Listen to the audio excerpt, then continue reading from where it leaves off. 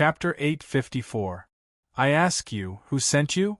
Wang Chong strode forward and stopped in front of the pair, his body exuding a powerful pressure. But several of the Arab soldiers turned their heads to the side and pretended not to hear, as if they didn't understand. Wang Chong only sneered. If these people could disguise themselves as Tang people soldiers and sneak into Chishi, they couldn't possibly not understand the language of the Han. Was it Abu Muslim? Wang Chong suddenly said. This time, he had spoken not in Chinese, but in Arabic. Buzz! The Arab soldiers trembled at these words and turned their heads, their mouths agape as if they had seen a ghost. Wang Chong's heart sank at this sight. Abu Muslim was the Abbasid Caliphate's governor of the East and also the Tang dynasty's greatest foe in the western regions. In the future Battle of Talas, this person would be the highest commander of the Abbasid Caliphate. Although these people had not answered his question, their reactions were more than enough to explain everything. I didn't think that his claws had already extended to this place. Wang Chong's heart was heavy. Wang Chong had a very limited understanding of the Abbasid Caliphate's governor of the East, the highest-ranking commander of the East.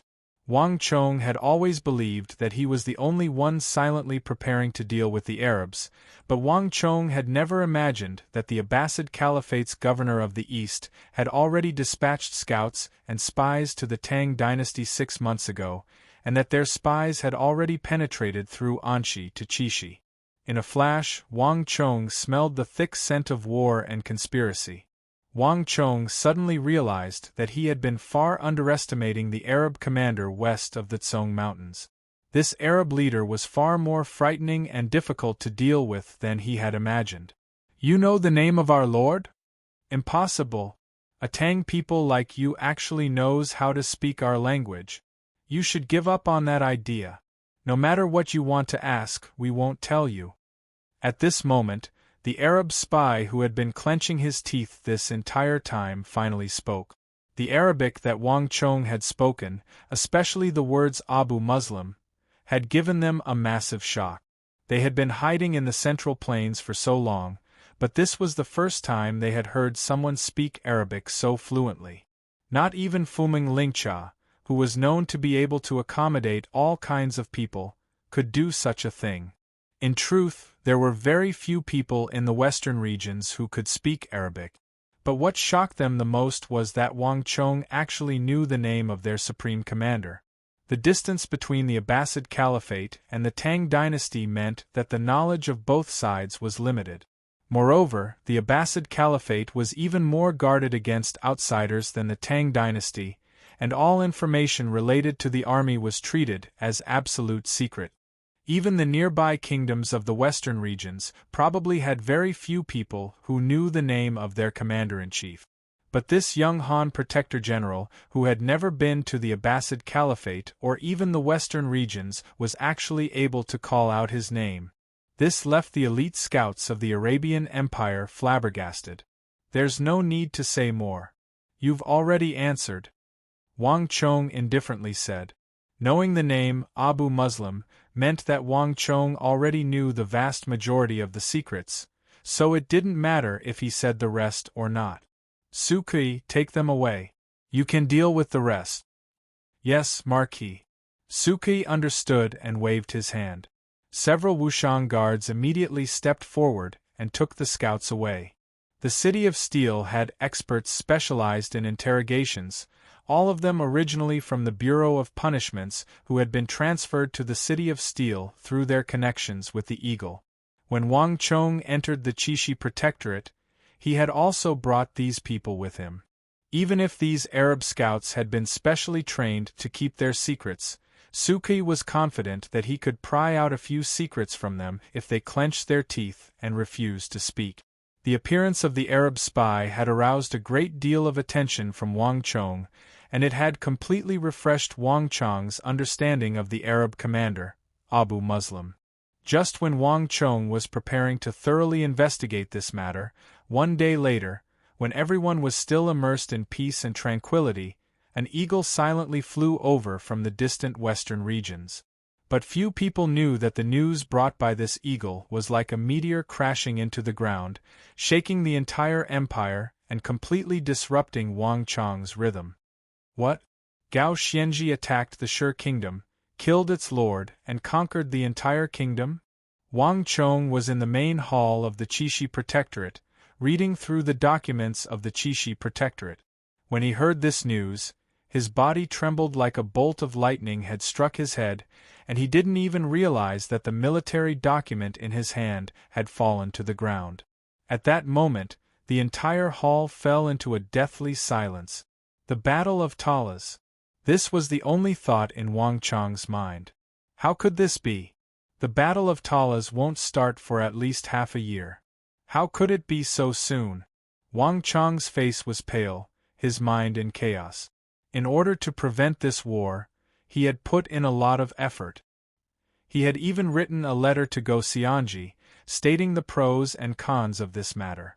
Wang Chong had originally believed that his letter would be of some use, at least enough to raise Gao Xianji's guard. As long as Gao Xianji was more cautious, he would never recklessly attack the Sher kingdom like he did in his last life. The Battle of Talas would also be delayed, giving him plenty of time to prepare. But Wang Chong had never imagined that not only would the battle not be delayed, it would be brought forward by 6 months. Not only that, after Lord Gao Xianji conquered the Sher kingdom, he advanced westward, his 30,000 elites beating the Arabs to the city of Talas.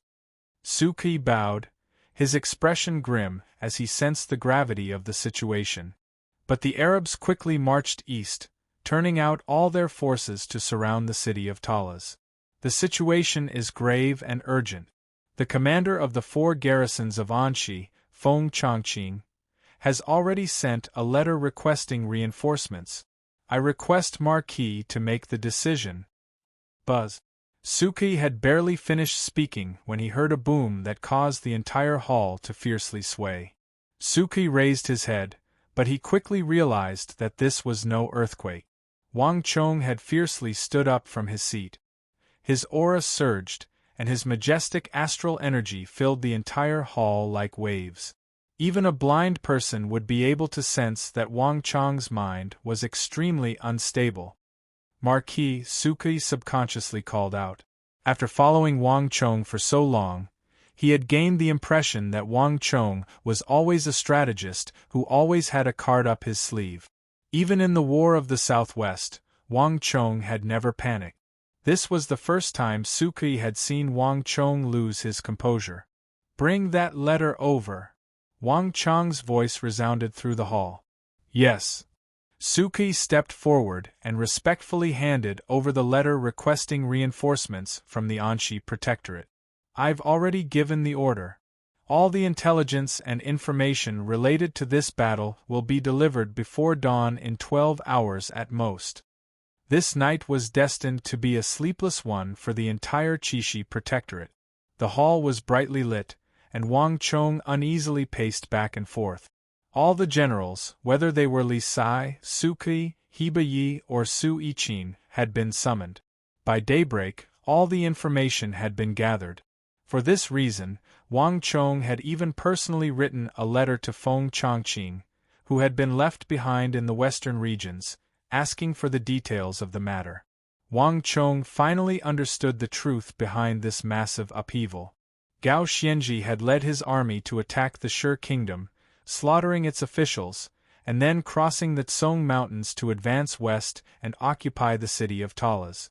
In the end, he had been surrounded by the armies of the Arabian Empire. This series of events that had shaken the western border was far more complicated than imagined. Wang Chong's letter truly had been effective. Upon receiving it, Gao Xianji had become much more cautious.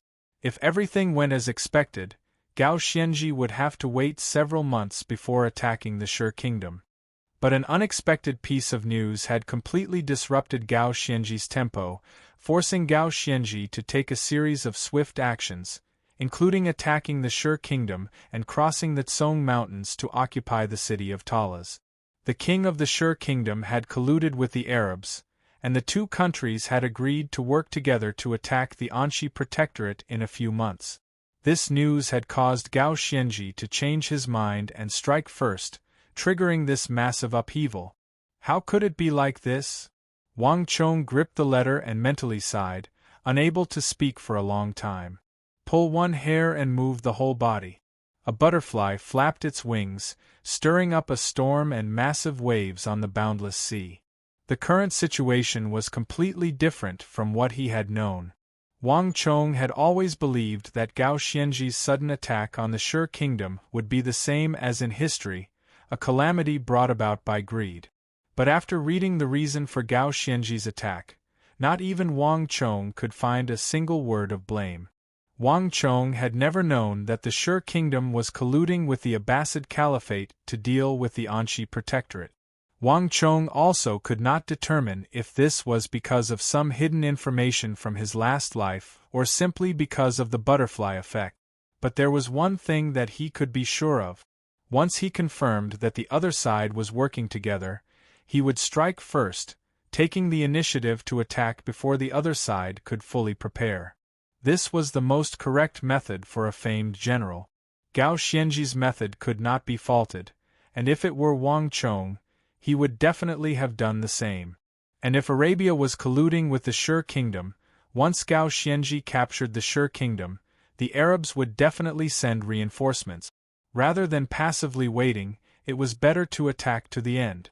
He could actively obstruct the Arabs, and he could also keep the war out of the country, lessening the effects of this war on the western regions. If everything went smoothly after the war, the Sure Kingdom could be incorporated into the Tang dynasty's western regions, which would only be beneficial to the Tang dynasty. From the western regions to the Abbasid Caliphate, beyond the Tsong Mountains, there was almost nothing but flat plains. From a military standpoint, the most strategic location in the region was undoubtedly the city of Talas. Gao Xianji was a famed general of his generation, famed for his blitzkrieg tactic. There was no doubt that he had keenly sensed the special value of the city of Talas. Thus, after capturing the Sure Kingdom, he had marched 1,000 li to occupy Talas. This series of actions had been swift, vicious, and efficient, dealing the Sure Kingdom a most painful blow. At the same time, it had caught the Arabs off guard and forced them into an extremely passive position, completely displaying the abilities of a top-class great general of the Tang dynasty. Chapter 855. Marquis, what should we do next? The hall was quiet as everyone stared at Wang Chong. Under Wang Chong's influence, all of them had extremely solemn expressions. In the past, they would have believed that Arabia was just an insignificant country and wouldn't have cared much about this battle, but as people who had personally experienced it, they were well aware of just what sort of enemy they were facing. This country had an even vaster territory than the Tang dynasty, an even larger army, stronger war horses, and a valiant ambition to expand its territory.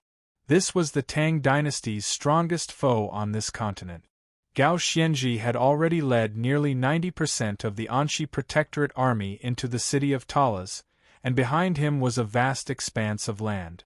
If Gao Xianji could not stop the soldiers the Arabian Empire had deployed to the east, tens of thousands of Arab soldiers would soon cross the Tsong Mountains and occupy the entire western regions.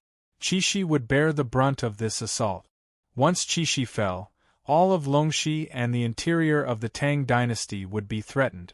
For the first time in history, the Arab army was at the gates of the Central Plains. Everyone would feel the intense threat of this distant country. All of them had clearly understood this point from Wang Chong's calculations on the sand table. Wang Chong said nothing, only closed his eyes and began to think. This battle had occurred too suddenly and too quickly. He needed to calm his mind and think. There were still too many preparations that had not been completed, and the sudden outbreak of the Battle of Talas had completely disrupted his plans.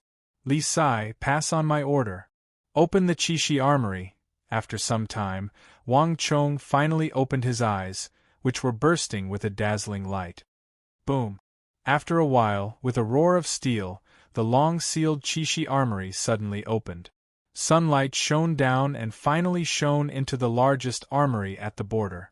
The ballistae, forged by the Ministry of Works and stamped with the imperial seal of the imperial court, finally saw the light of day after 10-some years of being covered in dust. Stop! You can't do this! Without a written order, no one is allowed to enter. Stop right now! Several guards of the Chishi armory shouted, but no one paid attention to them. As the saying goes, when a general is outside, the ruler's orders are not to be obeyed. Things can be done according to tradition, but they can also be done according to authority. As a general, one should be able to adapt to circumstances. Now that the war was imminent, these ballistae were the best weapons of war, able to maximize the power of the Tang dynasty.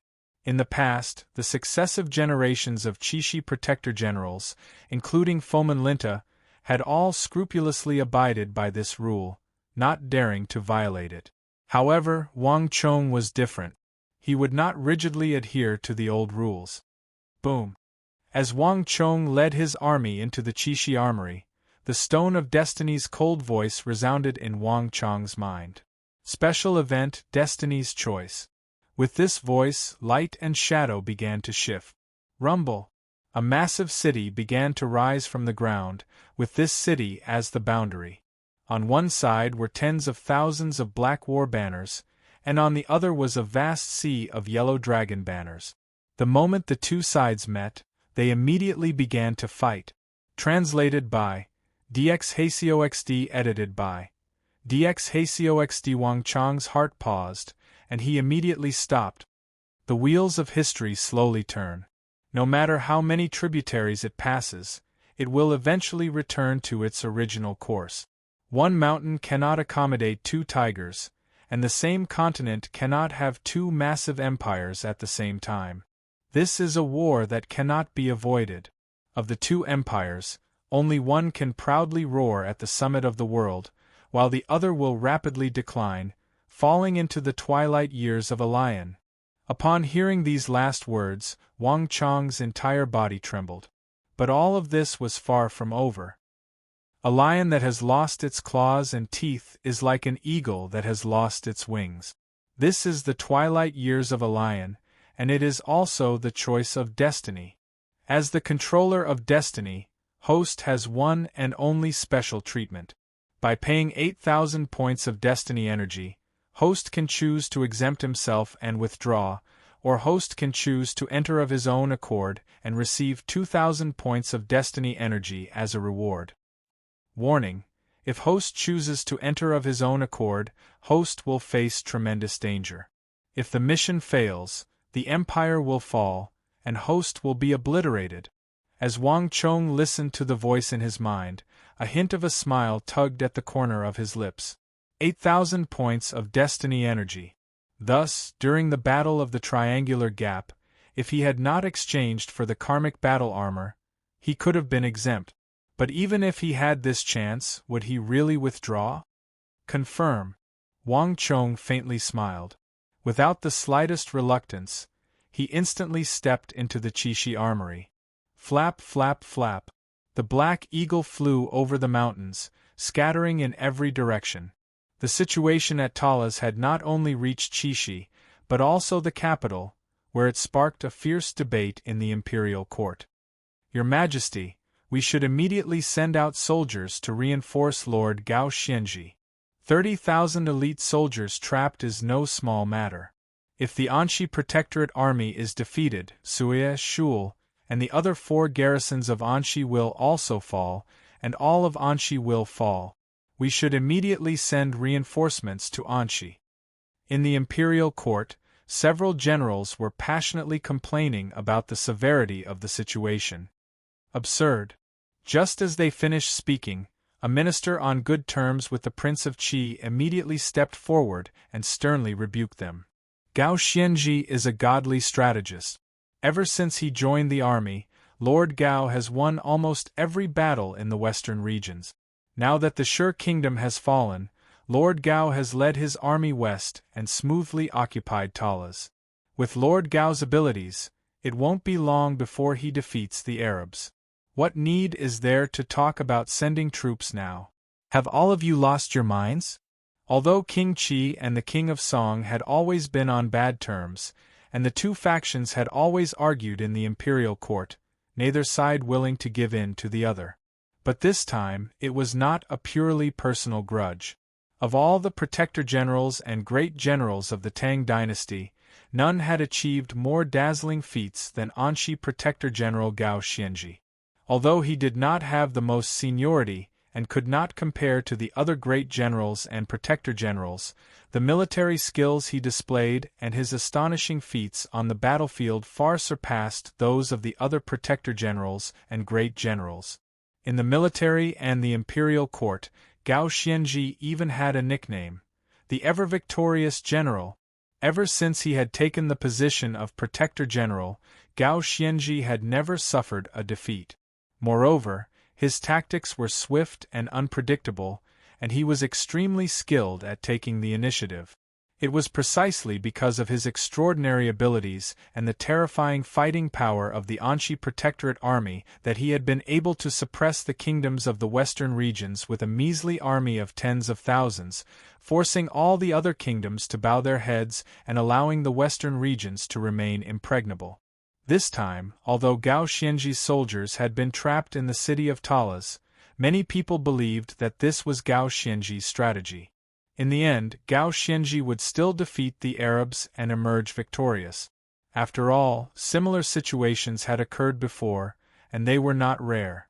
Gao Xianji had always defeated the strong despite being outnumbered, proving his ability. Moreover, Arabia was just a trifling country. But this time is different. This request for reinforcements was sent by Gao Xianji's deputy general, Feng Chongqing. This lowly subject believes that this war should be treated with even greater importance. One of the generals continued to try to persuade the crowd. Lord Shui, be at ease. Lord Gao will be fine, an imperial censor indifferently said. In the end, this debate came to an end. Feng Chongqing's request for reinforcements did not cause much of a ripple in the imperial court. Gao Xianji was skilled in blitzkrieg tactics, and many people believed that it wouldn't be long before another report of victory came from Anxi. But 10 days later, when a request for reinforcements came from the western regions and Gao Xianji's soldiers were still trapped in Talas, everyone finally paled. Even the slowest of people could tell that this time was different from the past. Gao Xianji, the spear of the empire of the Tang dynasty in the western regions, had encountered an extremely powerful foe. While the capital was still debating how to respond to Anxi's request for reinforcements, all of Qixi and Wushang were on the brink of war. All the soldiers of the Qixi Protectorate army were divided into units of 10,000, and they trained day and night. As for the 5,000 Wushang cavalry, they were also preparing for battle. Bows, ballistae, sabers, spears, axes, and halberds were being shipped out of the Qixi armory and distributed to the entire army. The entire Qixi Protectorate had a ballista and 200 ballista bolts in units of 5, quickly forming a ballista army of 2,000 ballistae. The ballista squad tactic that Wang Chong had used in Dian Mangpo's night raid was rapidly revealing its edge and becoming a fighting force. Although an army of 10,000 was only equipped with 2,000 ballistae, this unique ballista squad tactic allowed for clear division of labor, rapid adjustment, and frequent firing of ballistae to maximize the power of these heavy weapons of war of the Tang dynasty. In terms of lethality, they were 5 to 10 times stronger than they were in the past. This was a new tactic that Wang Chong had created for ballistae. Marquis, Lord Feng Chongqing has sent another request for reinforcements. How should we reply? Should we still refuse? In the hall, where Wang Chong's subordinates had gathered, Suki bowed to Wang Chong, a letter in his hand. Tell Lord Feng to give me 2 months. 2 months later, I will definitely send an army to Talas to assist Lord Gao. Wang Chong sternly said. With Talas in danger and Gao Xianji trapped, Feng Chongqing's requests for reinforcements continued to pour into Qixi like snowflake. In just 10 short days, Wang Chong had received at least 20 or 30 letters. Feng Chongqing was Gao Xianji's deputy general and his left and right arms. The two of them were known as the twin walls of the empire, and although Wang Chong had never met this famed general renowned for his logistics and administrative abilities, Feng Chongqing had left an extremely deep impression on him. Chapter 856. Unlike the War of the Southwest, there would not be as many civilian casualties in this war, and it would not involve as many soldiers, but it would decide the fate of the western regions and the empire. And what Wang Chong knew was different from what Feng Chongqing knew. The effects of this war were far more terrifying than anyone could imagine. The effects of this war on the Central Plains and the Tang dynasty would be far greater than the effects of 10 wars of the Southwest. This was because it would not decide the gains and losses of a single side, but the future of the Central Plains. When a lion lost its sharp claws and teeth, it would enter its twilight years, and when an empire lost its drive to expand and advance, it would enter its old age from its youth. From then on, it would become obsessed with infighting and killing each other. This was something that no one could imagine.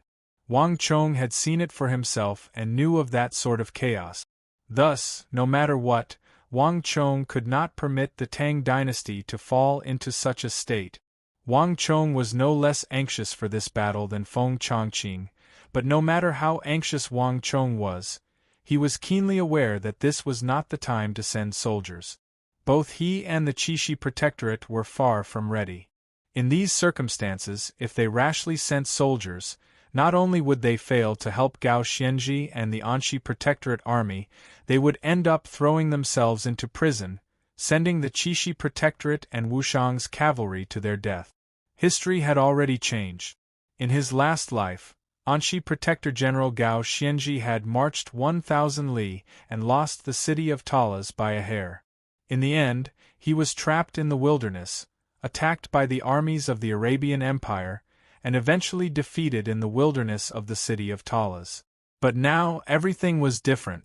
Gao Xianzhi had successfully entered the city of Talas, seized the initiative, and had the geographical advantage. With Gao Xianzhi's strength as an imperial great general, more than 30,000 elites, and tens of thousands of mercenaries, it would not be too difficult for him to resist the Arab army in the wilderness. There was no need to doubt Gao Xianzhi's talent in the art of war, and the strength of his 30,000-some Anxi elites was enough to show disdain for the entire empire. Back then, Gao Xianzhi persisted for almost a month even though he had lost the initiative and the geographical advantage. Now, with the help of the city of Talas, it would not be a problem for him to persist for another 2 months. This was also the real reason why Wang Chong decided not to send troops for the time being. Yes, Marquis. Suki immediately bowed and left to receive the order. Li Sai. After Suki left, Wang Chong shifted his gaze and looked at the first palace hall's sturdy figure, Li Sai. Here. Li Sai immediately stepped forward. How is the matter of Wuzi Steel going? Have you urged Ablonadin and Arloja? Is there still no news? Wang Chong asked. Wuzi Steel was Wang Chong's greatest concern, and it was also his most pressing problem. If his guess was right, the 10,000 elites of the Abbasid Caliphate's Mamelukes were waiting for battle on the border. In the history that Wang Chong knew, the Mamelukes were known as the uncrowned kings, the strongest cavalry of the pre-apocalyptic era. Their equipment was excellent, and their combat strength was unimaginable to everyone. Moreover, from the moment they were born, they had been trained to kill. They were true war machines. Although the Wushang cavalry were very powerful, without the Wuzi steel swords and the meteoric metal armor, the Wushang cavalry were far from their peak state. The strongest armies of the empires of the East and West were gathered on the battlefield of Talas. The cold-blooded and cruel nature of the battle was far more terrifying than anyone could imagine.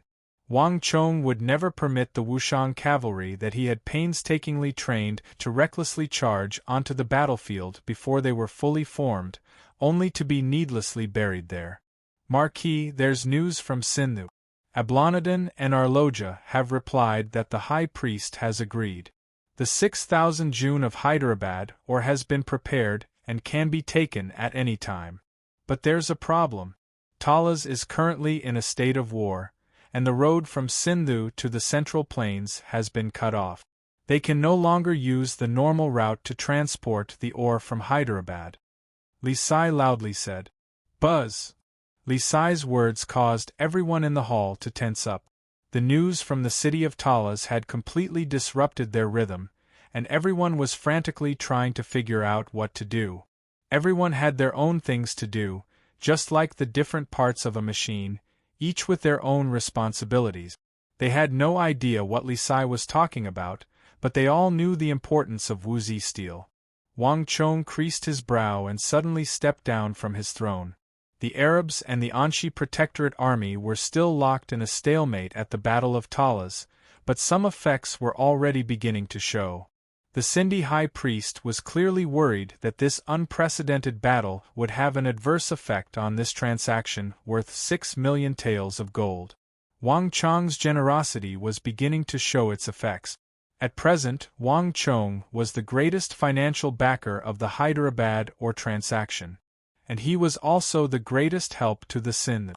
This was a loss that the high priest could not bear. This was why the 6,000 June of Hyderabad ore had been prepared so quickly.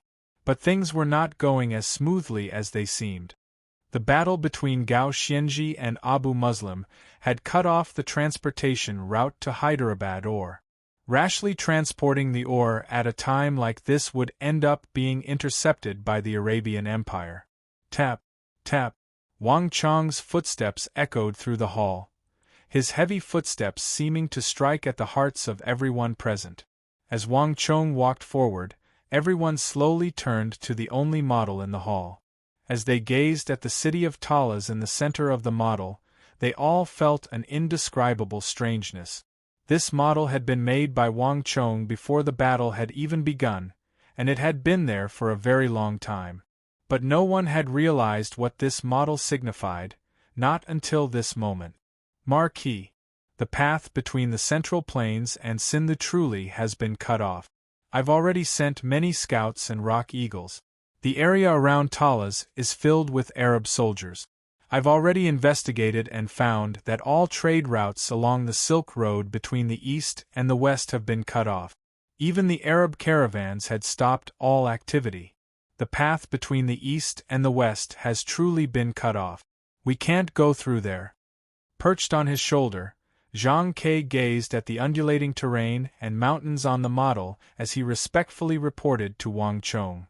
Wang Chong frowned and silently lowered his head to the model. On this sand table, all the mountains, rivers, passages, and cities were clearly marked. This was the result of a large number of scouts, a great deal of time, and all sorts of meticulous methods. Just as Zhang Ke had said, the geography of the city of Talas was extremely unique. This had once been a hub for trade routes between the east and the west, but after the war, the Silk Road had been cut off, leaving no path between the two. Even if Sindhu had agreed to Wang Chong's request, the 6,000 June of Hyderabad ore wouldn't have been enough. No! Wang Chong's eyes flashed as he suddenly said, the path hasn't been cut off. The passage hasn't been severed. There's still another passage between the Great Tang and Sindhu. Ah! Everyone was stunned by Wang Chong's words. How could that be? I've already investigated. All the trade routes have stopped. There can't be another path. Zhang Ke said in shock. It wasn't that he didn't believe Wang Chong's words, but that he had been racking his brains and expending a great deal of resources and manpower to find another path, but all his efforts had ended in failure. In addition, merchants valued profit. If there was another path, he might not know about it, but these merchants would definitely know about it. The hall was quiet as everyone looked at Wang Chong. Swish. Wang Chong said nothing, only took a small red flag and inserted it into an inconspicuous position on the sand table. Everyone was dumbstruck by the location of this red flag. Zhang Ke's eyes went wide, his mouth agape, but he couldn't say a single word. The Uzan Plateau. No one had expected Wang Chong's flag to be inserted into the territory of the Uzan Empire. He actually wanted to use Uzun to transport the 6,000 June of Hyderabad ore. Even the boldest person would not dare to imagine such a wild and unconstrained train of thought. It doesn't matter that the Silk Road has been cut off, Li Sai informed Sindhu. Tell them to pass through Greater and Lesser Balar to the north of Sindhu and use the Uzun Empire to transport the 6,000 June of Hyderabad ore. In addition, take 2,000 Wushang cavalry and pass through Greater and Lesser Balar to provide support. Wang Chong said firmly. Yes, Marquis. Li Sai said without hesitation. He had never doubted Wang Chong's decisions. Behind him, the people in the hall were still immersed in intense shock, but gradually, they seemed to understand something, and pensive looks appeared on their faces. To pass through northern Sindhu and pass through Greater and Lesser Balar, as well as the Uzun Plateau to transport the Hyderabad ore was a path that even the craziest merchant would not dare to imagine. The reason was simple. Not only was the road rough and bumpy, it also passed through the most dangerous territory of the Uzun Empire. The cavalry of the Uzun Empire would not only plunder Longxi, but also plunder merchants traveling between the east and west. One of the reasons the Tang dynasty had established a protectorate in Qixi and stationed an army there was to prevent the plundering of the Uzun Empire. No merchant would be crazy enough to send their goods into the territory of Bandit. But the Battle of the Triangular Gap had completely altered the structure of Qixi. Dian Mengpoj had died in battle and Dusong Mengpoj had fled in defeat. The northern border of the Uzun Plateau no longer had any soldiers that could threaten Wang Chong's plans. Wang Chong's idea seemed bold, but it was actually the most appropriate. Chapter 857. Wang Chong had no idea what the others were thinking. The sudden war between Gao Xianji and the Arabs had completely disrupted his plans, and there were far too many things he needed to take care of. What he needed to worry about now was far more than just Wuzi steel. Qing Sanyuan, what did Hulayeg say? Has he still not resolved the matter of the fourth prince? I can't give him any more time about the warhorses. I need his answer now. Wang Chong turned his head and said. Hulayeg had gone to Mount Sami of the Western Turkic Khaganate, so Wang Chong had left the matter of the fourth prince to Qing Sanyuan. Replying to Marquis, Hulayeg has sent a letter saying that Ishbara Khagan had already made his preparations, but there was a sudden change. As for the fourth prince, I'm afraid that we won't be able to proceed as planned. Qing Sanyuan hesitantly said. Oh!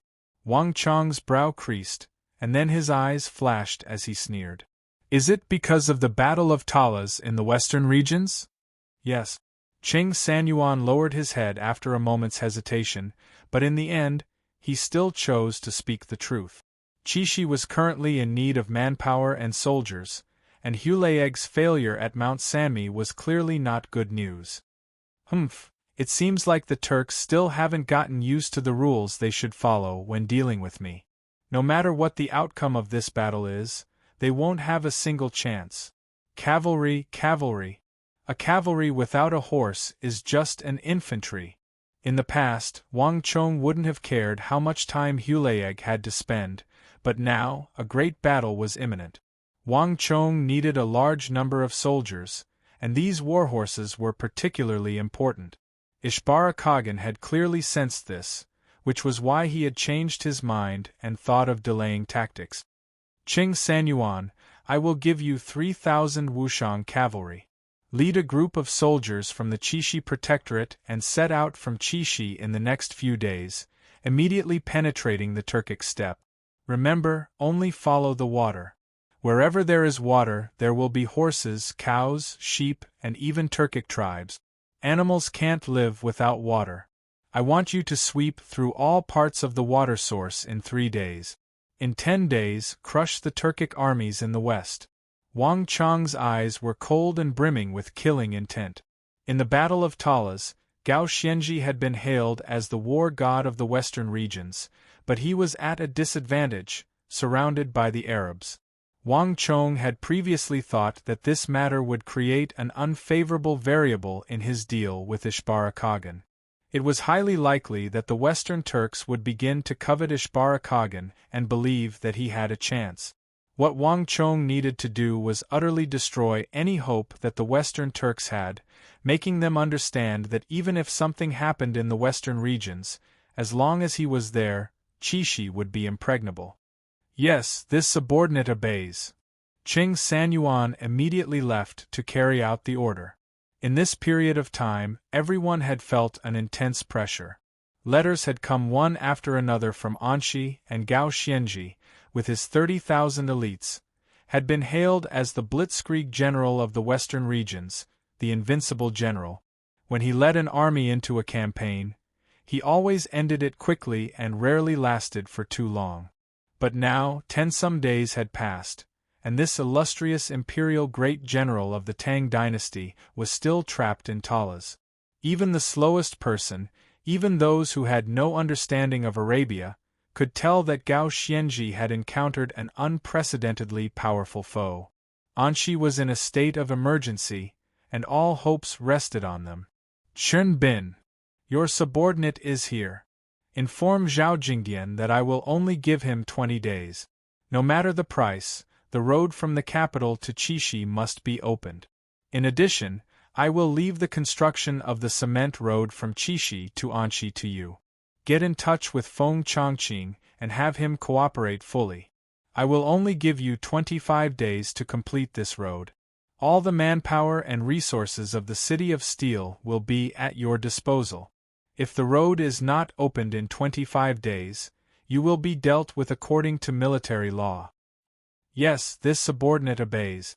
Chen Bin bowed, and without a word of rebuttal, he quickly turned around and left. Order after order was issued from the hall, and all of Qixi and Wushang began to move in accordance with Wang Chong's orders. Gradually, the number of people in the hall began to dwindle, and after some time, the only thing left in the hall was a beautiful white figure. What's wrong? Su Yiqin gracefully stepped forward, gazing at Wang Chong's silently furrowed brow as she softly said, "Is there something that can't be resolved?" Su Yiqin carefully examined Wang Chong's face.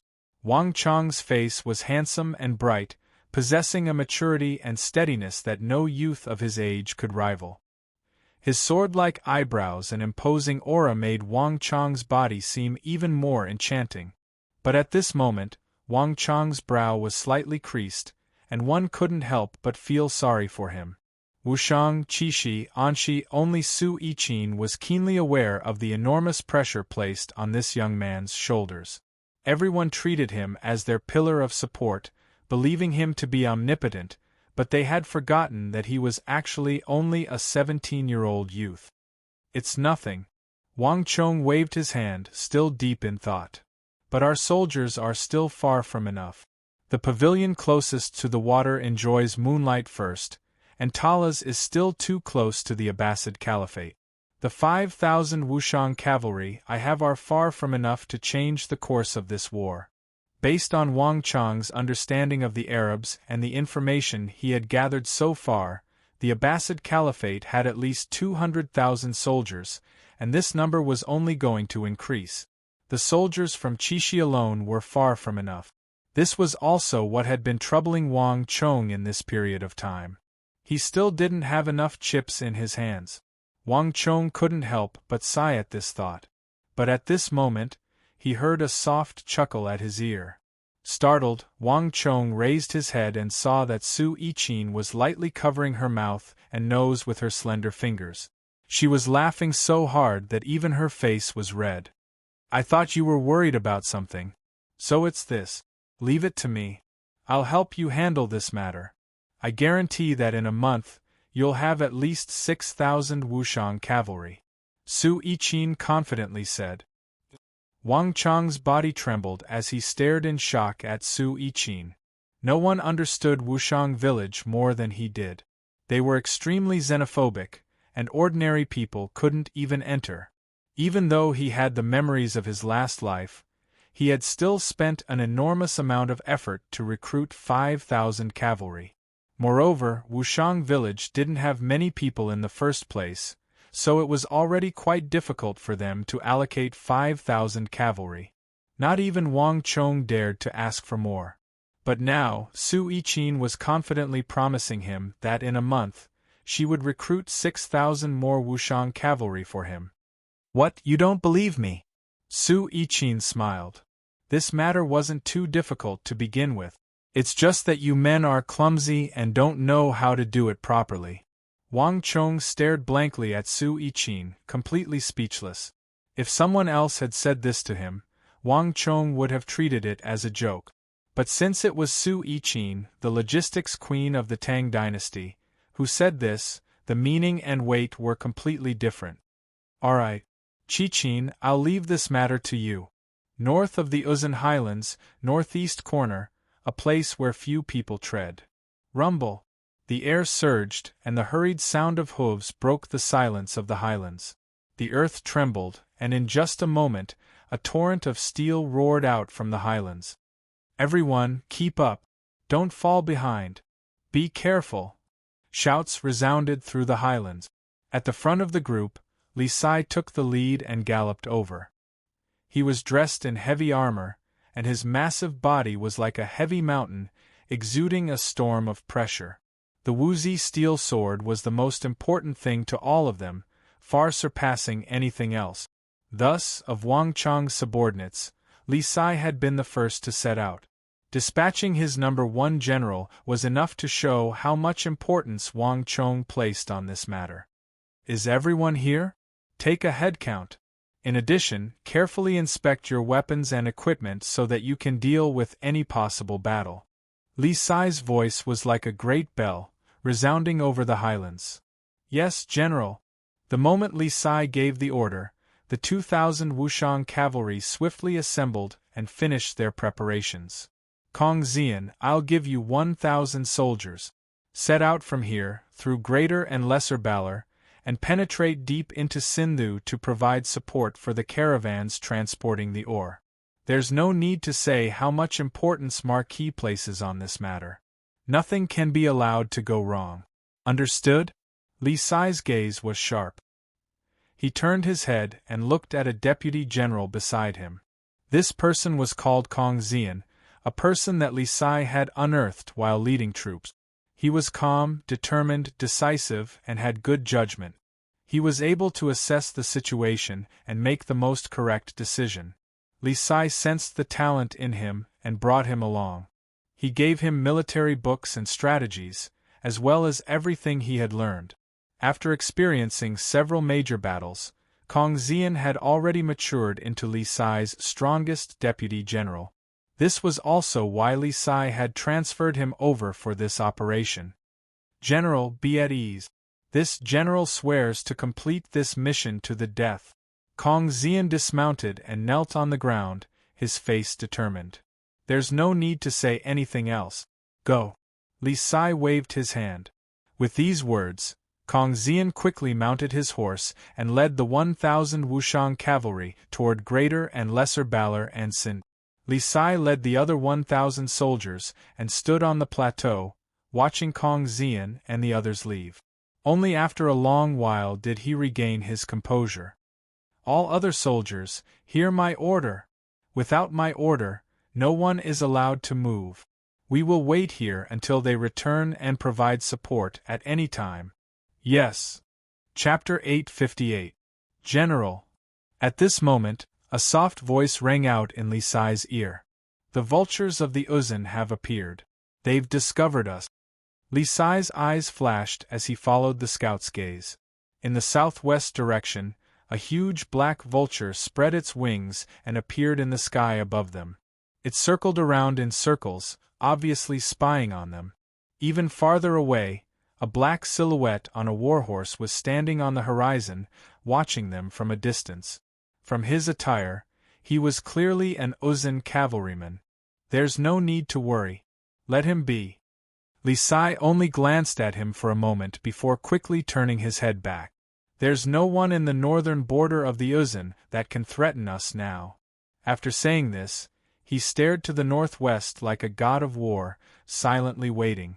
To the northeast of Chishi, across a long, curved border, one would venture deep into the Turkic steppe. Rumble. Almost at the same time as Li Sai set off, Qing Sanyuan led the 3,000 Wushang cavalry through the most fertile areas of the steppe. The Wushang cavalry rarely ventured deep into the Turkic steppe, so Qing Sanyuan had brought 3 guides with him this time. "Milord, it's just up ahead. Tensum Li is an oasis. The people of the Guli tribe often bring their cows and sheep there to drink." A thin Hu on a warhorse pointed ahead. "All soldiers move out." A cold light flashed in Qing Sanyuan's eyes as he pointed his sword forward. In an instant, tens of thousands of troops surged forward, brushing past Qing Sanyuan and charging forward. 15 minutes later, when the 3,000 Wushang cavalry arrived, what they saw was not a clear oasis, but a vast sea of cows and sheep, as well as Turkic who dressed in lamb skins. "Not good, it's the Han. Why would their army appear here? Run." The sudden appearance of Qing Sanyuan and the others sent the Hu herdsmen into a panic. There were also some herdsmen who quickly gathered and formed a small defensive force. They shot arrows at Qing Sanyuan and the others. "Kill." Without the slightest hesitation, Qing Sanyuan led the 3,000 Wushang cavalry and galloped away like a whirlwind. The Turks had vicious temperaments, and every seemingly innocent Turkic herdsman would become a qualified Turkic warrior once they put on their armor. They would follow the army into the heart of the Central Plains and become a savage existence that ravaged the people of the Central Plains. This was the simplest truth. There was no pretense or mercy in this battle.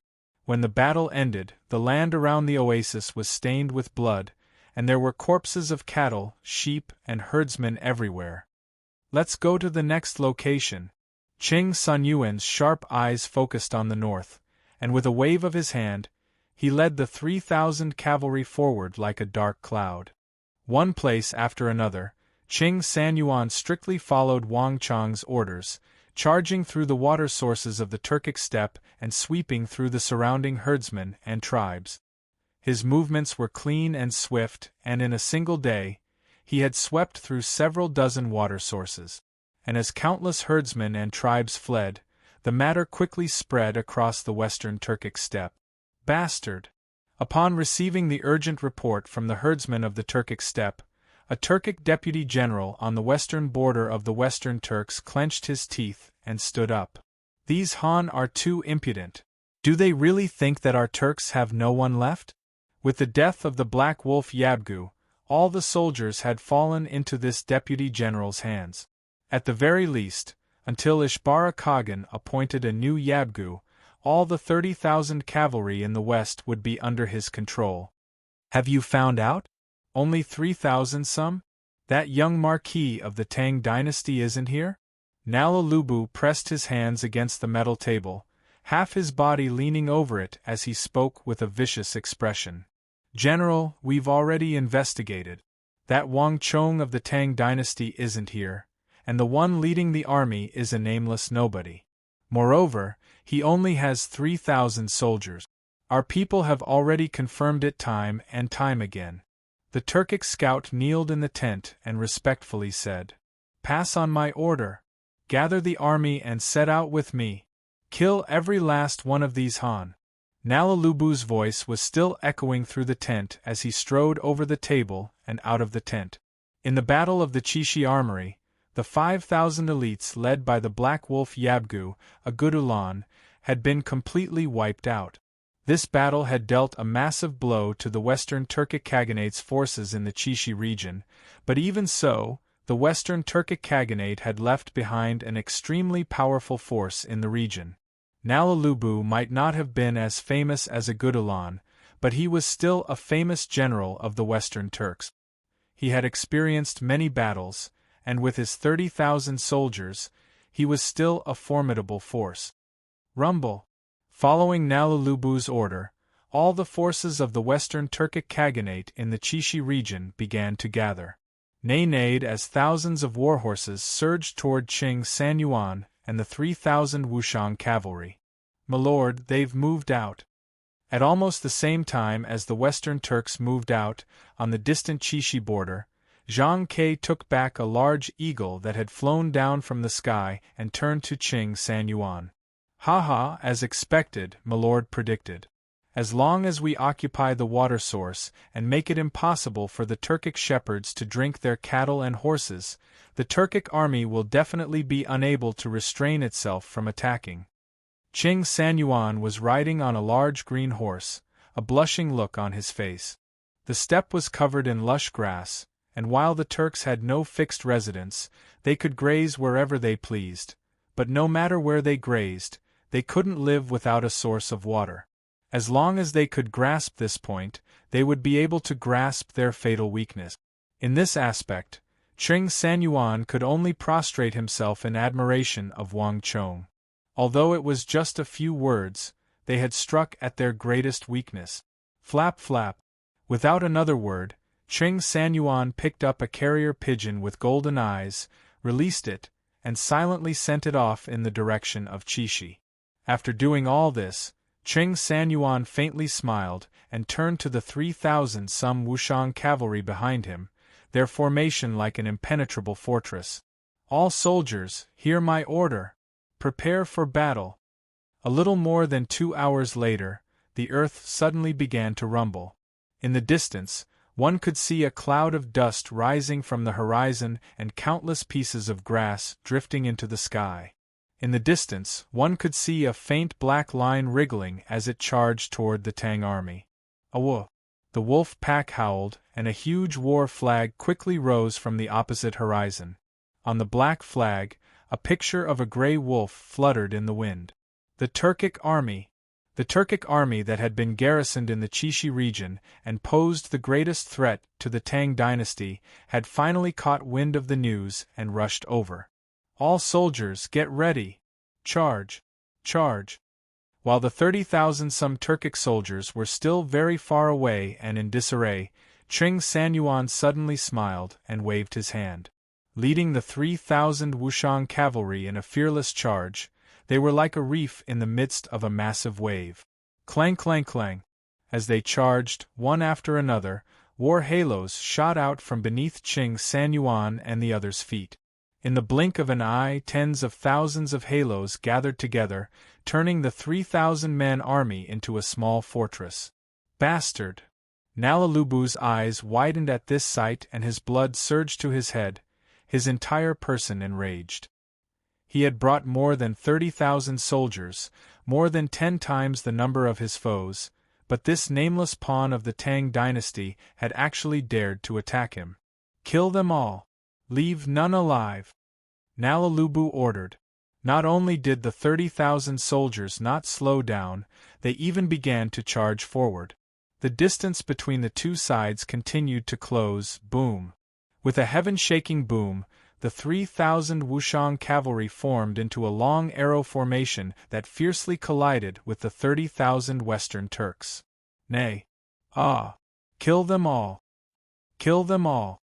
As the two armies clashed, countless cavalry were thrown into the air and then dropped to the ground, their blood quickly staining the earth. As countless people looked on in shock, the 3,000 Wushang cavalry displayed an overwhelming strength. The 30,000-strong Turkic army was routed at the first clash, and the center was quickly pierced through.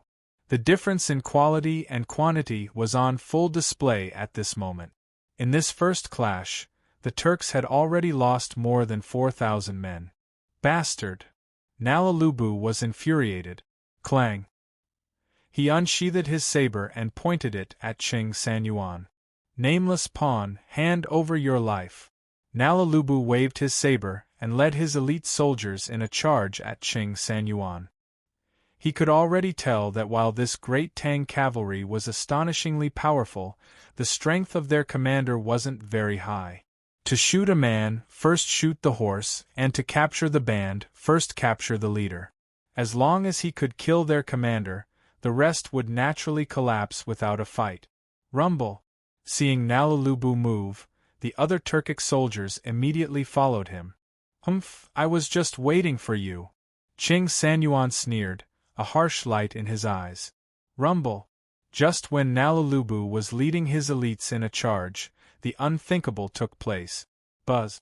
The 3,000 Wushang cavalry split into units of 100, and like fireworks, they divided themselves into 30 smaller groups and began to cut and slash at the Tang soldiers. The center of the Turkic army had already been routed, and now it was in complete disarray. Nalalubu was caught off guard, his face filled with confusion, and his warhorse unconsciously slowed down. But before he could come to his senses, the 3,000 Wushang cavalry suddenly turned back. Not good. Chapter 859. Aya. Chapter 853. Slaughter. Aya.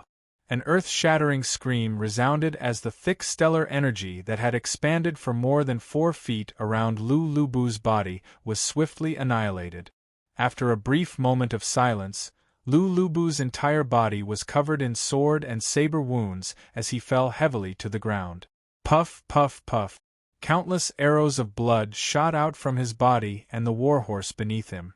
Even in death, Nalalubu's eyes were still wide open, apparently not daring to believe that he would die to the encirclement of 3,000 people. Clang! A Wushang horseman charged forward and slashed down with his sword, sending Nalalubu's head flying several zhang into the air. And with Nalalubu's death, the Western Turkic army was thrown into chaos. Kill! Qing Sanyuan didn't hesitate at all. With a command, he immediately seized the opportunity to attack. Nalalubu had been too careless. Although Qing Sanyuan was no famous general, the Wushang cavalry behind him were the best cavalry in the world. Wang Chong had used this move to kill the Saint Martial Realm Dian Pugiel at the Zhangzhung recruit training camp on the Uzun Plateau, and this was only Nalalubu. Without Nalalubu as commander, the Western Turkic army still had 20,000 some soldiers, but it was no longer capable of organizing an effective counterattack. Kill! By the time Heba Yi and his 8,000 soldiers arrived from another direction, the outcome of this battle had been decided. When the news of the defeat reached Mount Sanmi, the entire Kagan court was shaken. To the south of Chishi, along the Silk Road that led to the capital, a wide cement road stretched out like a belt of jade, passing through numerous mountains and extending for thousands of kilometers toward the western regions. At the end of this road, tens of thousands of craftsmen worked like a swarm of bees. At the very front of this group, Zhao Jingyan and several nobles of the capital and the elders of the great clans stood side by side, supervising the work day and night. Flap, flap, flap. A messenger pigeon flew down from the sky, and Zhao Jingyan extended his right hand to catch it. With just a glance, Zhao Jingyan's eyes immediately turned solemn. It's Marquis's letter.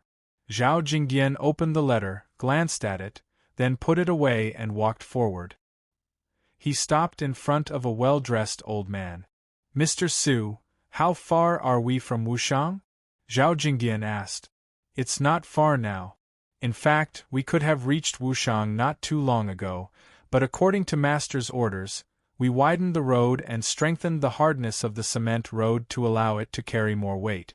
But if there are no accidents, we should be able to reach Wushang in 20 days at most. The old man replied. Zhao Jingyan was constructing the cement road from the capital to Wushang, and this old man was the chief engineer, the representative of the clan alliance. All of the construction progress was under his control. 20 days. Zhao Jingyan frowned and extended a finger. I'll only give you 10 days. You must reach Wushang within 10 days. This, after a moment's hesitation, the old man nodded. Although it's somewhat difficult, it shouldn't be too much of a problem. If Milord is in a hurry, I can personally supervise and facilitate this matter. Okay. Zhao Jingyan nodded and said no more. In his letter, Wang Chong had promised him 20 days, but Zhao Jingyan was well aware that for Marquis to personally send him a letter, it had to be an extremely important matter. Thus, Zhao Jingyan had given 10 days. I hope that I can help Marquis as much as possible, Zhao Jingyan said to himself. The cement road leading to the western regions was in full swing, and at the same time, the countless chimneys of the central plains were spewing out black smoke. All the smithing clans, smiths and smiths were working at full speed, madly constructing the various steel modules required for Wang Chong. If one looked down from the sky, one could see that the hundreds of thousands of smiths and smiths of the Central Plains were madly working to forge steel. It was a majestic sight to behold. Load all these steel modules onto the carriages. I need all of you to move them to Chishi as quickly as possible. As for profits, there's no need to worry. The client this time is the Wang clan of the capital, a clan of ministers and generals most trustworthy. The buyer is none other than the young marquis personally conferred by the Holy Emperor. In Jingnan, outside an ancient-styled estate of a great clan, a refined steward dressed in azure robes was urging a caravan to load the steel modules onto the carriages. With the experience of forging for the first time, the speed at which these sword-smithing aristocratic families forged was much faster. Save it, Chishi Protector General, our Tang dynasty's 8th great general. Who in the Tang dynasty doesn't know of him? Relax. I don't need to worry about that. Outside the estate, the muscular caravan leader chuckled and made a gesture. With a wave of his hand, this caravan of tensome carriages set off for Chishi. From east to west, from south to north, tens of thousands of such caravans dragged countless steel modules toward Chishi day and night. With a single order from Wang Chong, the entire Tang dynasty was at his beck and call. Time slowly passed, and 8 days later, when a wide cement road, more than 2 zhang long, reached Wushang, the entire city of steel was abuzz. Cement road. Cement road. Everyone, look. A new cement road is coming. Ah, let me take a look. Unbelievable. What a strange thing. It's really as hard as stone. The city of steel was cheering as tens of thousands of craftsmen flooded out of the city. A new road had appeared in the Tang dynasty. It was made from soft sand and lime, but it was as hard as stone and could withstand several dozen tons of weight. Even a warrior with the strength of 1,000 jin would find it very difficult to damage it. This news had already spread throughout the entire Tang dynasty. Moreover, this new cement road was being built from the distant capital to Wushang. This news had already spread through the city, and everyone was eagerly awaiting it. Lord Zhao, welcome back. Countless fireworks soared into the sky. At the very front of the thousands of craftsmen, Master of Architecture Zhang Shouji had personally come out of the city to welcome Zhao Jingdian. Venerable Senior Zhang, we meet again. Zhao Jingdian clasped his hands and smiled. The two of them had fought side by side in the War of the Southwest, and were old acquaintances. That's right, where is Marquis? Marquis has already gone to Chishi, but even if you went there, you probably wouldn't be able to find him. Zhang Shouji had his hands tucked into his sleeves, a faint smile on his face. Oh, how could that be? Zhao Jingdian's eyes widened in surprise. He had worked day and night on the Silk Road precisely so that he could reach Wushang a little earlier and meet Wang Chong. But to his surprise, the situation was completely different from what he had expected. In the Battle of Talas, everyone has placed their hopes on Marquis. How could Marquis possibly sit still at a time like this? Zhang Shouji saw through Zhao Jingdian's confusion and smiled. In addition, don't ask me about Marquis's whereabouts. Not even I know. Marquis is a very careful thinker, and his thoughts are not something we can speculate on. Zhao Jingdian nodded in thought. Not many people knew that Wang Chong was not in Chishi. Even Su Yiqin, who was closest to Wang Chong, only knew that he had gone to the western regions to meet some people, but not even she knew the specifics. Marquis, up ahead is the territory of the Gonka people. These people are extremely crude and don't even know how to ride horses. My lord, do you really intend to hire them? In the northeast corner of the western regions, in a barren and desolate region, Yang Hongchang rode next to Wang Chong. Behind them was the 5,000 soldiers of the Chishi army. Upon hearing that Wang Chong was coming to the western regions, Yang Hongchang had immediately put down everything he was doing and personally come out to welcome him. But Yang Hongchang was still confused by Wang Chang's decision. If Milord truly wishes to find mercenaries, this one knows many good ones, any of them more formidable than the Gonka people. Moreover, the Gonka people don't have many people, so they won't be of much use. There's no need. I'll bring up other mercenaries in the future. I've come this time to find the Gonka people. Wang Chong waved his hand from atop his white-hoofed shadow, his expression calm and composed. But there's no need, Wang Chong calmly said. No matter what he did, Wang Chong always had his own reasons for doing it. But there was no need to explain all this to Yang Hongchang. Marquis, the scouts up ahead have reported that there are people blocking our path. They should be the Gonka people. At this moment, a Han general galloped up and whispered into Wang Chang's ear. This general looked similar to Wang Chang's personal guards, but he was wearing the armor of the Qixi Protectorate. Under the leadership of Foman Linta, there weren't many Han who could reach the rank of general in the Qixi Protectorate. Wang Chong had only found this general through the name list of the Qixi Protectorate. This person was called Xue Qianjun. He was originally a commandant who had served the Qixi Protectorate for 15 years. Even though he had made many contributions, he had never been promoted.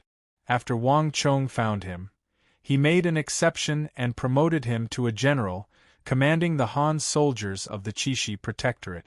As the Qixi Protector General, Wang Chong wielded unimaginable authority. For an exception to promote a commandant to a general, Wang Chong didn't even need the approval of the royal court or the Bureau of Military Personnel. All he had to do was to write a letter and report it to the royal court. Don't clash with them yet. Wait for me. Wang Chong's eyes flashed, and he suddenly patted his steed and galloped toward the source of the conflict. In just a few breaths, Wang Chong immediately saw the enemies that Xue Qianjun spoke of. These were the typical natives of the western regions. Compared to the burly natives of the western regions, they were much shorter, only around 6 to 7 chi tall. Their bodies didn't look as muscular, and they were covered in dust as if they hadn't bathed in 6 to 7 years. Even their hair was matted. But the most unbearable of all was the stench emanating from their bodies. When Wang Chong was still 6 to 7 zhang away, he could already smell the stench. Chapter 860. But even so, no one dared to underestimate these Gonka people. Even the scouts from the Qixi Protectorate sent by Wang Chong were very cautious, not daring to act rashly. The reason was very simple: their eyes. Even though their clothes were ragged and they reeked like beggars, these Gonka people had a pair of extremely fierce and terrifying eyes, like those of hungry wolves. Anyone who saw these eyes would have no doubt that these people were extremely dangerous. They could sacrifice their lives for an insignificant target at any time, fighting fiercely with you and dying together with you. They really are just as the legends say. The corners of Wang Chong's lips curled up slightly. Instead of being alarmed, he was delighted. The Gonka people were the most marginalized small tribe in the western regions, and they were known as the filthy wild boars. But in Wang Chong's understanding, they had another name that would resound throughout the western regions: the King of Mercenaries.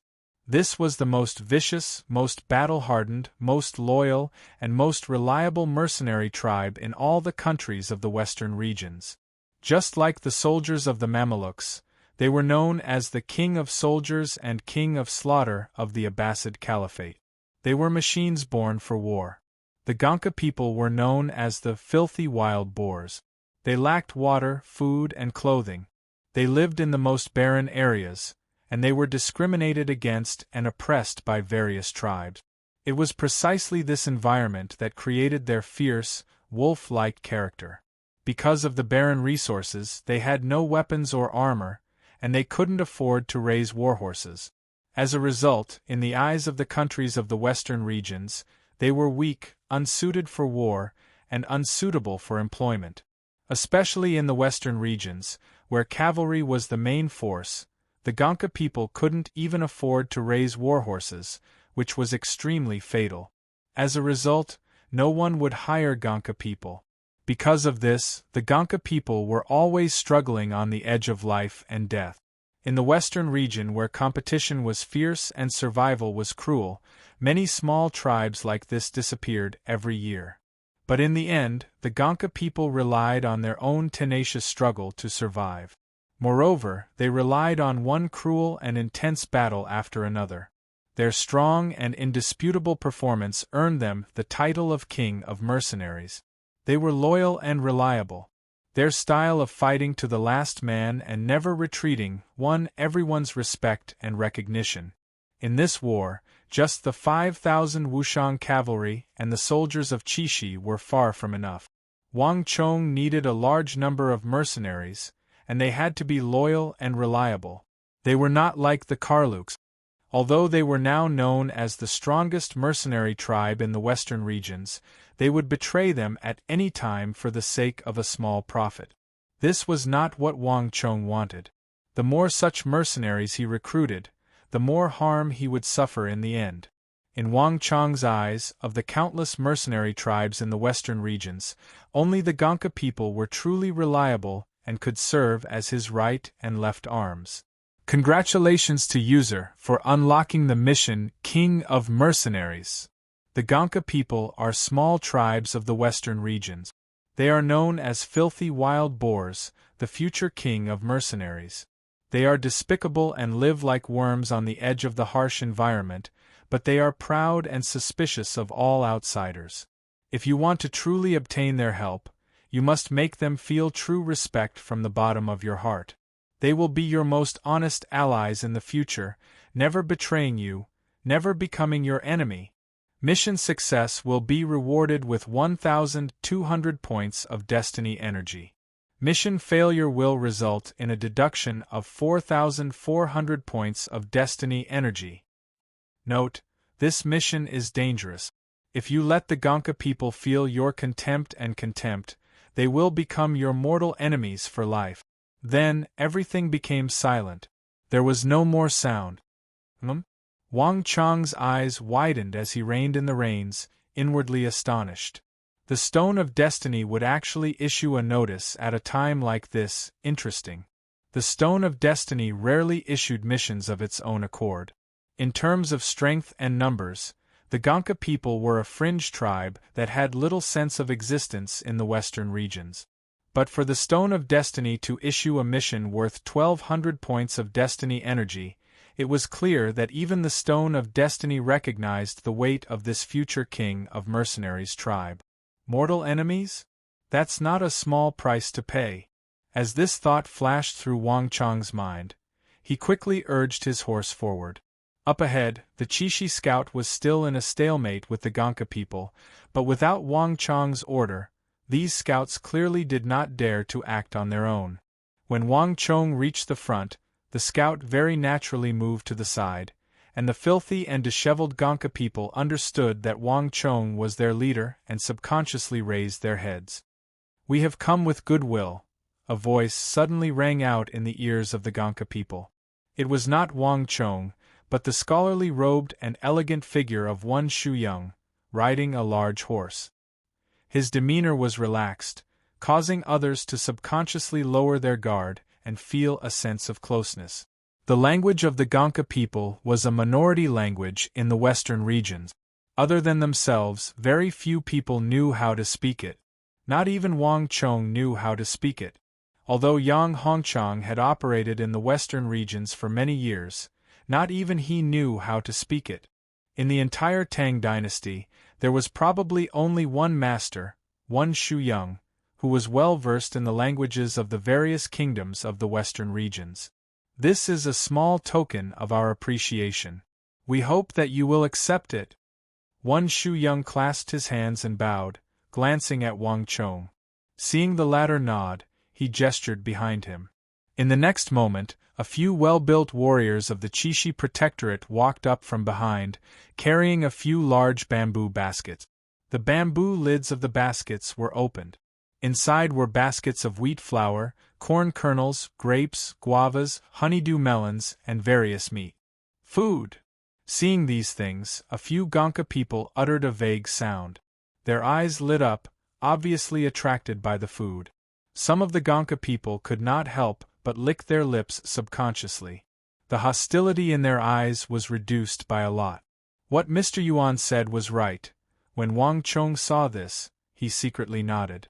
Yuan Shusong was a linguist of his generation, and he was even more experienced in the Western region. He had spent most of his life in the Western region. He had been to every place and every tribe, and he had a deep understanding of them. In this aspect, even Yang Hongchang could not compare. This time, it was Wan Shuyang's suggestion to use food instead of gold to communicate with them first before negotiating with them. Only Wan Shuyang could take into account these detailed aspects. Reality had proven that this method was indeed effective. What do you want? We, the Gonka people, have nothing to offer you. One of the Gonka people immediately stepped forward to negotiate with Wan Shuyang. This food is just a small token of our appreciation. It's also a gift for our first meeting. This time, we're here to ask for your help. This is our leader. Wan Shuyang spoke in a refined manner. As he spoke, he turned his head to look at Wang Chong beside him. His unique temperament had taken effect. The rejection of the few Gonka people became weaker. They were no longer as hostile as before. Please tell your leader that I want to hire the Gonka people as my allies. At this moment, Wang Chong suddenly spoke. He did not speak in the language of Middle-earth. Instead, he spoke in the language of the Gonka people. This was something that Wang Chong had learned from Wan Shuyang. If you agree, we can provide the Gonka people with generous rewards. Pa. Wang Chong made a gesture and another basket was opened. However, this time, it was not filled with food. Instead, it was filled with gold. When the dazzling gold light shone out, the expressions of the few Gonka people changed. The living conditions of the Gonka people were harsh. They had never seen such a large amount of gold. Wait a moment. I'll go and ask the leader. One of the Gonka people did not say anything else. He immediately turned around and left. They watched as he dashed away and entered a small tent in the distance. Wang Chong and Wan Shuyang exchanged glances. Neither of them said anything. If there were no surprises, that should be the place where the king of Gonka lived. I wonder if it's that person, a thought flashed through Wang Chong's mind as he rode the white hoof shadow and gazed at the clusters of shabby tents. Heroes were created by the times. The world was filled with crouching tigers and hidden dragons. It was not as simple as people thought. Just like the outbreak of the apocalypse, the Central Plains first discovered that the world's #1 cavalryman, Wushang, was hiding in a barren mountain village in the northwest with only mountains and trees. In the western regions, there were also existences that made people raise their eyebrows. Before they could truly reveal their abilities, they were looked down upon by everyone. But when a calamity swept across the world, no one could hide themselves anymore. Everyone's secrets would be exposed. The king of Gonka was the most legendary existence that Wang Chong knew of in the western regions. Back in the day, Wang Chong was known as the War Sage. He was the most legendary existence in the Central Plains. Wang Chong had used his own life and blood to forge a legend that belonged to him. However, even though he was known as the War Sage, Wang Chong and the king of Gonka of the western regions had never met. They did not have much interaction. The reason was simple. This king of Gonka had fallen during the early stages of the calamity. The Gonka people were brave, fierce, fearless, and loyal. Even in the most disadvantageous of situations, they would never retreat and would fight to the last man. This was their strength and the respect of others. But at the same time, it was also their weakness. They were used by others. In the end, the entire Gonka people died in battle. Orphans and widows were also taken by other tribes after the men died. All the wealth that the tribe had accumulated was taken away. Since Wang Chong had been reborn, he naturally would not allow such a thing to happen again. Moreover, with the Battle of Talas at hand, Wang Chong needed powerful allies who could fight fiercely and would not betray him. Tap, tap, tap. The Gonka people left as quickly as they came. In just a few moments, they had arrived in front of Wang Chang's group. Chapter 861. Ah! Wan Shuyang was dumbfounded. He had never expected that the leader of the Gonka people would reject them so cleanly without even showing his face or meeting them. Wan Shuyang turned to look at Wang Chong, not knowing what to say. The other party had clearly refused to make contact. No matter how many methods of persuasion they had, it was useless. Wang Chong also raised his eyebrows, but he was not too surprised. As expected of the arrogant king of mercenaries, Wang Chong smiled inwardly. He did not care too much. The king of Gonka's arrogance was famous in later generations. Although the Gonka people were mercenaries of the western regions, not everyone would accept the offer. Everyone was dressed in Han Chinese attire. It would be strange if the Gonka people agreed to it for the first time. It's all right. These are for you. Mr. Yuan, let's go. Wang Chong smiled and waved his hand. Under Wan Shuyang's stunned gaze, he turned and walked into the distance. Behind him, the 5,000 soldiers of the Qixi Protectorate also slowly moved away from the Gonka tribe. Marquis, are we really going to leave just like that?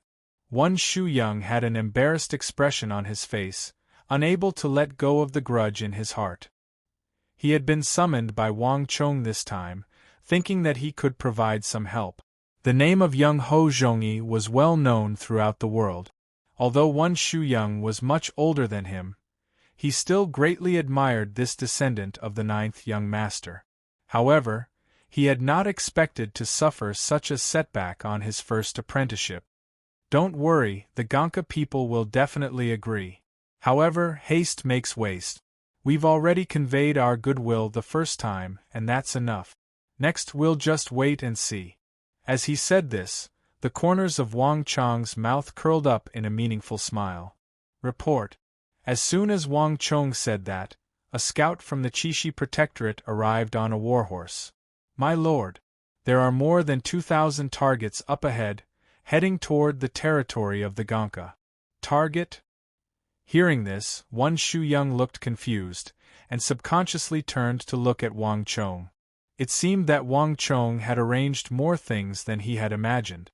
Haha, Mr. Yuan, don't worry. Let's wait and see.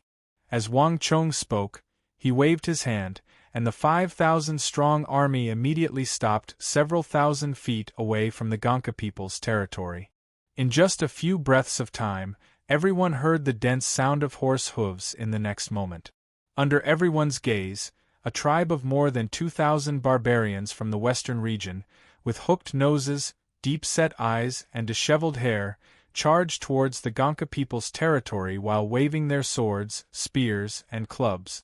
This tribe of more than 2,000 barbarians had obviously noticed Wang Chong and the rest when they were halfway there.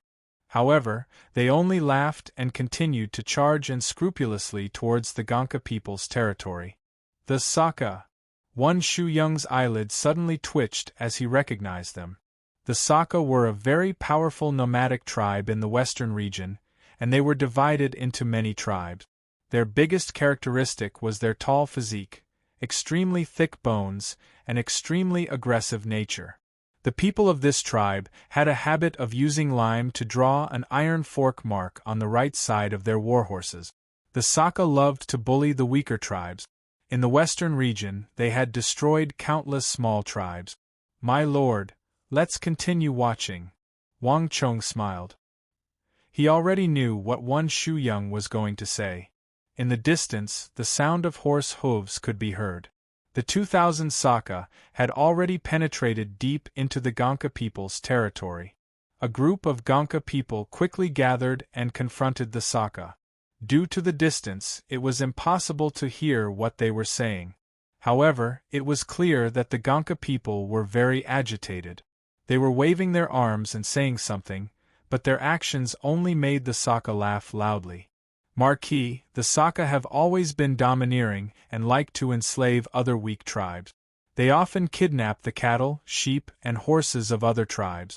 The Gonka people have always been lacking in food. I'm afraid. Wan Shuyang turned his head to look at Wang Chong. However, before he could finish, a shrill scream came from behind him. Wan Shuyang's body trembled. He turned his head and saw several Gonka people being pierced by halberds. The Saka, who had just been laughing loudly, suddenly charged into the Gonka people's territory and began a massacre. Shio, shio, shio. The Saka had clearly come prepared. Arrows rained down on the Gonka people. The others rode their horses and became one with them. They brandished their weapons, spears, and clubs as they slaughtered the Gonka people in a frenzy. The Gonka people were unarmed and starving. They were no match for the Saka. Screams rang out incessantly. "Marquis, listen to my orders," Wang Chong said calmly. A moment later, an earth-shattering roar erupted from a tent in the center of the Gonka people's territory. The aura was terrifying. Before the Saka could even get close, they were sent flying with their horses. The aura was so strong that even Wang Chong and the others' horses, thousands of meters away, were frightened and neighed nay. So powerful! Who is this? How can he be so powerful? This person is at least in the Saint Martial realm. I didn't expect the Gonka people to have such a terrifying expert. All the generals of the Chishi Protectorate beside Wang Chong were deeply shocked, their eyelids twitching. When they first met the Gonka people, they were dirty and smelly, just like beggars. They didn't think much of them, but no one expected such an expert to be hidden among the Gonka people. The king of Gonka is finally here. Wang Chong narrowed his eyes and looked into the distance, his eyes full of anticipation. Wang Chong had some understanding of the relationship between the Saka and the Gonka people. Just as Wan Shuyang had said, the two tribes had a slave and subordinate relationship. The Gonka people were small tribes under the Saka, and they often had to offer cattle, sheep, and horses to the Saka, and the Saka used this method to control the growth of the Gonka people. But the Gonka people were not without a fight. Their leader, the king of Gonka, was the biggest variable. He was an extremely terrifying, hidden Saint Martial realm expert. In the distance, as the aura exploded, the tent was torn apart, and a slender, heroic-looking Gonka people wearing animal skins walked out. His eyes were piercingly cold and contained a murderous aura. The Saka, who were charging around unstoppably, immediately became as weak as ants in front of him. "Chia Kripa, enjoy this to the fullest, chia chia chia." The king of Gonka's eyes were like lightning, and his furious voice was like thunder, shaking the area for several li, causing the horses to neigh in fright. Even though Wang Chong already knew about the king of Gonka, he couldn't help but be shocked when he saw his astonishing aura. This was a real lion. What did he say? Wang Chong turned his head to look at Wan Shuyang. The leader of the Gonka people is angry, and ordered them to retreat immediately. Wan Shuyang said, looking into the distance. This conflict had completely attracted his attention. Wan Shuyang had traveled the western region in his early years, and had also come into contact with the Gonka people. But he had never known that they had such a formidable character. The stellar energy around the king of Gonka was as dazzling as lightning, making him seem like a god. Asaralu, Kalayasilala, on the other side, the Saka were completely unconcerned by the powerful king of Gonka. Several of the powerful Saka leaders of Chishi surrounded the king of Gonka and harshly cursed. Those Saka are threatening the Gonka leader. If he dares to attack, he will kill all the Gonka people. Wan Shuyang immediately translated. The Saka's threat was clearly effective. The king of Gonka appeared to be very apprehensive, and his boundless aura had been greatly restrained, as if he was afraid of harming the innocent. "Pass on my order. We can begin." Wang Chong faintly smiled and waved his hand. Rumble! There was a heaven-shaking boom, and a moment later, while the Gonka people and the Saka were facing off, the 5,000 Chishi Protectorate behind Wang Chong moved out. Clang clang clang! Thousands of war halos shot out of their feet like the most dazzling of flames, and then the 5,000 soldiers surged like a surging tide toward the territory of the Gonka people. 5,000 fully armed people charged forward together. That kind of powerful killing intent immediately attracted the attention of the two opposing sides. It's the Qixi Protectorate. What do they want to do? Have the Tang people forgotten the rules? What does the matter between us and the Gonka people have to do with them? Have a few people go and negotiate with them. We've worked with the Tang people before. The Saka immediately turned around and charged toward Wang Chang's group. They tried to stop the 5,000 Qixi Protectorate, but what awaited them were sharp blades. A cold light flashed and blood spurted. The Saka opened their mouths, and before they could make a sound, their heads were separated from their bodies. They fell from their war horses, and blood spurted all over the ground. Seeing this, all the Saka were stunned. No one expected that the Tang dynasty's army would actually dare to attack them, and to help the filthy wild boars of the western region. These bastards! They actually dare to attack us. How dare they break the rules? Kill them! The Saka's eyes were bloodshot. No matter how slow they were to react, they knew that the Tang people were coming for them. In just an instant, blood gushed up their heads, and their faces turned red. They waved their weapons, roared, and charged toward the 5,000 Qixi Protectorate. Chapter 862. Boom! With a loud bang, the Gonka people watched in shock as the 2,000 Saka and the 5,000 Qixi Protectorate soldiers crashed into each other like a black tide. Miserable cries rang out incessantly. The people of the Sai race fell off their horses one after another. Although the Saka were one of the strongest mercenary tribes in the western region, they were no match for the fully armed Tang dynasty soldiers. Wang Chong did not even use any of his abilities in this wave of attack. With just one wave of attacks, the 2,000 Saka were immediately scattered. Only a few dozen survived. The ground was covered with corpses. Although the Qixi Protectorate was not as strong as Wang Chang's Wushang Iron Cavalry, they were still well trained and forged through blood on the cruel battlefield. It was too easy for them to deal with these mercenaries. Run! Report to the chief. You Tang people will regret this. The Saka who were lucky enough to survive fled in all directions. Don't chase a cornered enemy. Come back, Wang Chong said lightly. Marquis, the chief of the Gonka people is here. Suddenly, a scout from the Qixi Protectorate whispered into Wang Chong's ear. Wang Chong's heart skipped a beat. He turned his head to look. Half of the Gonka people's territory was dead silent. Pairs of eyes looked over from all directions and landed on Wang Chong and the 5,000 Qixi Protectorate soldiers. At the front of the Gonka people's territory, a middle-aged man with eyes as sharp as lightning was walking towards Wang Chong. Why are you helping us? This was the first sentence the king of Gonka said. His eyes were cautious as he carefully sized up Wang Chong. He did not look as happy as he imagined. Wan Shuyang opened his mouth, wanting to say something but hesitating.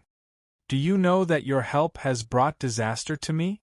The king of Gonka continued. He looked at Wang Chong, and what came out of his mouth was actually fluent Han Chinese. The Qixi officers around Wang Chong paled at these words. How dare you? We helped you, yet you're blaming us? What an ungrateful person! No one had expected that this would be the result of helping the Gonka people kill the Saka people. Wang Chong chuckled and raised an arm to stop the crowd. Since that's the case, why did the leader retaliate just now? Just let the Saka take away all the cows and sheep. Why do we need to resist? This is our own business, you don't have to worry about it. The king of Gonka's expression changed. Leader, you've already made your choice. Why did you lie to yourself? Wang Chong rested his hand on the saddle, unperturbed. The Tang people are friends, not enemies. Why is the leader so nervous? Moreover, the leader speaks fluent Han Chinese. You should have studied in the capital in your early years. The leader should know the style of the Tang people. If the Gonka people wish to make a comeback and escape the fate of being enslaved by the Saka, we are the best choice for the leader. The Gonka king's eyes widened in shock at the words traveling. He carefully examined Wang Chong as if he was meeting this young general of the Tang dynasty for the first time. Wang Chong only smiled. It was impossible for a Gonka people to give birth to such a heroic man. In fact, the translucent jade pendant on his waist was more than enough proof. It was a typical Han jade pendant. This was also the reason why Wang Chong chose the Gonka people as his ally. I don't know what you're talking about, but the situation in the western region isn't as simple as you Tang people think. The Saka have tens of thousands of soldiers. You shouldn't have let them go just now. They'll only attract more people. The king of Gonka said. Then I'll just kill all the people they attract, Wang Chong said casually.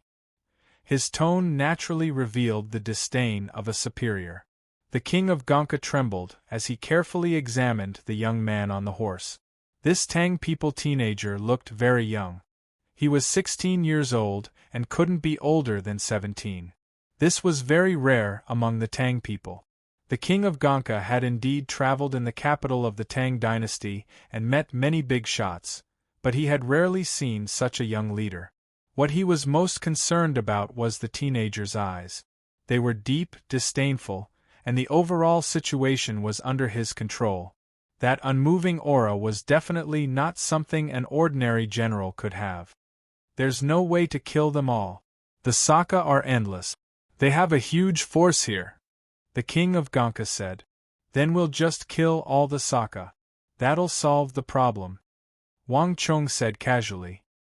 His expression was calm, but the light that shone from his eyelids made people's hearts palpitate. Who the hell are you? The king of Gonka's heart was beating wildly. He finally couldn't say anything else.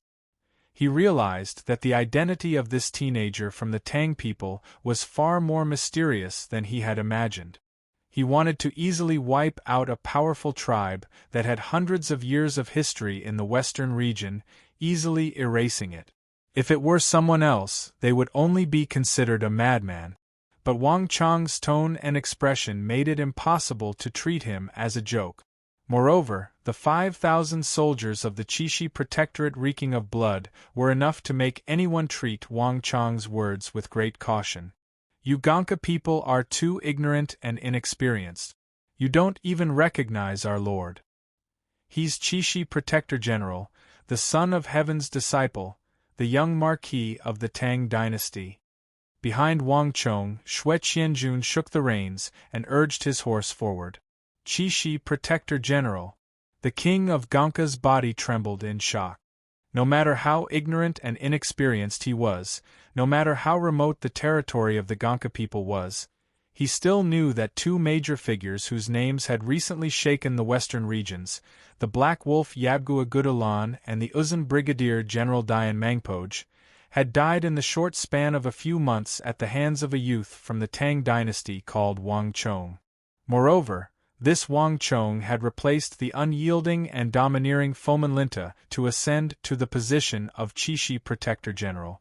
It was rumored that Fomin Linta had not relinquished his position willingly or unwillingly, but that he had lost to Wang Chong in a struggle. In short, there were many legends about him, each one extremely mysterious. The king of Gonka had never imagined that the youngest protector general of the Tang dynasty would appear before him. So it was him. The king of Gonka's mind was deeply shaken. He had been waiting for a chance for many years. If he could obtain the help of the Tang dynasty's Qixi Protector General and the tens of thousands of Tang soldiers, the Gonka people might truly be able to break free from the slavery of the Saka and change the humiliating status of the Gonka people that had remained unchanged for centuries. Rumble!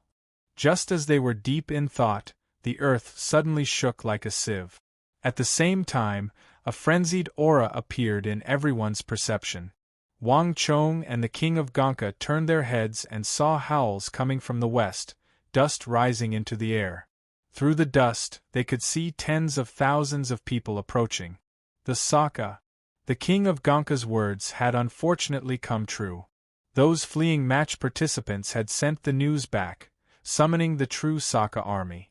The Gonka king's heart sank at the sight of the Saka army that seemed to cover the heavens and earth. He had never worried about his own safety, but for his people, Shui Qianjun, distribute the weapons and armor you've prepared to them. At this moment, a voice rang out in the king of Ganka's ears. Shui Qianjun and several dozen Qixi Protectorate soldiers strode forward and threw metal chests in front of the king of Ganka. The chests opened to reveal countless sets of armor and gleaming weapons. In the distance, tens of thousands of Saka soldiers were charging in like a tsunami. However, at the forefront of the army was a pure white Saka steed. On its back was a Saka leader in his 30s, his muscles bulging and his back covered in scars from swords and sabers. People of the Tang dynasty, we Saka have never had any grudges with you, so why are you helping the Ganka people kill our people? The Saka leader led a few of his subordinates and flew over. He ignored the king of Ganka and stared straight at Wang Chong. His gaze was fierce and filled with murderous intent. The Saka were the strongest among the mercenaries, so they were not afraid of even the government army.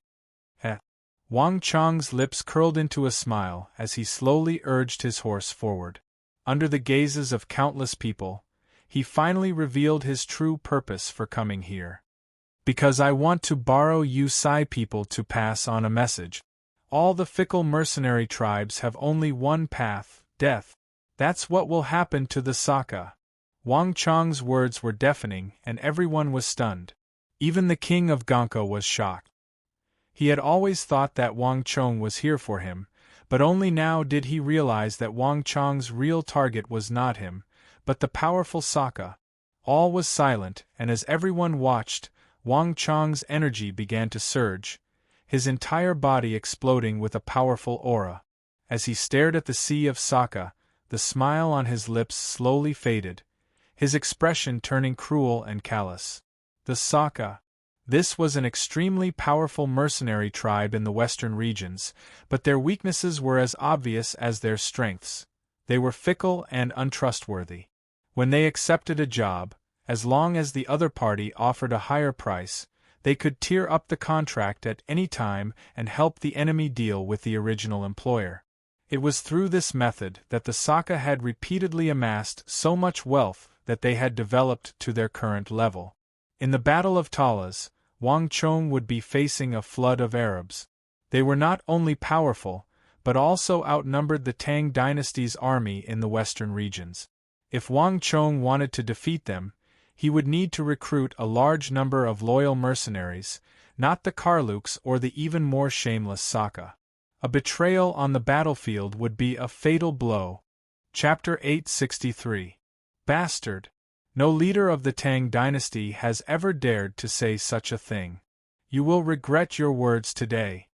When the leader of the Saka heard this, he was so angry that his whole body trembled. His face darkened.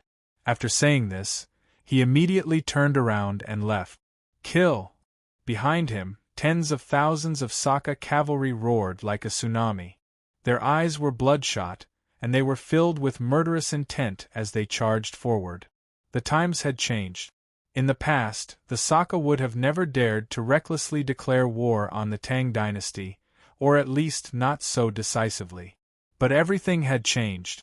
Great General Gao Xianji of the 4 garrisons of Anxi had led more than 70,000 foreign and Han soldiers, including more than 30,000 of the Anxi Protectorate army, into Talas. The map of the western regions had already changed. This was an era of change, and a single Qixi Protector General was not enough to make the Saka fear him. After all, this was their home. Rumble! The war horses got closer and closer, their heavy hooves stomping on everyone's hearts, placing a heavy pressure on them. All the Ganka people had already donned the armor that Wang Chong had delivered, taken up their weapons, and gathered behind the king of Ganka. A short distance away, the 5,000 soldiers of the Qixi Protectorate army were standing in formation, motionless and imposing like a mountain. A storm was brewing, and all of them understood that they were facing an unprecedentedly powerful foe. This was a battle where they had a massive disparity in numbers. 200 steps, 100 steps, 50 steps, they were getting closer and closer. Kill! The tens of thousands of Saka viciously roared at the same time, but just when their morale was at its peak, Wang Chong faintly smiled and finally struck out at the overwhelming number of enemies. Boom! Halos clattered, and in the blink of an eye, one blazing halo after another shot out of Wang Chong's body and engulfed the battlefield. The bane of the battlefield halo. A white light flashed, and in the blink of an eye, Wang Chong's bane of the battlefield aura, which had reached the peak of the third tier, burst out of his body. Like a storm, it enveloped all the Saka. Clang, clang, clang. Under everyone's shocked gazes, the tens of thousands of Saka cavalry were like a punctured ball, their cultivation level dropping again and again, instantly weakening to an unbelievable level. At that moment, all the Saka people turned as pale as paper, while all the Gonka people were energized. Kill! In an instant, like a landslide, all the Gonka people along with the 5,000 Chishi Protectorate swarmed out, charging towards the Saka army that was in chaos. In this world, other than the best cavalry, no one could resist the 3 layers of the bane of the battlefield aura, including the Saka.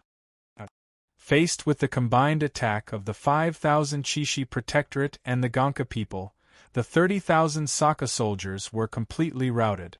Amidst the blood-curdling screams, blood flowed like rivers, and corpses were strewn everywhere. 3 days later, a piece of news shocked the entire western regions. The Saka, one of the most powerful mercenary tribes of the western regions, had been defeated by the joint attack of the Tang dynasty's Chishi Protectorate and the Gonka people. The Tang dynasty's fervent supporters of the Gonka people had swept through all the Saka tribes.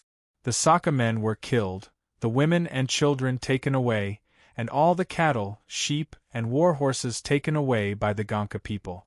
The Gonka people, who had always been called filthy boars by the tribes of the western regions, displayed formidable fighting power in their battle against the Saka.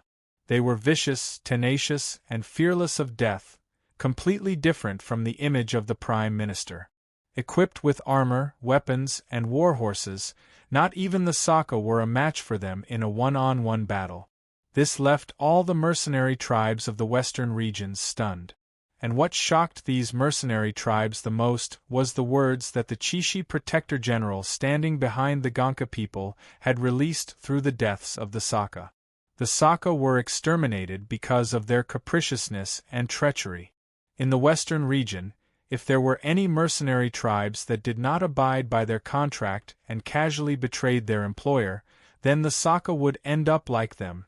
As the news spread, countless mercenary tribes trembled in fear, and those mercenary tribes that had crossed the line were all panicking. The mercenary tribes of the western regions, which had been in a state of chaos, were now deeply intimidated by this matter. At the same time, the rapid rise of the Gonka people made other mercenary tribes see a massive opportunity. After the extermination of the Saka, their treasures, women, and cattle were not taken away by the Tang people, but given to the Gonka people who had helped the Tang people.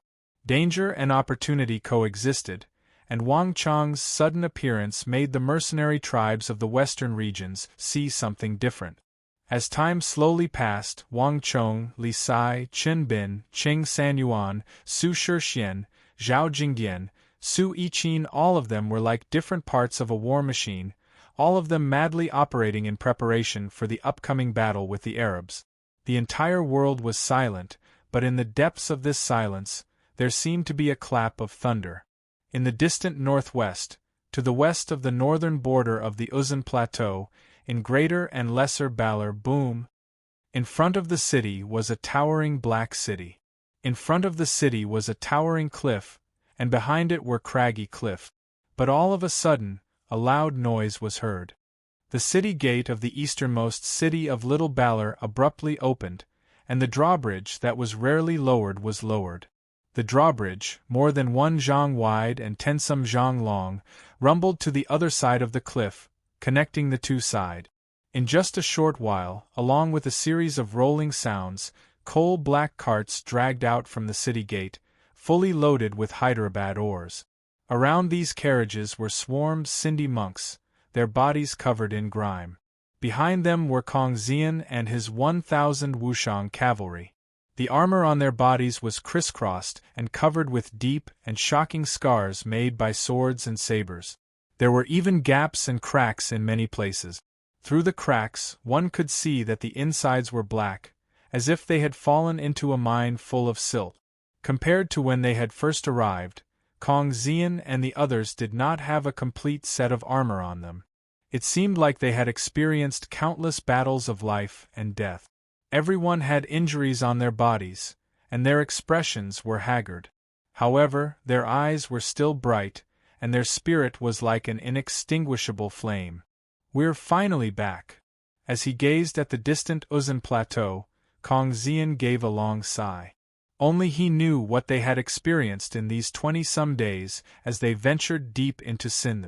As he gazed at the slowly rising sun in the east, Kong Xian felt like he was seeing the light of day once more.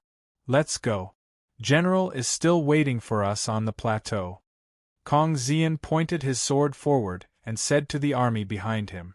With these last words, Kong Xian suddenly squeezed the horse's abdomen, and with a jia, he galloped forward.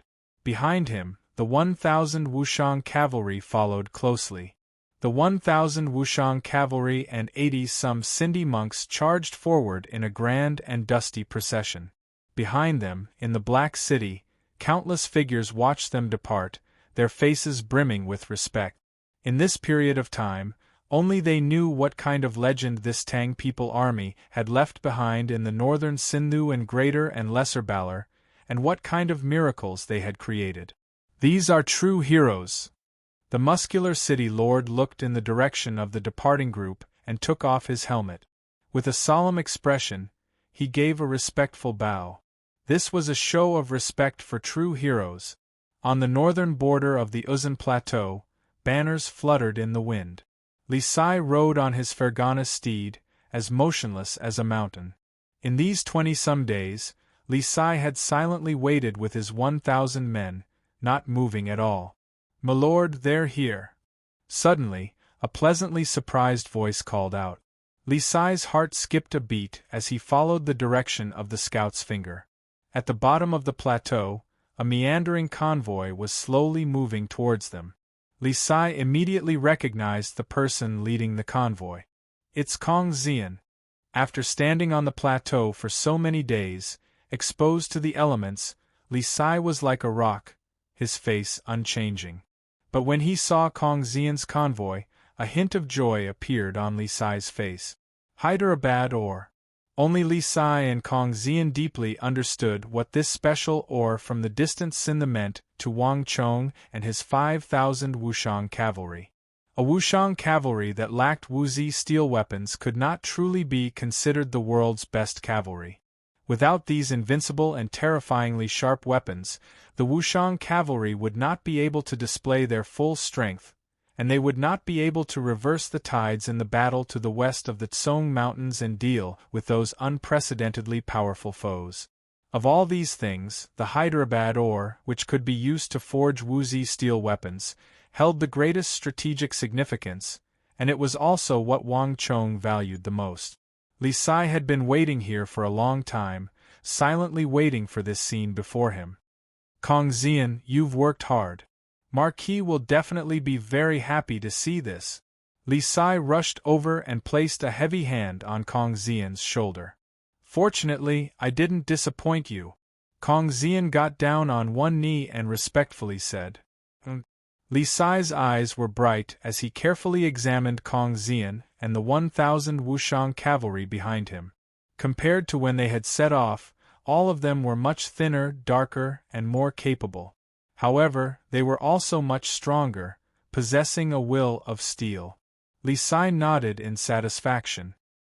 He had always wanted to find a chance to temper Kong Xian and temper his abilities, so that he could become even more outstanding, so that he could stand on his own in the army.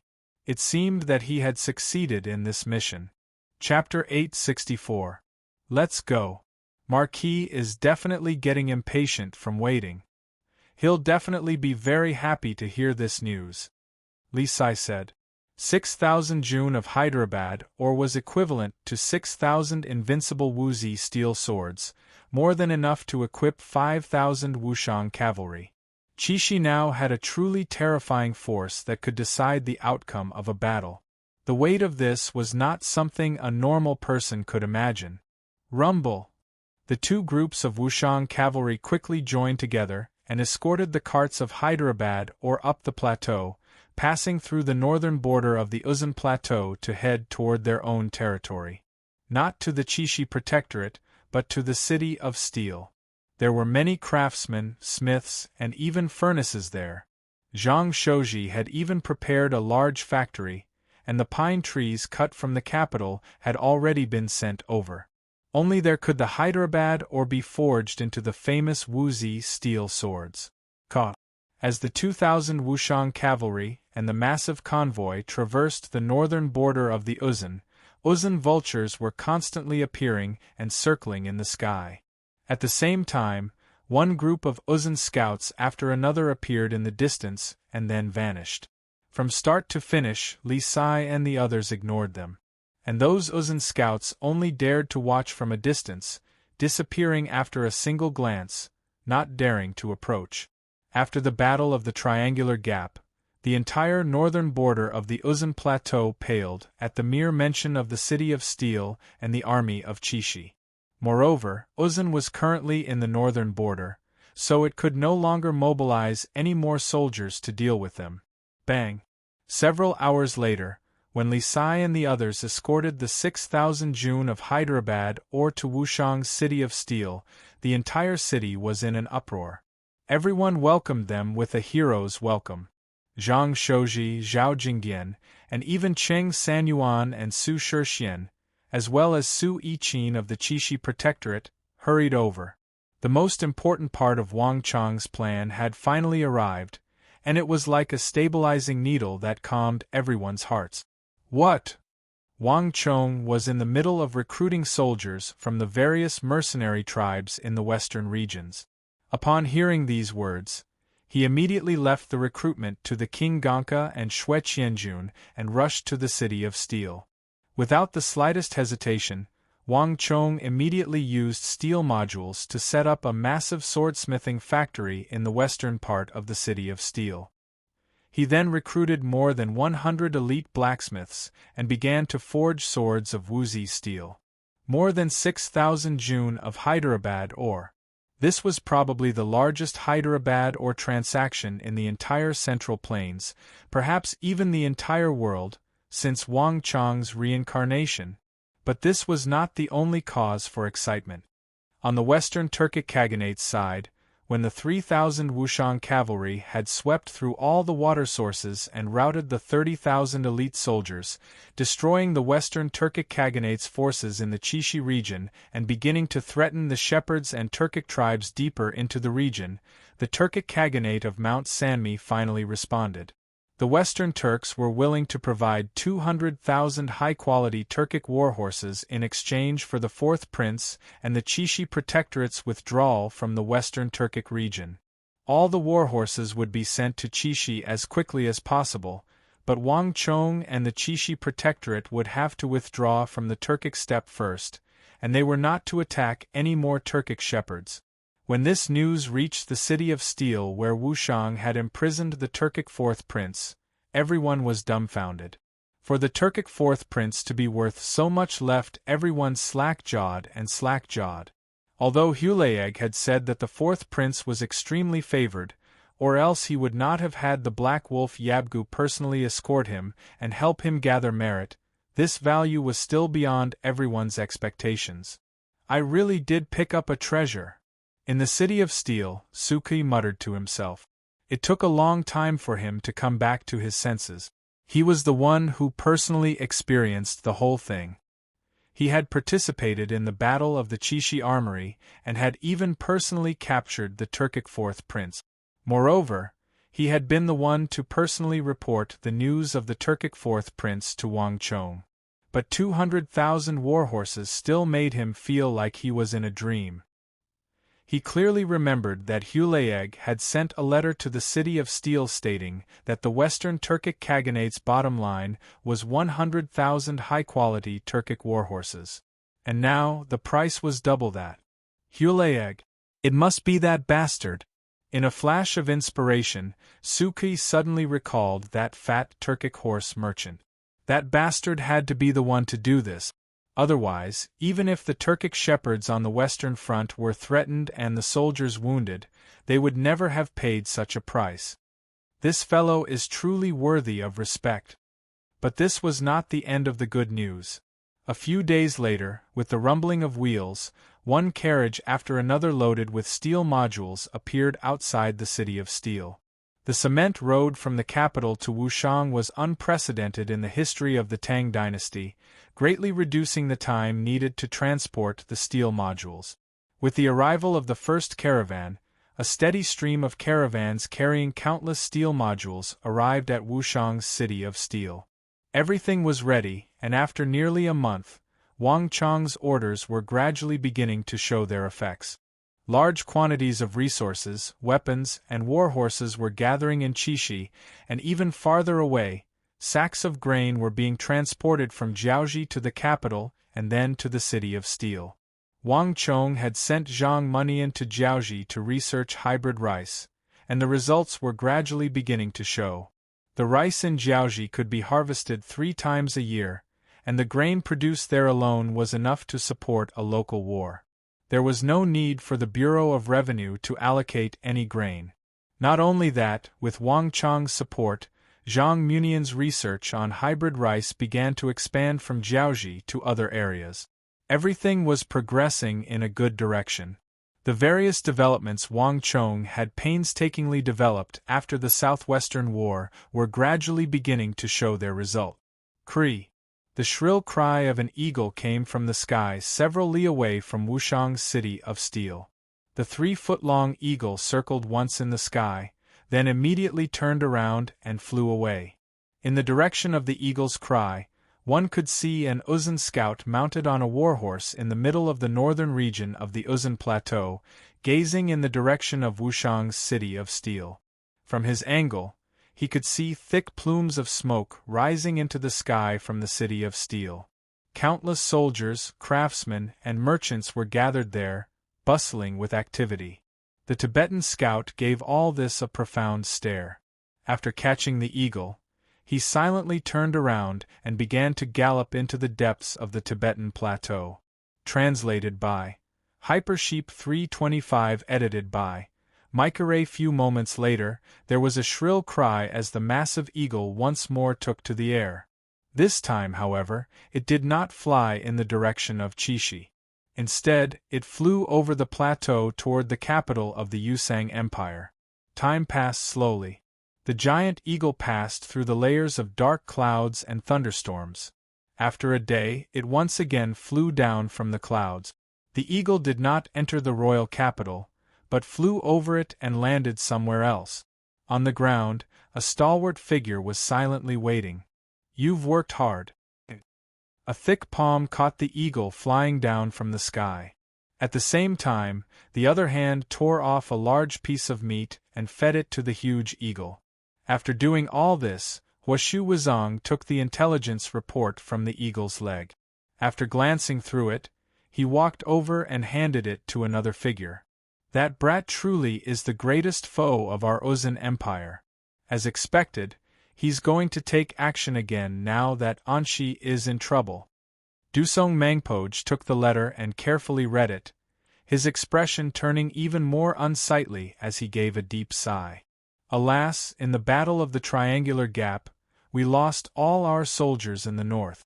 We no longer have the strength to threaten him. Otherwise, we would have definitely made some trouble for him." Dusong Mangpoj's face was filled with regret. As a famed general of the Uzun Empire, he had never suffered such a major defeat even when he was in a stalemate with the Big Dipper Great General Geshu Han in Longxi, but he had lost to Qixi's Wang Chong. Now that he thought about it, he realized that he had still been too impulsive. This was the greatest shame of his life. It's too late to say these things now. We've lost, and the Western Turks have also lost. There's no one left in Chishi that can threaten him. The Tang dynasty is now the sole power. If we can't stop them, our Uzun soldiers will never be able to charge out of the plateau again. Huashu Wizong nodded. The current development is exactly the same as what he said back then. Let's go. If we want to defeat that brat, cut off the Anshi Protectorate Army's reinforcements, and deal a heavy blow to the Tang dynasty's power in the western regions, he's the only one who can do it. A hint of respect appeared in Dusong Mangpo's eyes as he nodded and walked with Huashu Wizong toward a nearby steel building on the outskirts of the royal capital. In the Uzun Empire, very few buildings made of pure steel could be found, except in one place. The prison. After showing their tokens, the two great generals of the Uzun Empire began to descend the stairs into the gloomy prison. The prison was damp and gloomy, the only source of light being the torches that hung on the walls every 4 feet. In the light of the torches, the jailers pressed against the walls as if they had been petrified. Only their vicious gazes proved that they were still breathing. Huashu Wizong and Dusong Mangpo were in a complicated mood, but they said nothing as they followed the corridors into the depths of the prison. It was so quiet that one could hear a pin drop. In the deepest part of the prison, in the only cell, the two saw that person. Separated by the bars of the cells, they could see that the man was sitting dejectedly, his hair disheveled and his clothes in rags. Because he hadn't washed himself for a long time, his body exuded a pungent odor, but he seemed to be completely unaware of it. He was muttering to himself, his eyes fixed on the ground, oblivious to the outside world. Chapter 865. Huashu Wizong and Dusong Mangpo could understand some of these things, but they could not understand the vast majority. However, when the two top generals of the Uzun Empire looked at the runes and symbols on the ground and the madman in the cell, they did not look down on him at all. Instead, their eyes were filled with respect. That was because the madman in front of them had another identity. Uzun, the Prime Minister of the Ngari royal family, Daluan Ruozan. Ever since the defeat, Daluan Ruozan had been imprisoned in the depths of this prison. Other than imperial great generals like Huashu Wizong and Dusong Mangpo, no one else had ever been able to touch him. Dusong Mangpo and Daluan Ruozan belonged to different royal lineages and rarely interacted with each other. All he knew was that Dusong Mangpo was skilled in strategy and intelligence. When he had first met Huashu Wizong underground, Dusong Mangpo had not dared to believe that this disheveled prisoner, who was babbling madly and behaving strangely, was that refined and elegant Prime Minister of Ngari. Dusong Mangpo had come brimming with anticipation, but he had returned disappointed. He had been deeply disappointed by Huashu Wizong's plan to defeat Wang Chong and the Tang dynasty. Only when the Battle of Talas broke out more than a month ago did Dusong Mangpo realize that he had been gravely mistaken. How long has the Prime Minister been in this state? Dusong Mangpo summoned a jailer and asked. General, it's been more than 2 hours, and he can't hear anything. The food is still there, and he hasn't touched it. The jailer bowed and replied. Dusong Mangpo turned his head and saw several plates of cold food by the door. Got it. You can go now. Dusong Mangpo waved his hand to dismiss the jailer. After the jailer left, the prison became quiet again. All that was left was the sound of Daluan Ruozan's fingers moving on the ground. Dusong Mangpo and Huashu Wizong stood motionless outside the prison, silently watching. No one disturbed him. Perhaps if we want to defeat that young protector general of the Tang dynasty, stop the Tang dynasty in the western regions, and change the balance of power between Uzun and the Tang dynasty, we can only rely on him. As this thought flitted through Dusong Mangpo's mind, he subconsciously turned to the right side of Daluan Ruozan. There was an extremely complicated map there, as well as some indecipherable characters. Talas. Dusong Mangpo immediately recognized the city at the center of the map. A stranger might have believed that Daluan Ruozan was analyzing the situation at Talas, but Dusong Mangpoj knew that this map had appeared a month before the Battle of Talas. Alas, the characters around this map were the long-lost Bon language of the Uzan Plateau. Other than Daluan Ruozan, there were probably only a few people in the Uzan Empire who could recognize these ancient characters. Dusong Mangpoj was also unable to recognize them. Daluan Ruozan was defeated in the southwest and has been imprisoned for several months now. He was cut off from the outside world. Who could have imagined that, even before the Battle of Talas broke out, he had already predicted the war between Arabia and the Tang dynasty, even deducing the location of the final battle. Alas, Daluan Ruozan was imprisoned by the Tsenpo. Otherwise, with his abilities, everything might have been different at the Battle of the Triangular Gap, and Dayan Mangpoj wouldn't have needed to die. A hint of sorrow appeared in Dusong Mangpoj's eyes as he thought of Dayan Mangpoj. This was probably an eternal pain in his heart. Time slowly passed, and after some time, Daluan Ruozan's body suddenly trembled. Dusong Mangpoj and Huashu Wuzong trembled, immediately knowing that Daluan Ruozan was about to awaken. "You've come," Daluan Ruozan said without raising his head. "Prime Minister, everything is as you expected. That youngest son of the Wang clan has defeated Fomenlinta and taken the position of Chishi Protector General. In addition, Anshi Protector General Gao Xianji has been surrounded by the Arabs. Right now, that youth of the Tang dynasty is preparing to march on Talas with all his might." Huashu Wuzong said from outside the prison. "Prime Minister, are you really not going to come out?" "It's not time yet," Daluan Ruozan's voice resounded through the prison. He raised his head and combed through his disheveled hair, revealing a face that was somewhat pale from not seeing the sun. Although his face was haggard, his eyes were still bright and brimming with wisdom and vigor. Although he looked extremely disheveled, lacking that refined and handsome air of the past, Huashu Huaitsong knew that this was still the Ngari great minister in his memories who could devise strategies and determine victory from 1,000 li away. "Now is not the time for me to go out. Our opponent's intuition is far sharper than we imagined. The slightest movement will make him feel strange, allowing him to see through our plans and make all our efforts go to waste." Daluan Ruozan only raised his head for a moment before lowering it back down, his eyes still fixed on the area in front of him. He lightly swept the dust off the ground with his right sleeve, his movements still calm and elegant. "In addition, don't call him a young man. His abilities can no longer be measured by age. If all of you only look at his age, then in the end, only defeat awaits you." "Yes, Prime Minister." Huashu Wuzong lowered his head and deferentially said. Only those who knew the will in Daluan Ruozan's heart could know what he was doing. It was precisely for this reason that Huashu Wuzong felt even more respect for him.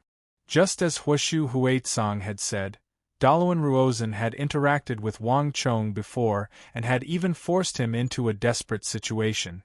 If there was one person in the entire Yusang Empire who could defeat Wang Chong, it was the great minister of the empire, who often accompanied the Tsenpo in the royal capital and never ventured far from him. Daluan Ruozan was probably the only person who could defeat Wang Chong. "Dusong Mangpoj, you've already come here several times. Are you still thinking about the Battle of the Triangular Gap and Dayan Mangpoj's death?" Daluan Ruozan's head was lowered, his fingers still drawing on the ground as he spoke. "Yes." Dusong Mangpoj's expression dimmed, a hint of pain in his eyes, but he did not deny it. "There is no need to worry about the gains and losses of the past. The time is not right. Even if you and I were there, in the end we would still have lost, and the result would not have changed." Daluan Ruozan indifferently said. "But he's just a teenager. Is there really no way to defeat him?" Dusong Mangpoj said. "Haven't you already tried?"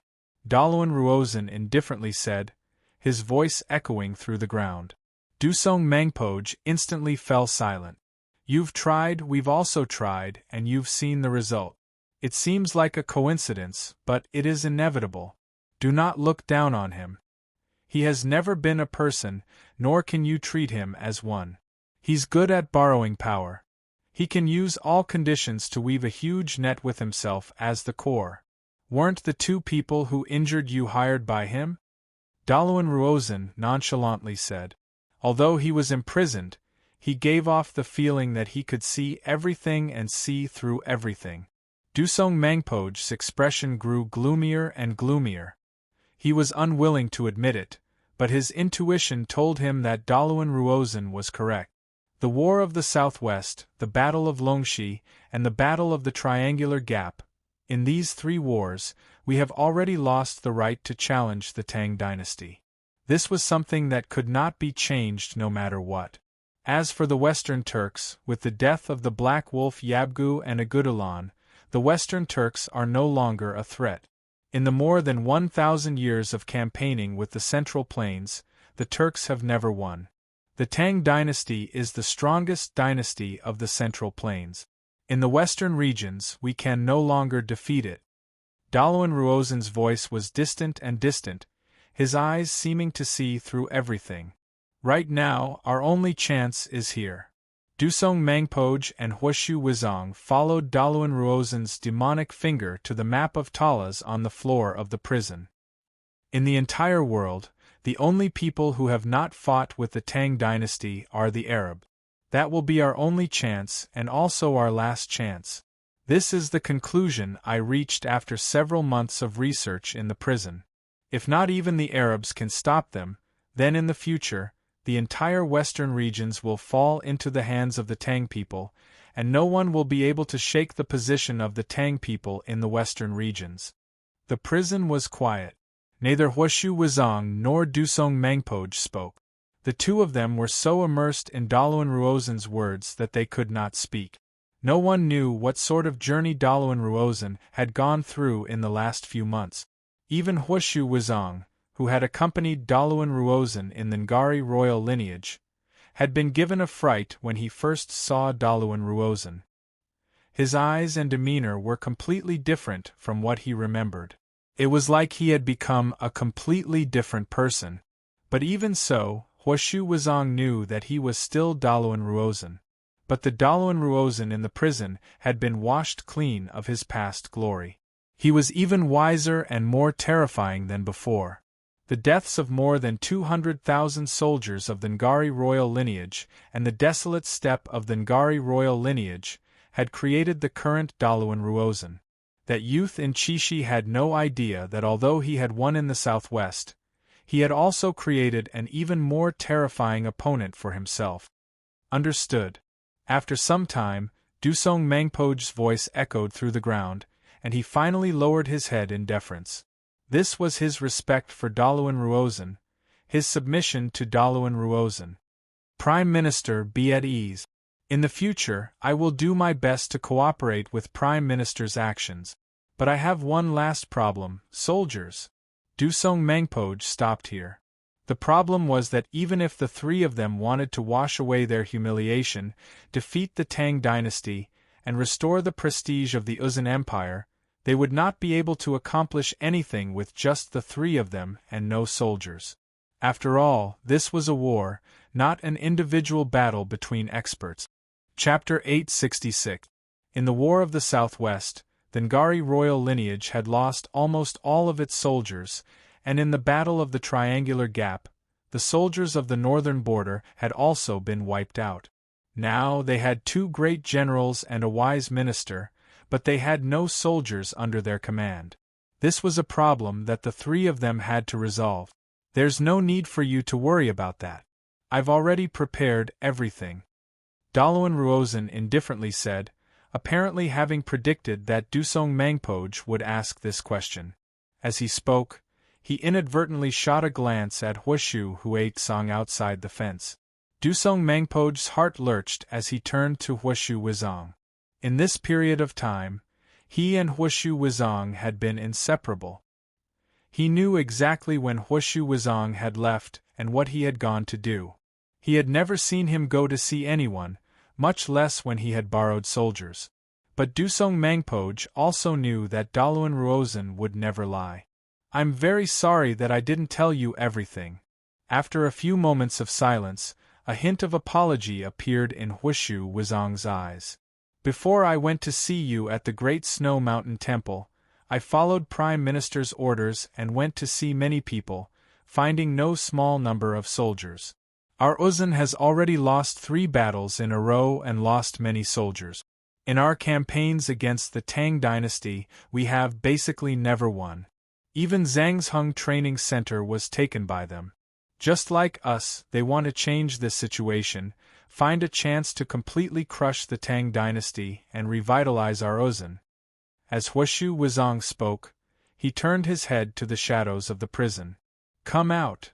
A moment later, a stalwart figure with a long saber at his waist walked out of the shadows, his body exuding a fiendish and bloodthirsty aura. "Great General Dusong, long time no see." Dusong Mangpoj's body trembled at the sight of the figure walking out of the shadows. In a flash, he seemed to understand something, and a look of relief appeared in his eyes. Several days later, early in the morning, in a forge in the western part of the City of Steel, all the craftsmen had been cleared out. All light sources had been blocked, leaving only Wang Chong standing in the forge. Around him were mountains of Wuzi steel swords, all of them roasting on burning pine branches. These peerless treasured swords that would make everyone crazy and infatuated in the future were still black and unremarkable. However, Wang Chong knew very well that it wouldn't be long before they turned into famous swords that glittered coldly and had magical patterns on their surfaces that looked like floating clouds and flowing water. Almost there. Wang Chong sensed the changes in temperature and humidity around him. The tempering of the Wuzi steel swords had strict requirements. They had to be tempered before the first rays of the morning sun shone down. There was only a moment, and Wang Chong had to grasp this opportunity. Moreover, the forging of the Wuzi steel swords had always been Wang Chong's secret, not just for himself, but also to prevent the Arabs from stealing them. Thus, even though Wang Chong had taught the first few steps of forging the Wuzi steel swords to the other craftsmen, Wang Chong had insisted on personally handling the final and most crucial step. Buzz! With a thought from Wang Chong, boundless stellar energy surged out and wrapped around a small mountain of Wuzi steel swords. Whoosh! Water splashed everywhere as Crimson Woot's steel swords were thrown into a massive metal vat at the center of the smithy. This vat was filled with a quenching fluid that only Wang Chong knew about. Plush! The moment these Woot's steel swords were thrown into the vat, the entire surface of the vat was covered in thick smoke. The tempering of Wuzi steel was extremely demanding on every step. Under normal circumstances, each Wuzi steel sword would require a single craftsman to work on it. But Wang Chong was different. Whether it was in the East or the West, in the history of swordsmithing, very few Saint martial experts had ever participated in this sort of swordsmithing. This was simply too extravagant.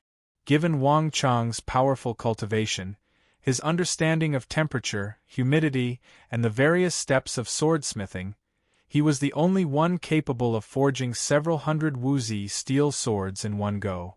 Time slowly passed, and the smoke rising from the surface of the massive vat gradually lessened. Finally, water splashed everywhere. Under the control of Wang Chong's powerful earth energy, the swords broke through the air from the bottom of the vat and saw the light of day again. Under the weak sunlight, nearly 500 swords were like a school of sharks swimming in the air, rolling and shuttling back and forth, reflecting rays of silvery white light. That sharp light made one feel as if their eyes were about to be split open. When the sunlight shone on the sharp edges of the swords, it seemed to be cut in half. This scene would amaze anyone who saw it. Wuzi steel swords. Under the control of Wang Chong, nearly 500 of the most precious Wuzi steel swords were finally born. In the entire world, this was something that only he could do. Success.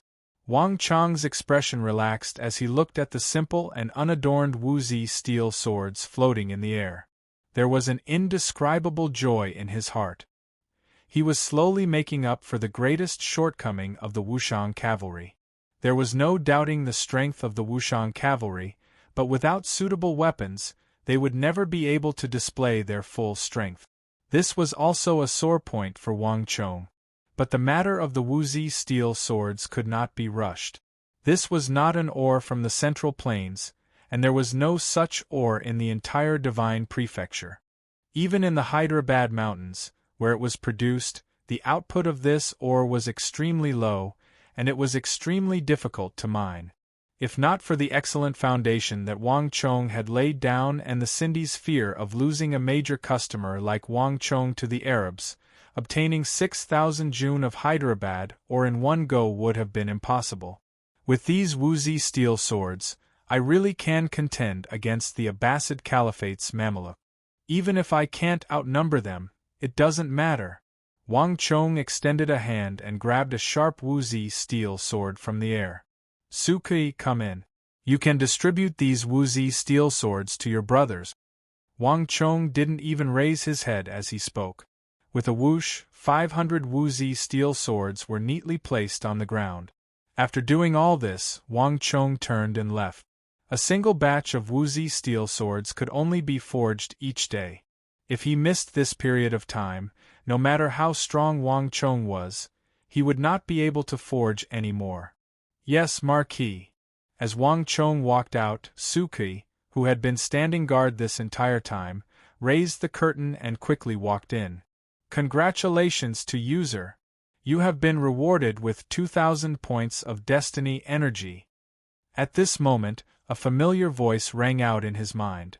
Wang Chong was alarmed by the Stone of Destiny's warning and stopped in his tracks. What's going on here? Why would I suddenly be rewarded with destiny energy?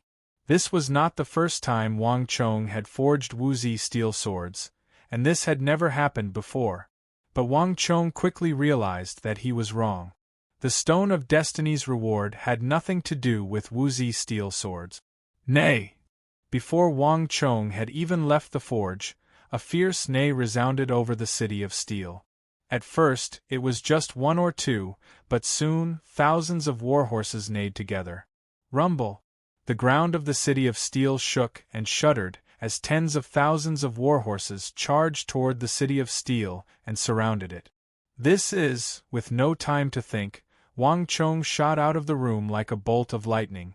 Passing through the open city gate, he saw a sea of people outside, many craftsmen having heard the commotion and come out. As Wang Chong walked out of the city, he followed the gazes of the crowd and saw thousands of steeds neighing outside the city. As far as the eye could see, it was a vast expanse like an ocean. A rough estimate put the number of warhorses outside the city at least 100,000. Ha ha ha, Marquis, I'm back. A burst of brash laughter attracted Wang Chong's attention.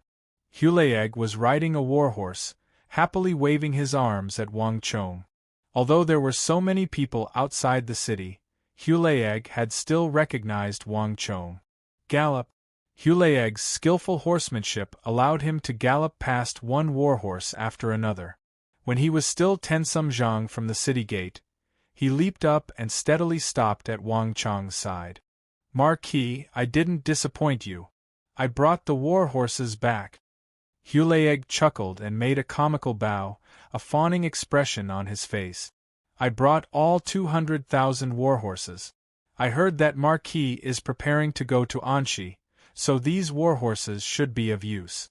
That's right, the Western Turks originally wanted to use mountain horses, but I secretly swapped them out. There are 10,000 mares and 10,000 stallions here. In the future, Marquis will be able to establish his own horse farm. Not bad. Wang Chong's eyes brightened in delight as he patted Hulayeg on the shoulder. You've truly rendered a great service this time. Just as the Central Plains had imposed a ban on the Western Turks' salt and iron trade, the Eastern and Western Turkic Khaganates had imposed a strict blockade on the Tang dynasty. Although warhorses could still be traded, all mares and stallions of superior quality were prohibited from being traded, and all the tribes abided by this rule. If Hulayeg really could get him some top-quality stallions and mares that hadn't been sold, then he really would be able to establish his own horse farm and breed his own warhorses. Even though this wasn't an immediate project, it was something that Wang Chong had to do. And the field to the northeast of the Uzan Plateau that he had already occupied was the most natural place to raise horses. Suki, take some people and take over these horses. Leave behind the ones we need, and have the imperial court take over the other warhorses. Hulayeg, let's go. We'll hold a celebration feast for you today. Everyone will celebrate together. Many thanks, Marquis. Chapter 867. The 200,000 warhorses were quickly delivered to the City of Steel, and as promised, Wang Chong escorted the Turkic fourth prince out. The 3,000 cavalry of the Turkic steppe quickly withdrew. With this, Wang Chong had created the largest ransom transaction in the history of the western regions. Hulayeg, just how did you do it? 200,000 warhorses. That's no small number. Even if that brat's entire body was made of gold, he still wouldn't be worth so much. That's right. Even Marquis was shocked to hear that there were so many warhorses. You have to know that I fought with Marquis in the War of the Southwest, and even at the most intense and dangerous moments of the war, Marquis never once creased his brow. That's not all. Everyone knows that Lady Sue has always been methodical in everything she does. Who knows how many resources she's handled? That's an astronomical number. But when Lady Sue received the news, she was also shocked. The City of Steel was brightly lit, and the Wushang cavalry and clan guards who were on good terms with Hulayeg were gathered around a table. One of the jailers asked the people of the City of Steel about the matter that everyone was most curious about. Haha, I won't tell you. That's my personal secret. Hulayeg hiccuped as he smiled and kept them in suspense. Hulayeg, just tell us. We're all brothers, so just tell us, another clan guard said. That won't do. It's a trade secret. If I told you, how could I do business in the future? Just keep on guessing. Hulayeg smugly said.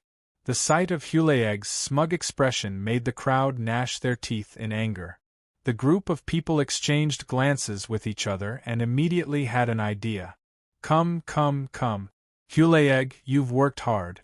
Let us brothers offer you a toast. Come, I also offer you a toast. Brother, I don't respect anyone but you. You've truly rendered a great service. That's right. Everyone, let's toast Hulayeg. The crowd toasted Hulayeg as they toasted him. A person was in high spirits during a joyous occasion, and Hulayeg was feeling very pleased with himself.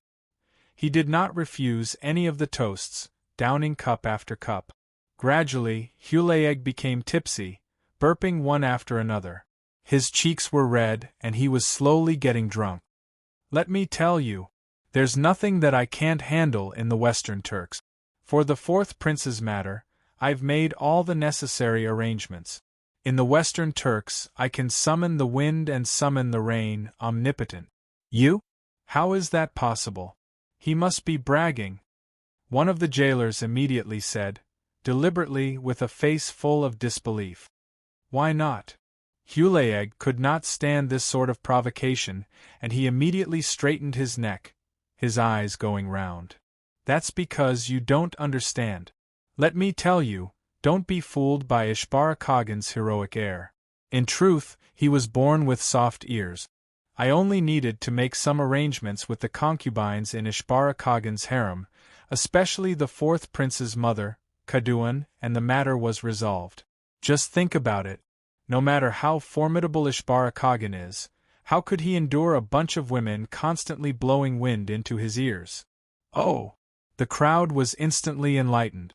They had believed that Hulayeg had some sort of incredible ability, but it turned out that he relied on women. This was completely different from what they had imagined. With the riddle revealed, the crowd immediately lost interest and dispersed. Hey, where are you going? I still haven't finished talking. Hulayeg called out from the back. In the distant court of the Turkic Khaganate to the west of Sanmi. With the fourth prince ascending Mount Sanmi and meeting with the Kaduan mother and son, the matter had come to a successful conclusion. But as the 200,000 warhorses left the Western Turks for Chishi, the Turkic steppe suddenly became much more spacious. Many people couldn't help but feel a sense of loss. But this was the will of the supreme Blackwater shaman, the decree of the gods. No one dared to object. However, not many people knew that when the night was deep and the sky was filled with stars, in the Khan's tent at the front of Mount Sanmi, two figures were sitting side by side. There was no light in the tent, but the two people's gazes seemed to penetrate the tent and look into the endless distance. Lord Priest, why did you have me agree to Hulaeg's offer of 200,000 warhorses? Ishbara Kagan quietly asked. There was no one in a radius of several dozen zhang around the tent. If Hulaeg had heard these words, he would have been so frightened that his soul would have left his body and the wine in his stomach would have spilled out. He had always believed that Ishbara Kagan had agreed because he had used the concubines in Ishbara Kagan's harem, but he had no idea that the truth was completely different from what he had imagined. Ishbara Kagan had agreed, not because of him, but because of the Blackwater shaman. Haha, Kagan, don't you find that horse merchant very interesting? The Blackwater shaman's voice rang out in the darkness, tinged with a thought-provoking tone. Interesting? Ishbara Kagan creased his brow as he recalled Hulaeg's chubby and rather comical appearance. He's just a clown, an insignificant nobody. If you didn't want to keep such a person alive, I could have killed him at any time. An insignificant nobody? The Blackwater shaman shook his head. Kagan is wrong. Can an insignificant nobody save the fourth prince? This, Ishbara Kagan froze, momentarily at a loss for words. Now that he thought about it, before Hulaeg had appeared, they had actually been negotiating with the Tang people of the City of Steel for a very long time, but they had made no progress, and the other side had always refused to negotiate.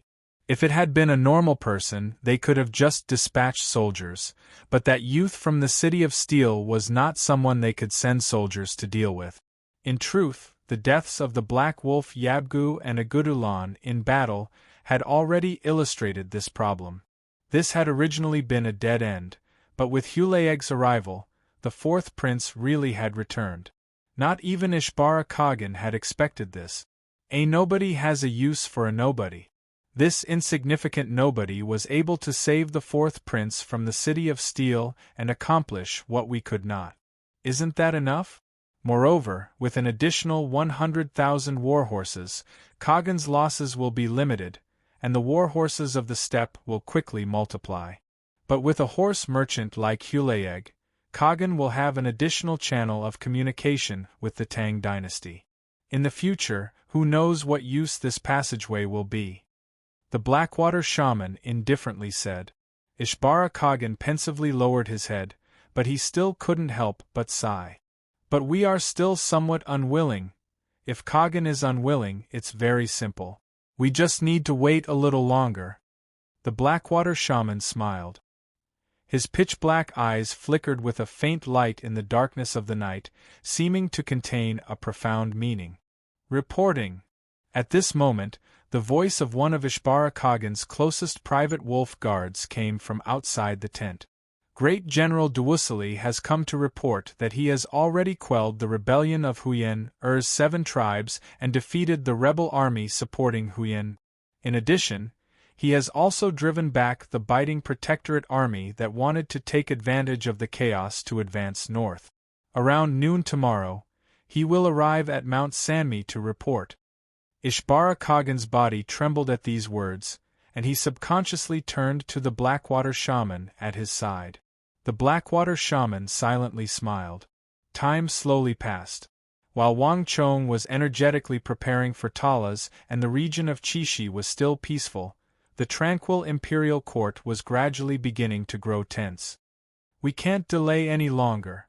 More than 30 letters have arrived from Anshi requesting reinforcements, and Great General Gao Xianji is still trapped at Talas. The imperial court must send troops as quickly as possible. An official in Taiji Palace yelled, his voice vehement and impassioned. "It's just a minor campaign, and great General Gao Xianji hasn't lost yet. Chen Han, why are you in such a rush? Do you think that our Grand Tang dynasty can't beat a puny Arabia? Isn't Goguryeo also a tiny country? The Sui mobilized all of its strength, but didn't it still lose? Great General Zhang Shogue is invincible and invincible, but didn't he also stop there? Can the strength of one's military be measured by the size of a country? Great General Gao Xianji has always been skilled in quick battles, but after so long there's still no news. If something happens, will you be able to take responsibility? Absurd. Does not having news for more than a month mean defeat? If the great general really was defeated, the news would have long since reached the imperial court. Do you not understand such a simple principle? Anxi, Qixi, and Longxi are like lips and teeth, and without the lips, the teeth will feel the cold. If Anxi is lost, Qixi will be lost, and if Qixi is lost, Longxi will be threatened, and then the safety of the capital will be threatened. If the Arabs, Uzan, or the Turks are allowed to march through Qixi and Longxi and reach the capital, it will be a disgrace to the entire Tang dynasty. All of you who are passionately opposing this today will be criminals of the Tang dynasty.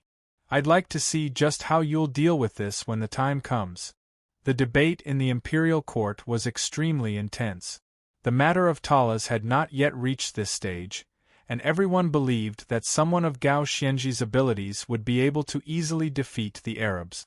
After all, based on Gao Xianji's previous record, this war god of Anxi had never been defeated. But reality had developed in a completely different way from what they had imagined.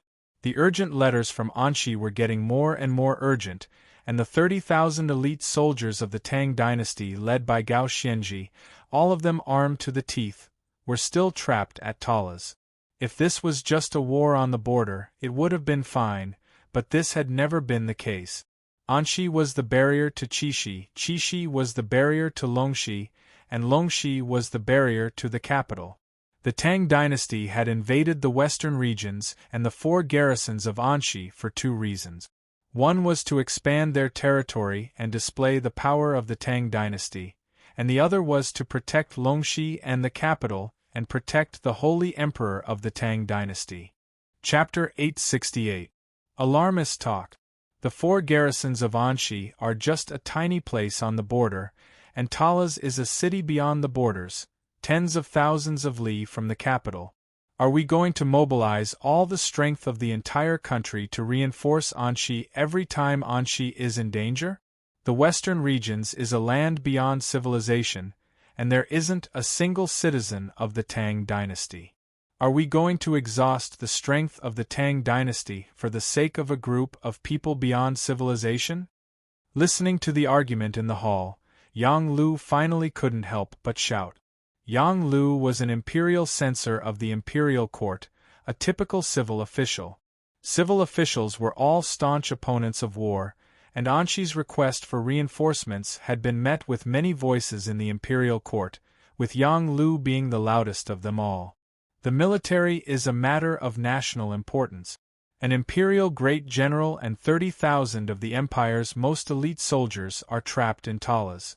Can we just watch them die and do nothing? Does that mean that we can ignore all the emergency calls at the borders? If something happens and the people are plunged into misery and suffering, who will take responsibility? A titled general walked out from the ranks and said angrily. There was no need for the King of Song to appear at Talas. There had always been many voices in the imperial court advocating war. Whether it was the Sui dynasty, the Tang dynasty, or the previous dynasties, the struggle between civil and military officials had never ceased. The incident at Talas had also sharpened the relationship between the civil and military officials of the imperial court. The crux of the matter is that the War of the Southwest has only just concluded, and the protectorates are still recuperating. How can we send reinforcements in such a short time? The imperial court has always stationed its soldiers on the border. The capital and the interior have no soldiers. If we mobilize the soldiers of other protectorates, the consequences will be unthinkable if something happens. The current situation isn't that we're ignoring Anshi's request for reinforcements, but that we have no people, no soldiers to send.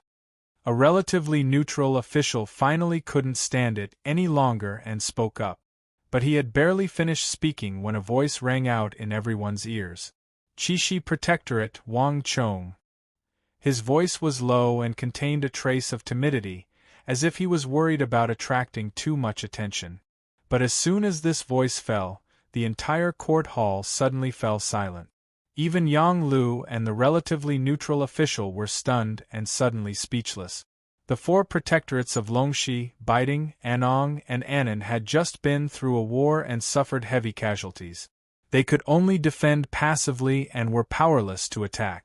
These four areas had the most soldiers, and they all had powerful enemies that needed to be dealt with. They truly couldn't spare any manpower, and they couldn't cross the Tsong Mountains to fight with the Arabs.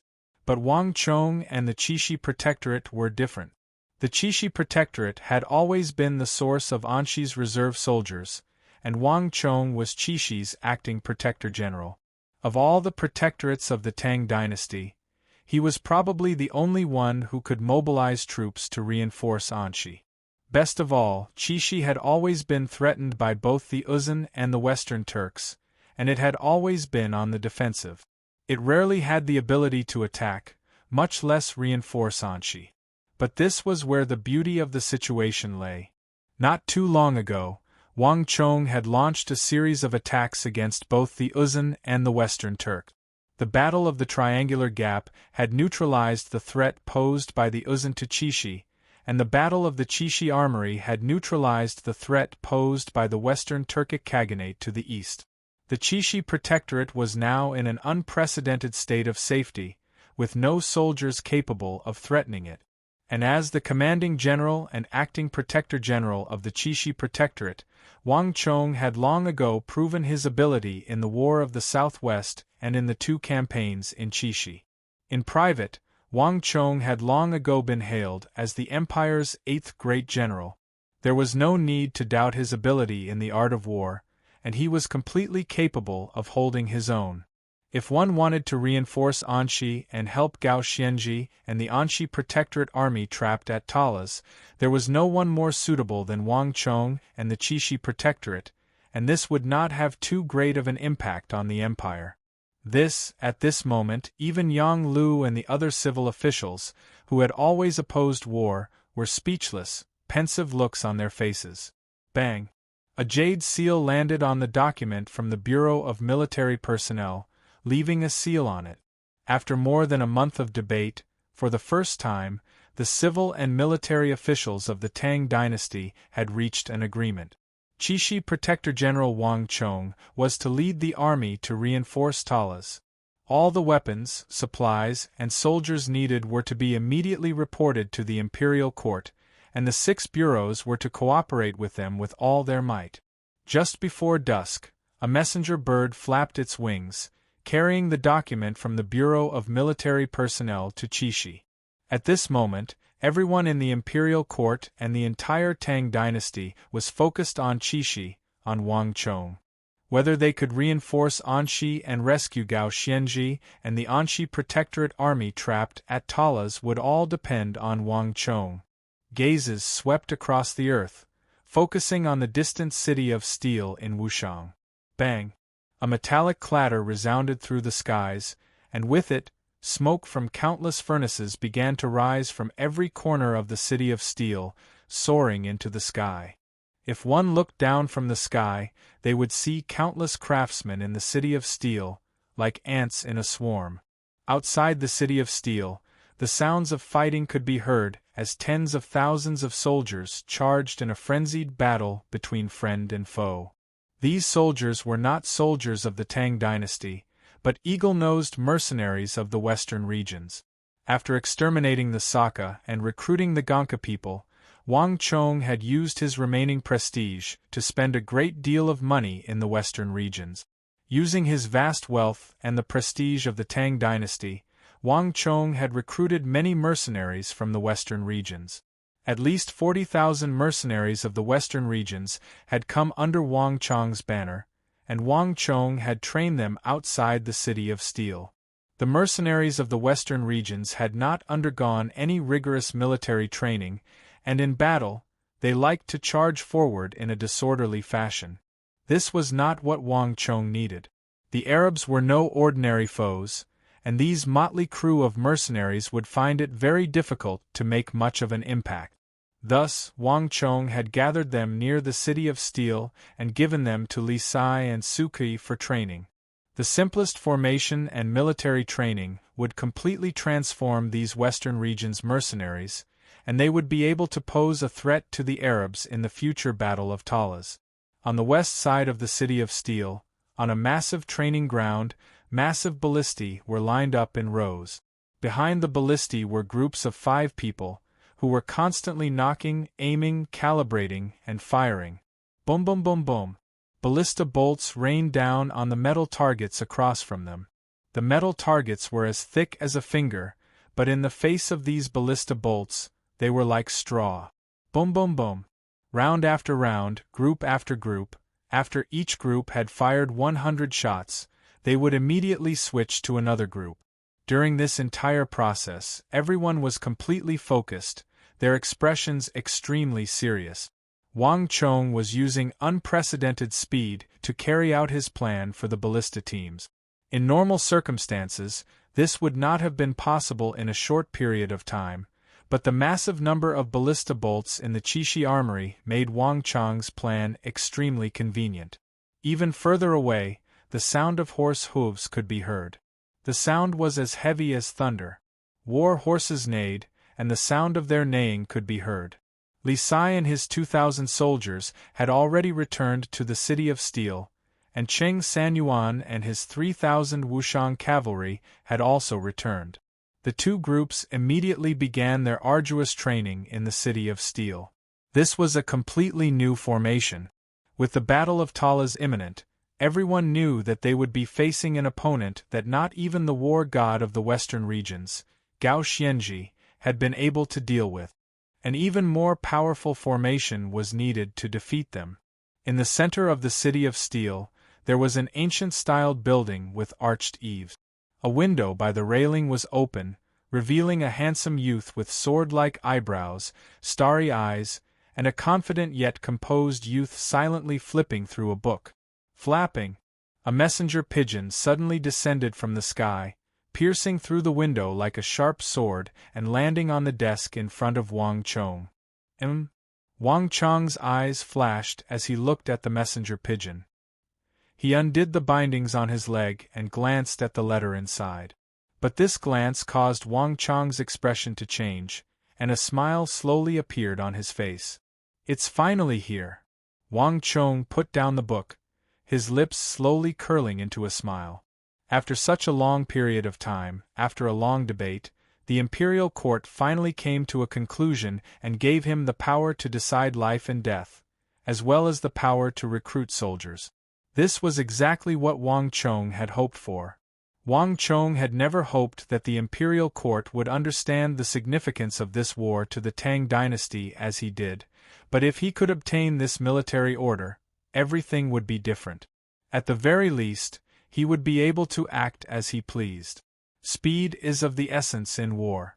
There's not much time left, but there should be enough time for me to do a few things. Wang Chong quietly said to himself as he looked at the document from the Bureau of Military Personnel. The authority given to him by the Bureau of Military Personnel was enormous. All soldiers, money, and resources were at Wang Chong's disposal. This was something that no Protector General or Great General had ever enjoyed. But Wang Chong also understood that this sort of authority had its limit. The fact that the imperial court had given him this authority meant that the assistance it could provide was extremely limited. In truth, the imperial court hoped that he could resolve this crisis on his own, not actually give him a large number of soldiers. This lowly subject Wang Chong receives the order, but this lowly subject has several requests that the imperial court can agree to. Chapter 869. Moreover, Li Jingyi had led 40,000 soldiers to reinforce the southwest, but they had been ambushed by the Uzun, consuming the small number of soldiers that the Tang dynasty had managed to accumulate with great difficulty.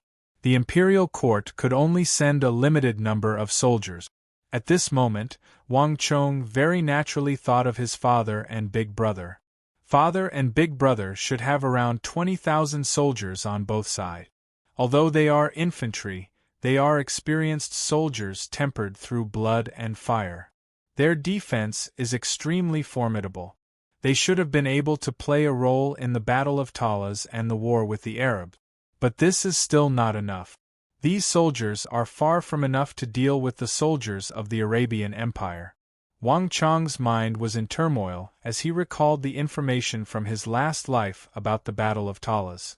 In the battle between Gao Xianji and Abu Muslim, the Arabs had gathered at least 300,000 soldiers. The Arabs were even more vicious and skilled in battle than the Uzun. The soldiers of Qixi were far from enough. The soldiers of the imperial court that haven't experienced any major battles are useless. Bringing these recruits is just sending them to their death. And the places where the Tang dynasty has the most soldiers are the border protectorate. Zhang Shogui and I have clashed, so he definitely won't help me. Moreover, transferring soldiers is too far away, and Yuzhou is truly too far. Even if Sishun can help biting, he'll definitely find an excuse. As for Longxi, Geshu Han doesn't even have enough soldiers, so he probably won't be able to take care of himself. Asking him to help me is just wishful thinking. At this time, the only place that can send soldiers is the Annan Protectorate. I've already destroyed the Ngari royal lineage, and the Mengshi Zhao Empire has already submitted to the Tang dynasty. The Annan Protectorate is truly no longer a threat. Wang Chong thought for a few moments before writing down the name of the Annan Protectorate. This was the only thing he could think of in this short amount of time. Soldiers were necessary, but as for weapons and food, Wang Chong already had the hybrid rice of the Qixi Armory and Jiaoji, so he didn't need the imperial court's help. What they really needed the most was gold and silver. War was a war of wealth, and what was consumed the most was gold and silver. Moreover, with these things Wang Chong could recruit more mercenaries. This was also the most practical method in a short period of time. Wang Chong added one name after another. Once he was done, Wang Chong stood up and rolled up the letter. Just as he was about to place it back into the bamboo tube, thunderous cheers came from outside the city of steel. Wang Chong, come quickly! Your second brother Wang Bei is here. Suddenly, Su Yiqin's voice came from the distant walls of the city of steel. What? When Wang Chong heard this, his body shook violently. He couldn't believe his ears. Swoosh! Putting down the letter, Wang Chong flew through the window and out. A few moments later, a sea of people had gathered outside the city gate. Countless people were surging along the cement road leading to Wushang. These people had fierce faces and were dressed in completely different clothes. They were actually bandits and highwaymen. Let alone others, even Wang Chong was dumbfounded by this sight. But very quickly, Wang Chong's attention was drawn to a cold and aloof figure at the very front of these bandits and highwaymen. Second brother. Wang Chong rejoiced and immediately flew over. The two brothers fiercely hugged each other. Little brother, I'm here, Wang Bei indifferently said. Wang Bei said indifferently. His expression was cold and there wasn't much change on his face. However, his eyes, which usually kept people at arm's length, revealed traces of warmth. Wang Chong's second brother Wang Bei had suppressed his berserker syndrome and walked out of the prison of the imperial palace.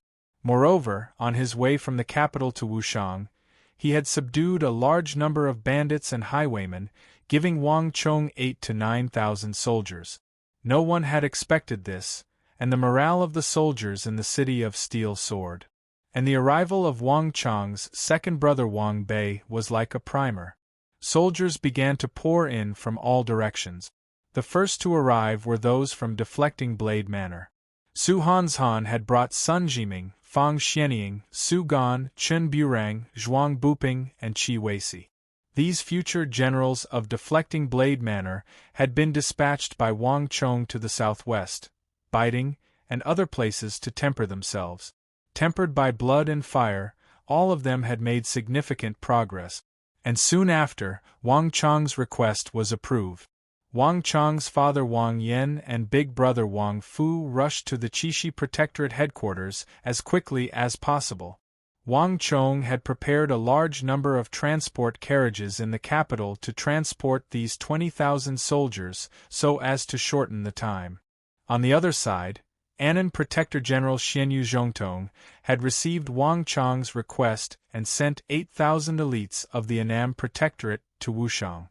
4,000 of them were elite cavalry.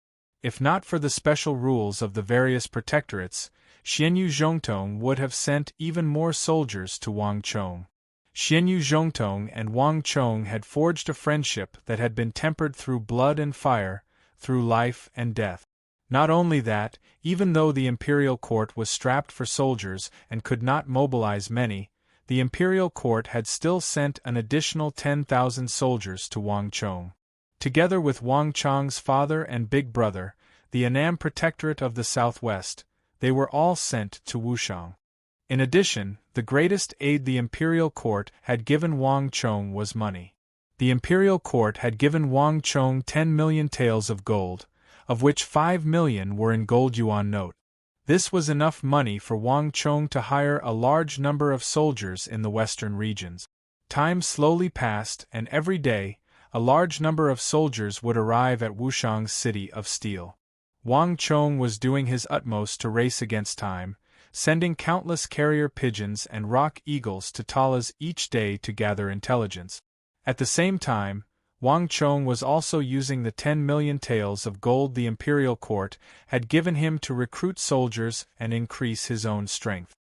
He had even used this gold to hire 12,000 regular soldiers from Greater and Lesser Balor. Now, all I need is the meteoric metal. In the city of steel of Wushang, in Wang Chong's residence, Wang Chong mentally sighed as he looked out the window at the plum blossoms that were about to bloom. The Qixi Protectorate was now fully prepared, and all that was missing was the meteoric metal. Wang Chong had done a great deal of preparation. Soldiers, food, Wuzi steel weapons, everything that could be done, Wang Chong had done. But deep in Wang Chong's heart, there was still one deep regret: the meteoric metal.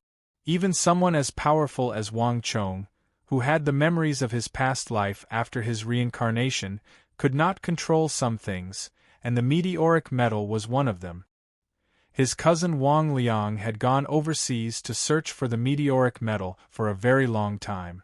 Logically speaking, he should have returned long ago, but for some reason, there had been no news. "I wonder how he's doing right now?" Wang Chong quietly said to himself.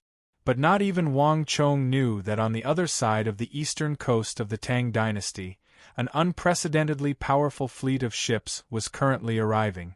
"Out of the way, out of the way! The fleet is about to enter the harbor." Heavens, whose fleet is this? Why is the waterline so deep?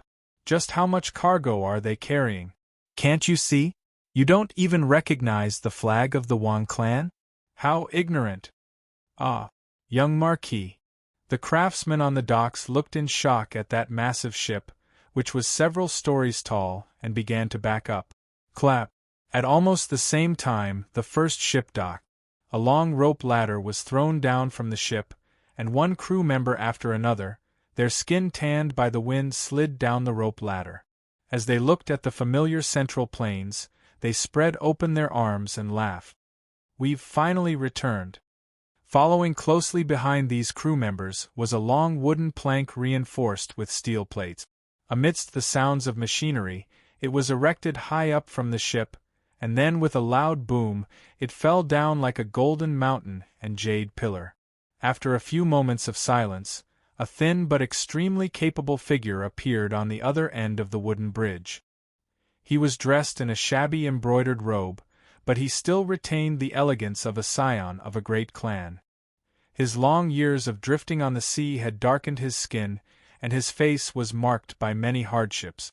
But his eyes were unprecedentedly bright, brimming with vitality and prestige. After more than half a year, I've finally returned to the Central Plains. Wang Liang stood at the end of the wooden bridge, his hands clasped behind his back as he gazed into the distance. The strong sea breeze caused his hair to dance in the wind. Wang Liang's aura was steady and heavy, like that of an experienced veteran who had sailed the sea for decades. And it was hard to believe that he was actually just a young man of 21 or 22. From top to bottom, the Wang clan is bound together for glory and bound together for loss. Cousin, I hope that I haven't dragged you down. The trials of life, the trials of the sea, and the considerations of life and death had long ago made Wang Liang understand many truths that a young man like him should not understand, and he also understood the true essence of this colossal clan of ministers and generals. Great clans had their own responsibilities, and each person had their own distinct authority. Only then could they maintain the operation of this colossal clan and prevent it from falling apart. In the current Wang clan, the spearhead was Wang Chong. He was the most dazzling existence of this generation of the Wang clan, and he was also the crux of the Wang clan's glory. He was irreplaceable, and Wang Liang himself was the end of this spear, the handle. Although each person's role was different, it was all the same. Wang Liang did not understand military affairs, nor did he understand Wang Chong's ambitions and plans. Thus, he could only use his own method to support Wang Chong, his cousin, and the entire Wang clan. As these thoughts flitted through his mind, Wang Liang quickly regained his composure. His entire demeanor was like an unsheathed sword, gradually becoming sharp and brimming with prestige. Turning around, Wang Liang waved his hand behind him as he sternly shouted, "Begin unloading!" Chapter 870. Wang Chong's foresight was truly astonishing. Wang Liang still had no idea that he had never left his home, never sailed the sea, never even seen a seagull. How could he have known that there was so much meteoric metal exposed on an island several thousand li away? This point was truly miraculous and at the same time puzzling. But even so, there was one thing that Wang Liang was certain of. The meteoric metal exposed on those islands was far too precious.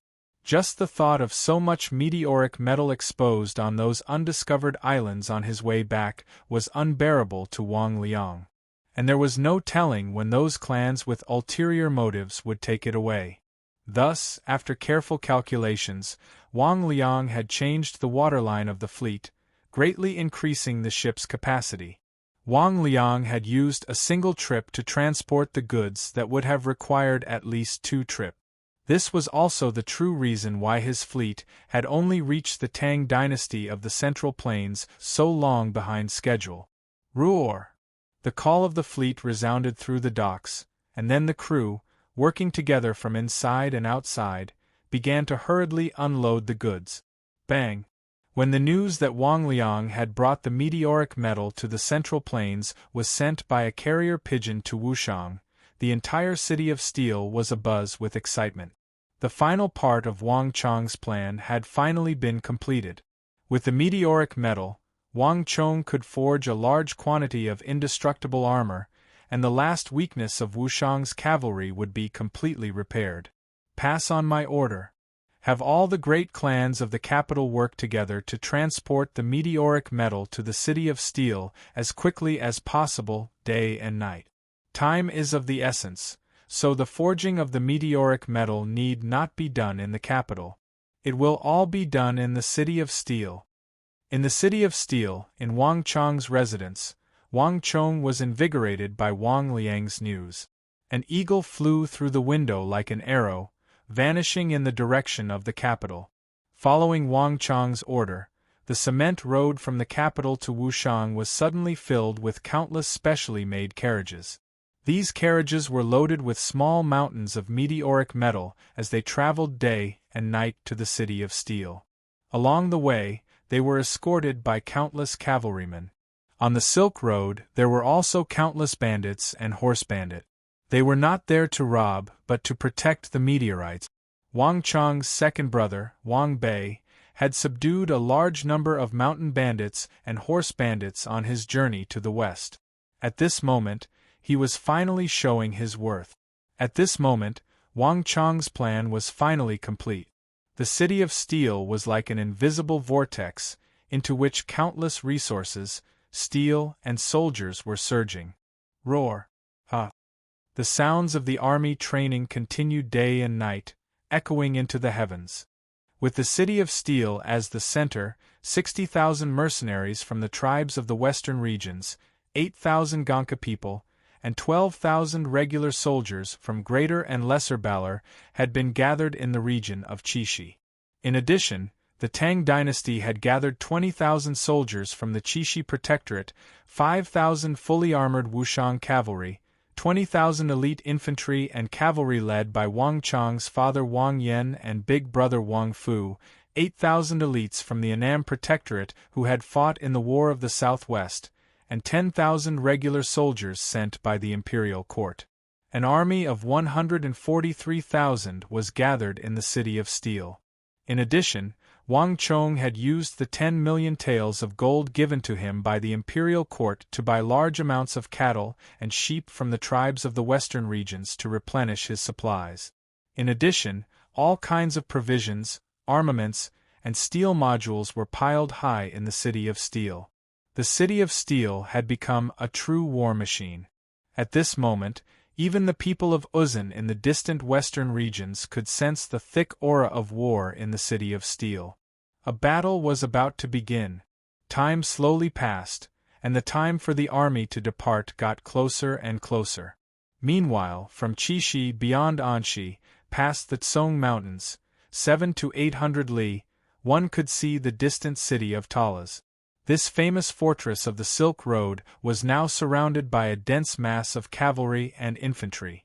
Countless cavalry and infantry formed an endless flood of steel that surrounded the city of Talas, so tightly that not even a drop of water could trickle through. The army was silent and did not make a single sound. The oppressive atmosphere was suffocating. "My lord, today is the 7th time the Arabs have attacked. It's been almost 2 months, but not only have their numbers not decreased, they've only increased. It seems like there's no way to kill them all. The soldiers won't be able to hold on for much longer."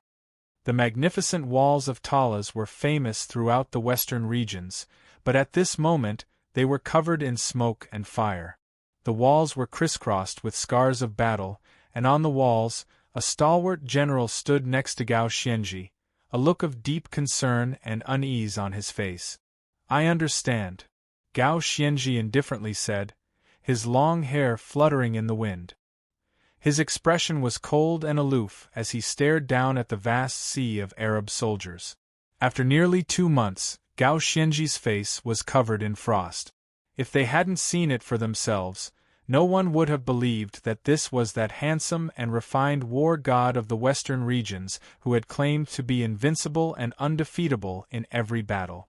As the most famous great general of the Tang dynasty's northwestern border and one of the strongest warriors of the Central Plains, the peak Saint Marshal Gao Xianji had slain countless powerful foes. Even after this fierce battle, Gao Xianji's clothes were not stained by a single drop of blood. In this world, the number of people that could threaten an imperial great general like Gao Xianji could be counted on one hand. But now, not only were Gao Xianji's hair and clothes stained with blood, even the breastplate protecting his chest had been shattered. The nearly indestructible cloud-swallowing divine armor that had been bestowed by the Holy Emperor had been struck by an even sharper weapon, leaving behind countless cracks and fissures. And dark red blood was flowing out of these cracks. If even the commander-in-chief of the army, Gao Xianji, was in such a state, one could easily imagine the intensity and cruelty of the battle that the Anxi Protectorate army had experienced in these last 2 months. In his 10-some years of campaigning and defeating countless foes, Gao Xianji had never imagined that here, to the west of the Tsong Mountains, he would encounter the strongest foe he had ever encountered in his life, Abu Muslim and his Arab army. "What are the casualties of today's army?" Gao Xianji's voice resounded over the walls, making it impossible to sense the slightest emotion in his voice. All kinds of armaments have been damaged, and all our ballistae have been used up. In addition, the Fergan tribe has lost 8,000 soldiers, the Karluks 6,000, and we have lost 6,000. Of our 70,000 soldiers, only 30,000 remain. In addition, a considerable number are wounded. My lord, we won't be able to last much longer. We need reinforcements, the general anxiously said. Is there still no news from Anshi? Gao Xianji calmly said. Yes. The burly general clenched his teeth. In the last 2 months we've been constantly requesting reinforcements from Anshi, sending letters like snowflakes every day. General Feng has replied that he's already doing his utmost to request reinforcements from the imperial court, but even now, no reinforcements have arrived. My lord, your subordinate will write another letter to General Feng and press for news. There's no need. To the general's surprise, Gao Xianji waved his hand and refused. My lord, hearing this, the general was dumbfounded, and he was completely dumbfounded. Pass on my order. Starting today, there's no need to send any more letters requesting reinforcements, because we have no more soldiers to use, Gao Xianji indifferently said. Hearing this, the subordinate next to him was dumbfounded, unable to say a word. Gao Xianji said nothing, but a complicated look flitted through his eyes. His gaze slowly swept over the earth, into the endless distance. Gao Xianji knew that he had made a mistake. In truth, they had already lost this battle, and the Anshi Protectorate army had no hope left to speak of. He had always advocated a quick and decisive battle, and in this battle, whether it was the attack on the Sher Kingdom or the assault on the city of Talas, Gao Xianji had believed that his strategy had been flawless. His only mistake had been underestimating his opponent. A mountain cannot hold 2 tigers. I didn't think that there would be an opponent as powerful as the Tang dynasty on this continent. Gao Xianji's mind was in turmoil. The Tang dynasty was the strongest empire in the world. Whether it was Goguryeo, the Turks, the Uzan, or the kingdoms of the western regions, none of them could contend against it. This was a belief that had been deeply ingrained in Gao Xianji's mind. In his many years of campaigning in the western regions, this belief had never changed. As an imperial great general and Anshi protector general, Gao Xianji had once investigated Arabia, and he was well aware that Arabia was far stronger than the other kingdoms of the western regions. It was his strongest opponent in the western regions.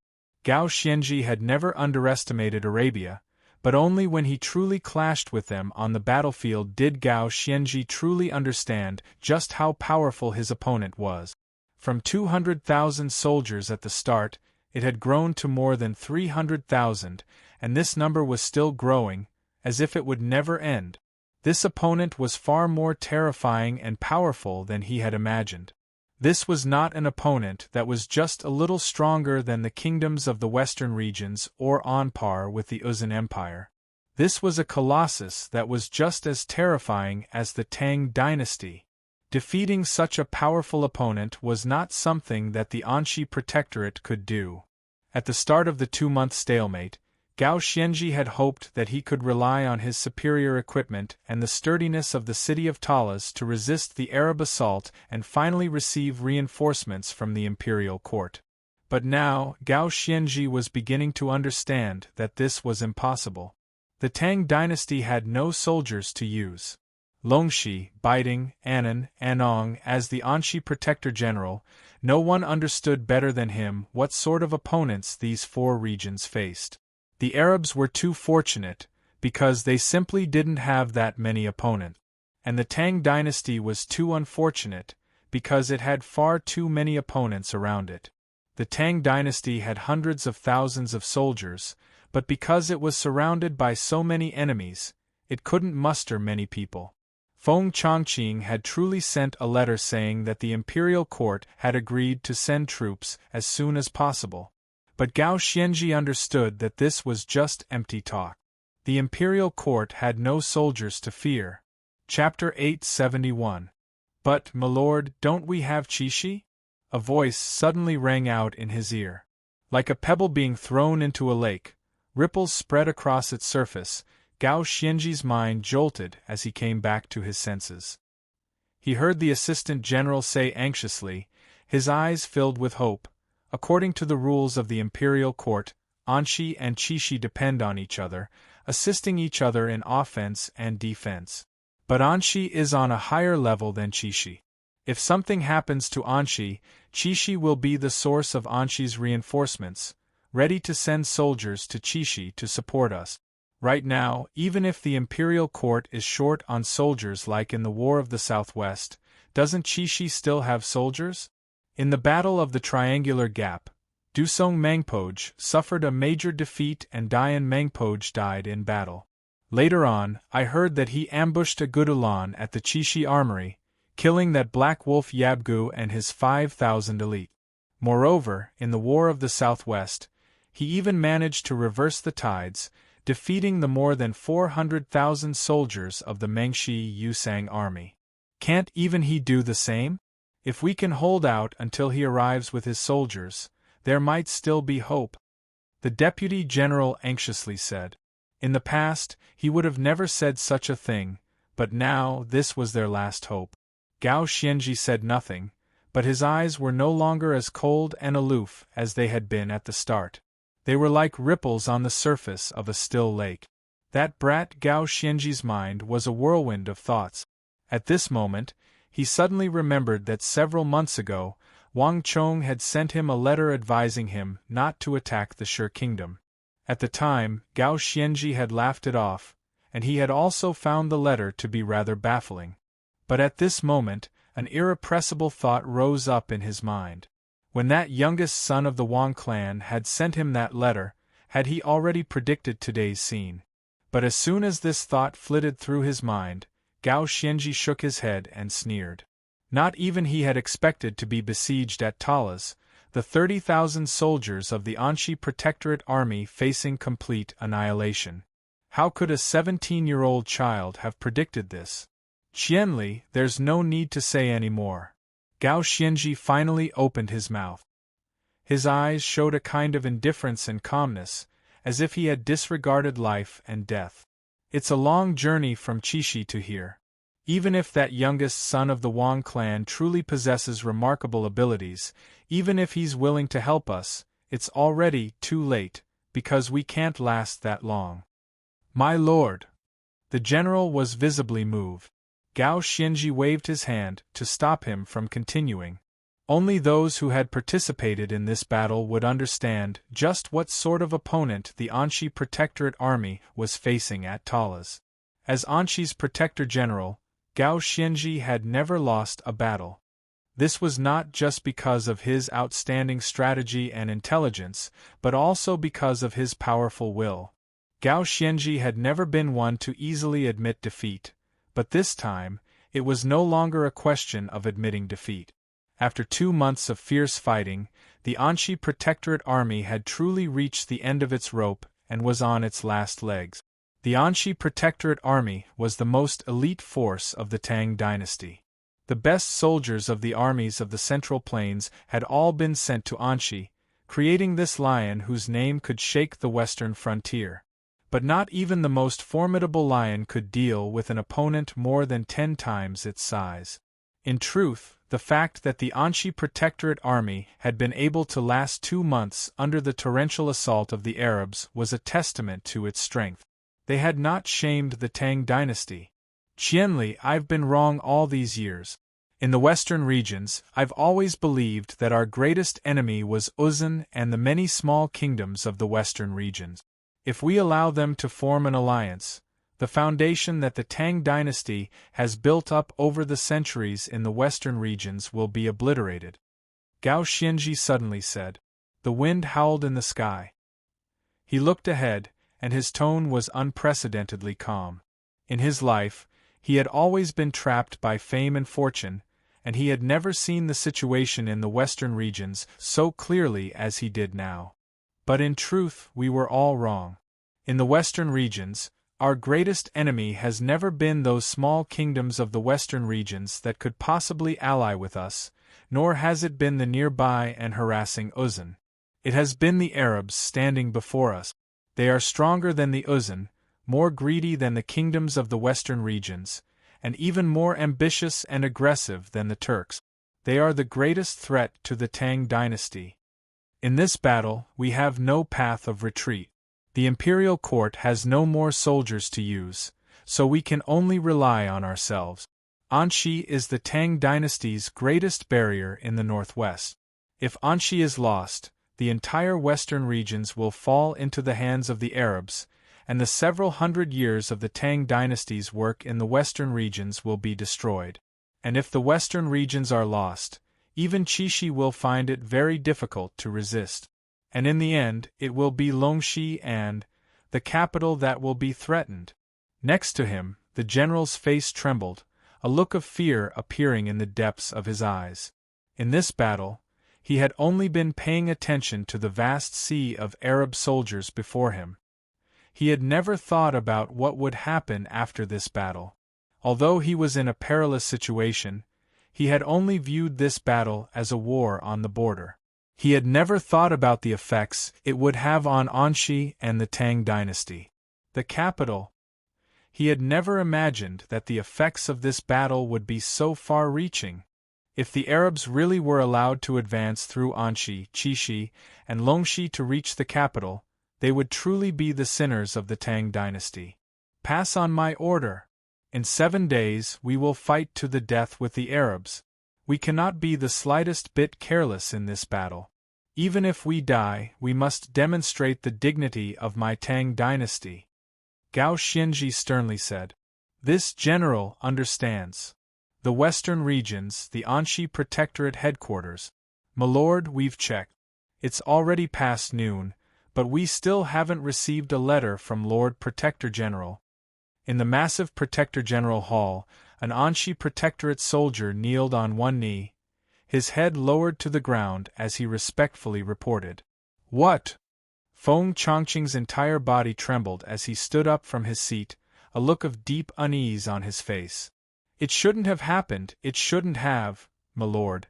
Could it be that the intensity of the battle has caused the messengers to be delayed, resulting in the delay? The kneeling Anxi Protectorate soldier cautiously said. No, it can't be like that. Lord Protector General's military orders are as strict as a mountain. He doesn't even make the slightest mistake when he... A request for reinforcements is as important as this. There can't be any problems. Feng Chongqing was dressed in blue, his face haggard, and if one looked carefully, one would notice that his eyes were bloodshot. When the news that Gao Xianji's army had been trapped at Talas had arrived, Feng Chongqing had been working late into the night, unable to eat or sleep. His entire body had become much thinner, and as the situation became more and more dangerous, more and more urgent letters began to pour in. By now, it had been several days since Feng Chongqing had slept a wink. In just 2 short months, Feng Chongqing had a lot of white hair on his head, and his face was full of wrinkles. If one looked at his appearance alone, it would be hard to believe that this man, who looked like he was in his 40s or 50s, was actually in his early 30s.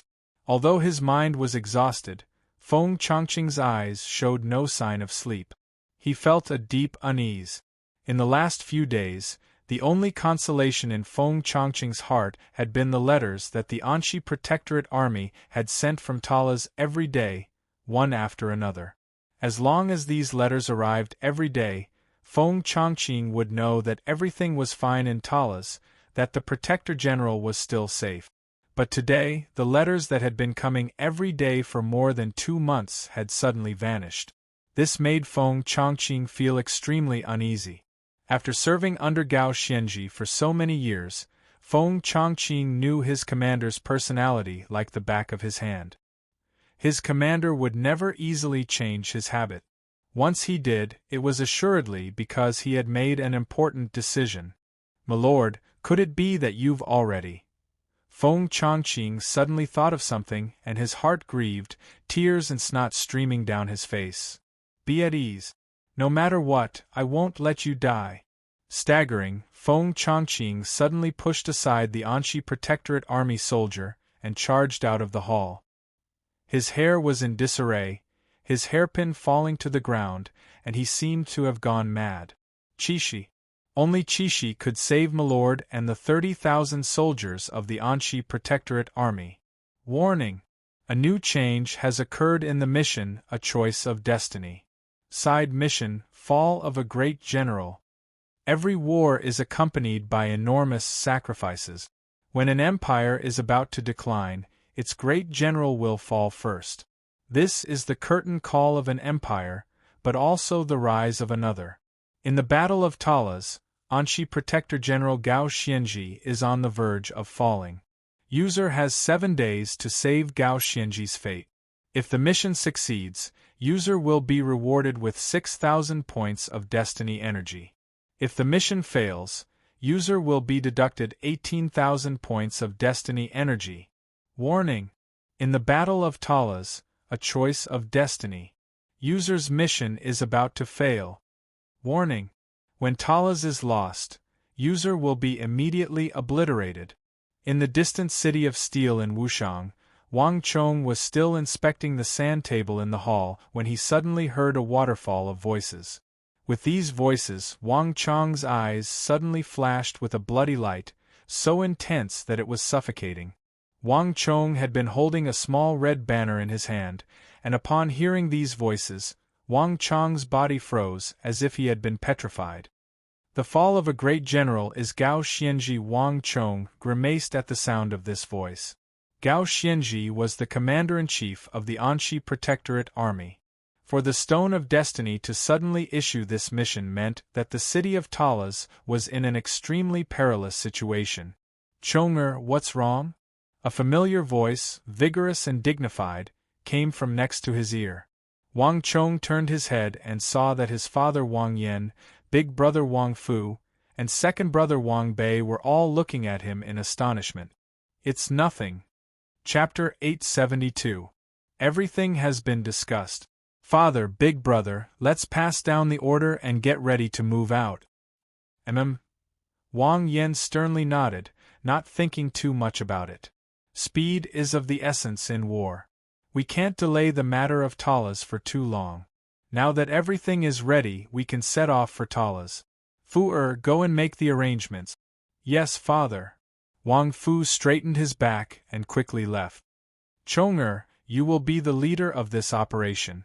Your big brother, your second brother, and I will do our best to cooperate with you. There's no need to worry. Soldiers are important matters of state, and this operation concerns the lives of the 30,000 soldiers of the Anxi Protectorate Army and the entire structure of the western regions. We cannot be the slightest bit careless. Before we set off, let's conduct one last simulation. Wang Yan sternly said. Yes, father. Wang Chong nodded. Without standing on ceremony, he took over the reins and began to give a detailed explanation. There was no such thing as father and son on the battlefield.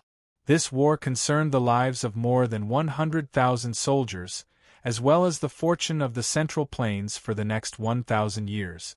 Would it be like in his last life, where expansion was thwarted and the Central Plains plunged into civil strife, or would it continue the glory of the Tang dynasty and the Han people and become the strongest existence in the world?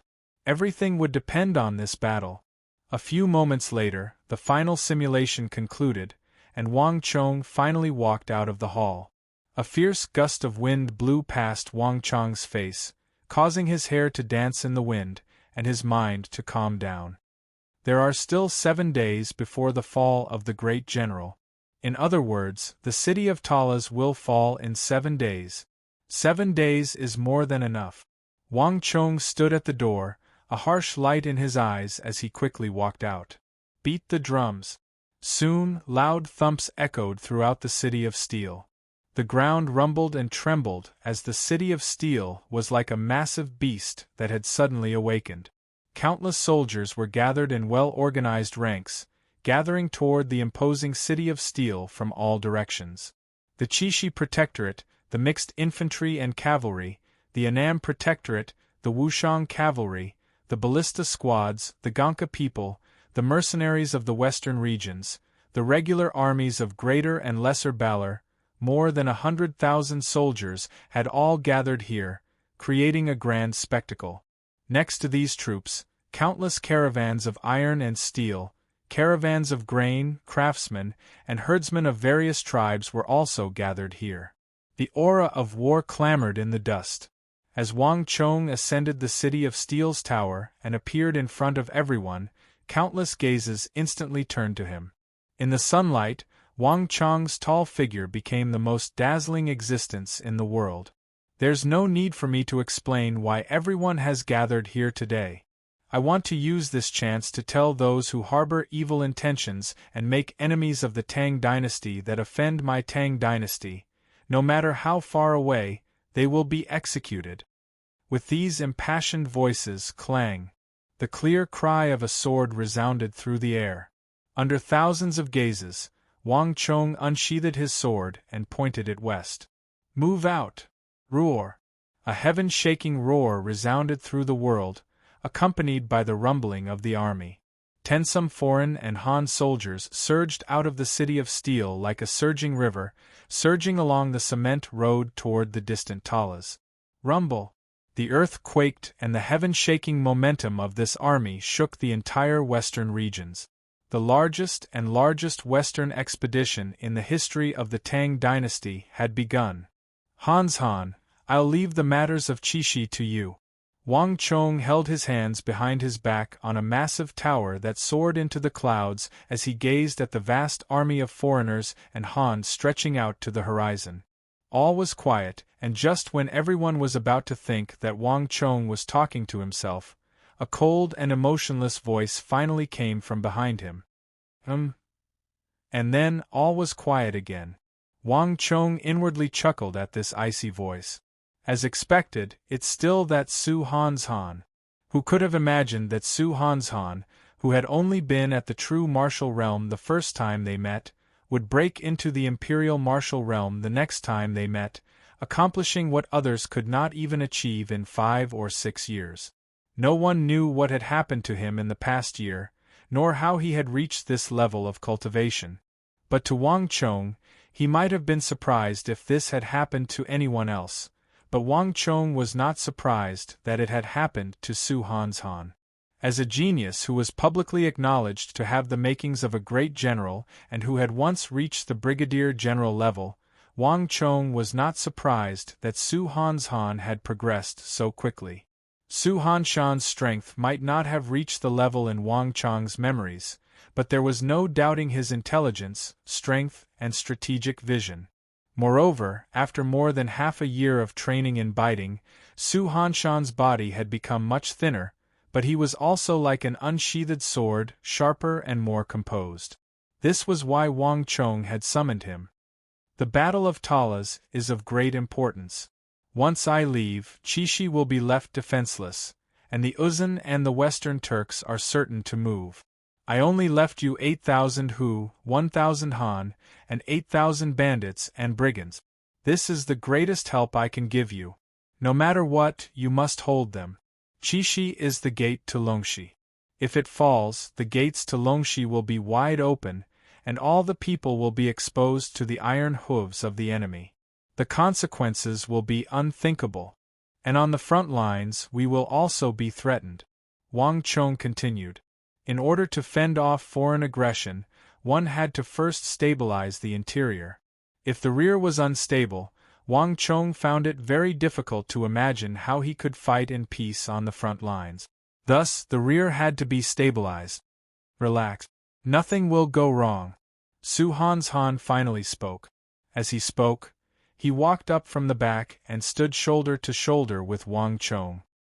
He was wearing a suit of black armor, and his head was slightly raised, his eyes like the stars. He was still as cold and proud as Wang Chong remembered him to be, but his aura was much thicker and more dignified, brimming with the air of a general. Su Hanshan's words were very simple, but they were very powerful. However, I still need your help, Su Han's Han added.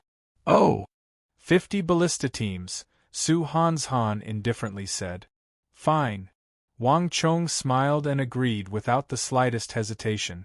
50 ballista teams, each team of 5, meant that there were only 250 people. To Wang Chong, this didn't have much of an effect. After concluding his conversation with Su Hanshan, Wang Chong quickly left the gate tower. At the lofty gate of Steel Gate, Su Yiqin and Su Kui were waiting. "My lord." Upon seeing Wang Chong, Su Kui and the others immediately bowed. It was about time. All that was left was for Wang Chong to set out. Wang Chong nodded, and then he walked past them toward the gate, toward the fairy-like figure of Su Yiqin. "Take care. I'll be waiting for your return." "Be at ease. I'll definitely return in triumph." Wang Chong grinned, and then he walked over to Su Kui and took the reins of the white-hoofed shadow. "Let's go." As soon as he finished speaking, the two of them mounted their war horses and quickly headed out of the city one after the other.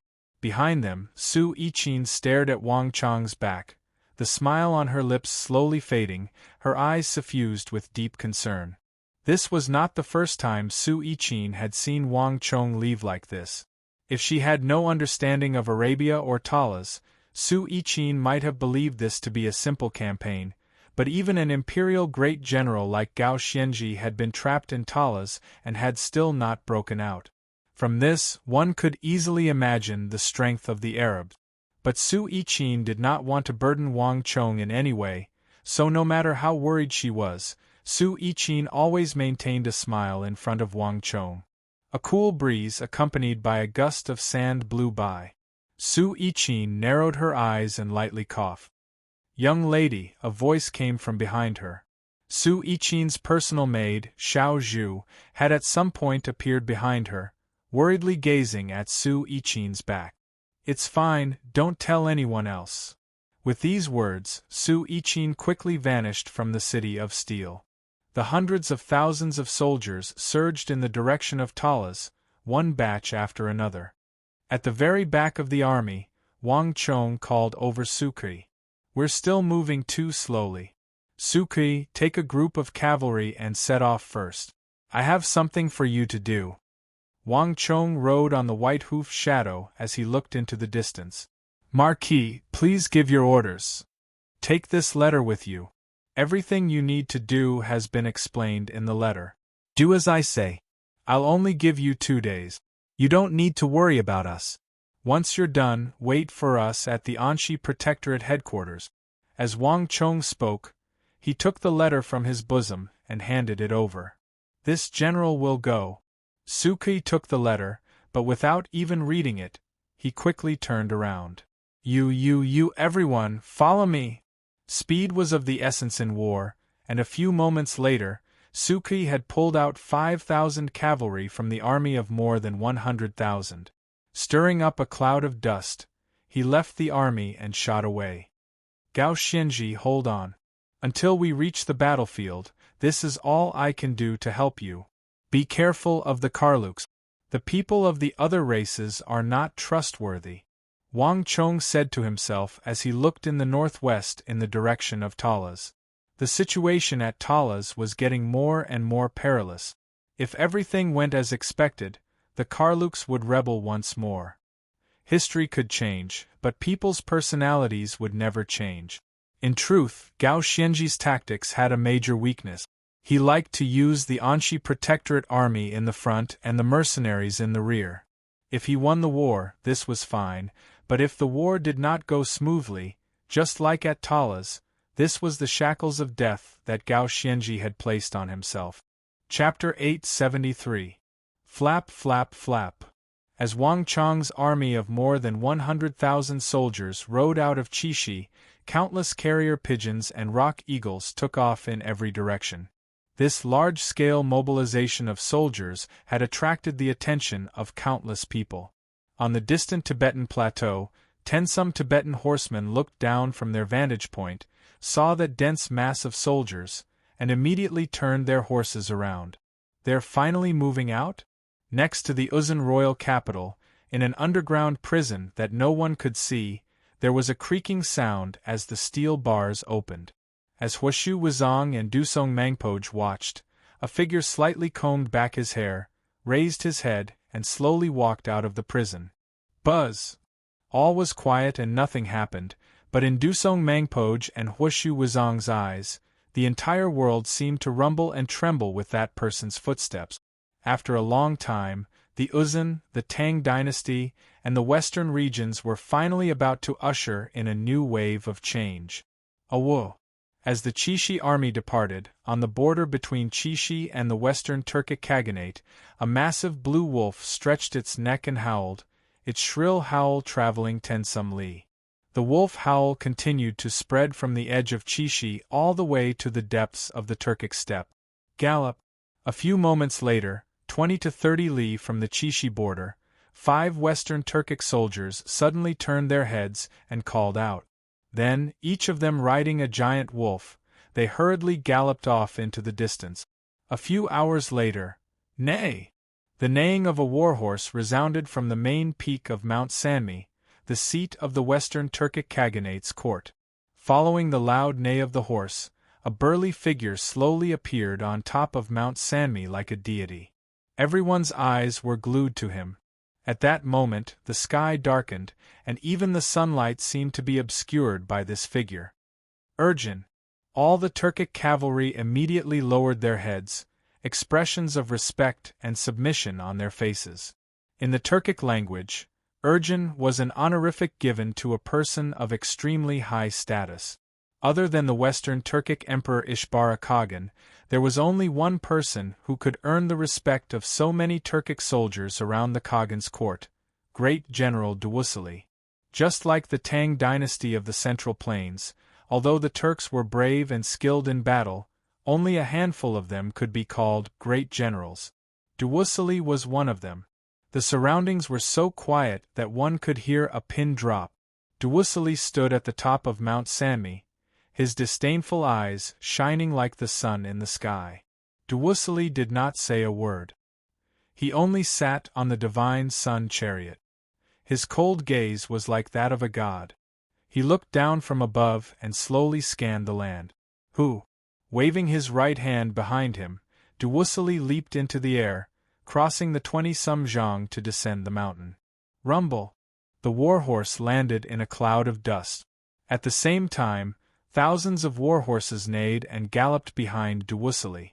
Tens of thousands of Turkic cavalry galloped out from behind Mount Sanmi, leaving a trail of dust in their wake as they charged down behind Dewusili. Each of these Turkic cavalry exuded a storm of energy. Not even the 5,000 carefully selected Turkic warriors led by the Black Wolf Yabgu could compare to them. Moreover, these cavalry were completely different from the other Turkic cavalry. The steeds they rode were all taller and more muscular, clearly taller than the other Turkic steeds, each of them as handsome as a dragon. Rumble! The war horses quickly vanished into the west. After the battle of the Chishi Armory, the entire Turkic steppe was finally thrown into turmoil. Flap flap! One carrier pigeon after another flew out.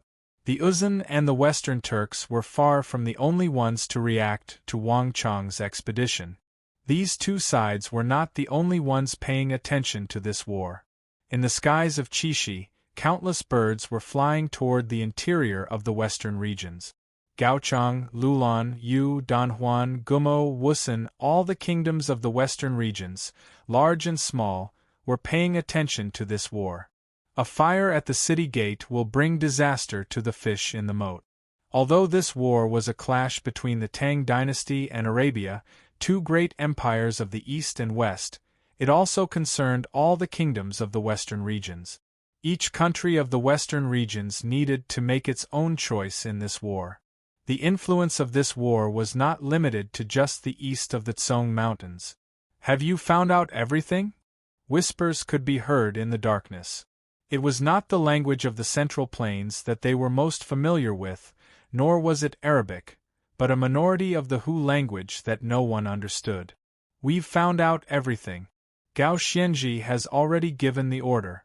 In 7 days, he will open the storehouses and take out all the wine, meat, and rations to reward the army. He's been very secretive about this matter and hasn't even told us about it. but based on his usual style, he's prepared to cut off all means of retreat and fight to the death with the Arabs. Another voice in Tala's replied in a low voice. Bastard! The first man to speak clenched his fist. In the dim starlight, one could vaguely make out that the speaker had long and narrow eyes, fierce and vicious. Above his lips were two thick mustaches, and it was clear at a glance that he was a man brimming with ambition. Most shocking of all was the aura and light of a ruthless ruler that his eyes exuded. In all of Tala's, besides Gao Xianji and a few elite Han generals, there was only the mercenary leader of the Karluk tribe, Wanha Peluo. In the Karluk language, this name had only one meaning: King of Kings. Wanha Peluo had always been the strongest and most outstanding leader of the Karluk tribe. In his hands, the Karluks had become the strongest mercenary tribe on the steppe, possessing an extremely high status. In the western regions, they possessed an extremely high status. The Tang army is doomed. Gao Xianji has dominated for so many years, but this time, he's found the wrong opponent. The Anshi Protectorate army is doomed. He's preparing to drag us down with him, but he won't get the chance. Wanha Pelua's fierce voice resounded through the air. Guli, have the Arabs replied? They've replied. The Arabs have promised to take care of our safety. In addition, as long as we act as spies and open the gates, they will give us another 800,000 taels of gold. In addition, all the gold Gao Xianji plundered in the Shur kingdom belongs to me. The Arabs have also promised that they will support us in ruling over the other tribes in the western regions. The Karluk general called Guli said in a hoarse voice, his voice tinged with a special meaning. Good. Wanha Peluo coldly smiled, a frightening light in his eyes. Gao Xianji and the Anshi Protectorate army will fight the Arabs to the death in 7 days. We'll move tomorrow night and lure the Arabs into the city. Gao Xianji might not get the chance. Yes. Your subordinate will immediately give the order for our brothers to prepare. Starting tomorrow, Gao Xianji and the Annam Protectorate will become history. They won't get another chance. The western regions will be the world of Milord and our Karluk. The Karluk general called Guli immediately said. Wanha Peluo chuckled and gave a satisfied nod. The Anshi Protectorate army and Gao Xianji were renowned throughout the world as the war god of the western regions. If he could personally bury this lion of the western regions, he would be able to add a dazzling stroke to Wanha Pelua's and the Karluk army's record book. This would be the best gift for their Karluk tribe to rule over the western regions. Reporting. Just as Wanha Peluo was feeling the most pleased with himself, the sound of footsteps suddenly rang out in the darkness. Wanha Peluo and the Karluk general turned their heads and saw a Karluk mercenary rushing toward them. What's going on? What's all the fuss about? Don't you know the rules of the army? Wanha Peluo frowned. Gao Xianji had been extremely strict in managing his army. Even though he had already made up his mind to betray Gao Xianji, before truly moving, Gao Xianji still had to abide by the iron law of neutrality. Leader, it's bad. We just received a message from the tribe behind us.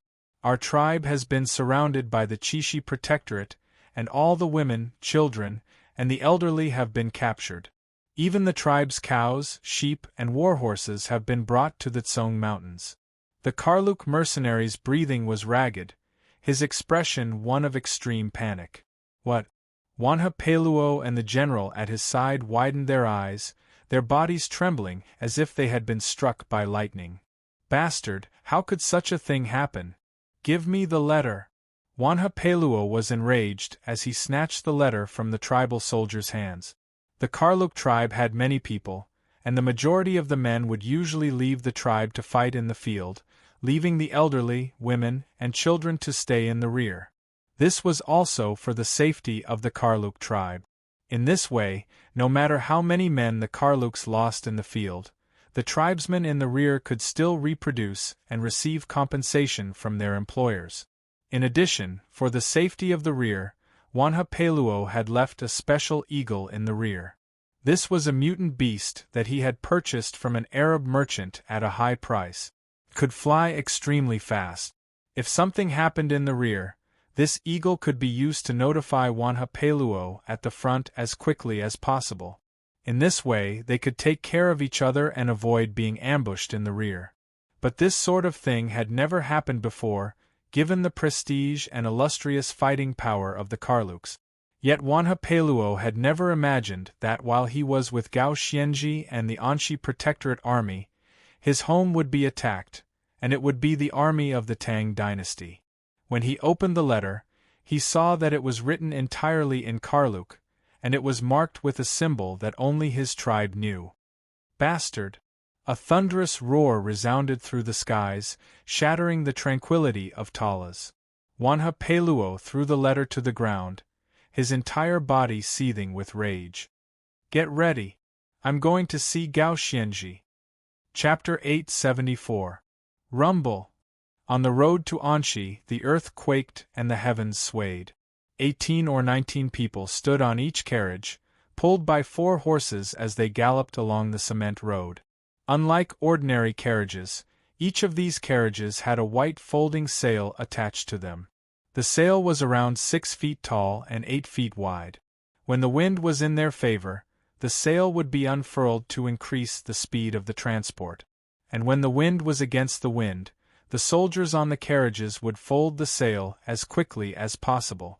Zhang Shouji had built these according to Wang Chang's instructions, using the principles of sails in the hopes that they could transport the Qixi Protectorate to Talas as quickly as possible. As he entered the western regions, Wang Chang's brow began to slowly crease. This war had an even stronger effect on the western regions than he had imagined. When Wang Chong had first met Hulayeg, he had been to the western regions. At the time, the western regions had been extremely prosperous. The 9 families of Zhaowu, the 36 kingdoms of the western regions, and the merchants of Arabia and Karak Spazinu had all gathered here. Pearls, agate, and spices could be found everywhere. It was precisely because the merchants of these countries had gathered here that the western regions could prosper and prosper. But when Wang Chong entered the western regions, all the markets were desolate, with not a single person to be seen. The cities he passed through were practically deserted, and the air was thick with tension.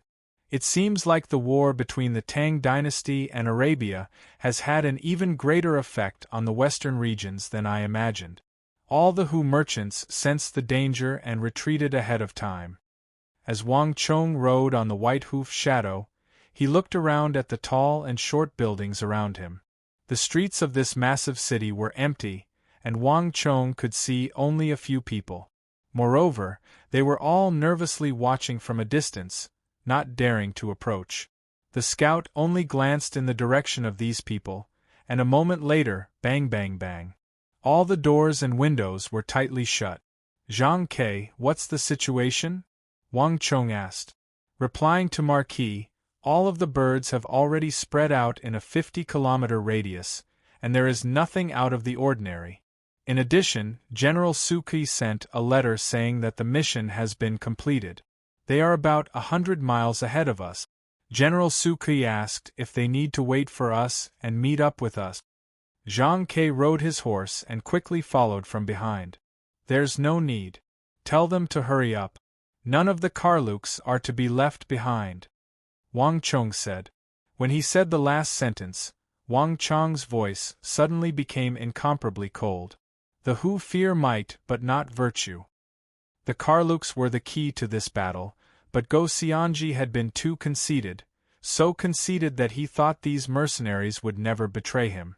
Higher, these people work for money, but Gao Xianji specially arranged for them to be at the back of the army. This was simply digging their own graves. But now that he had switched to Wang Chong, everything was different. The merciful cannot command an army. War was a matter of great importance to the imperial court and the common people.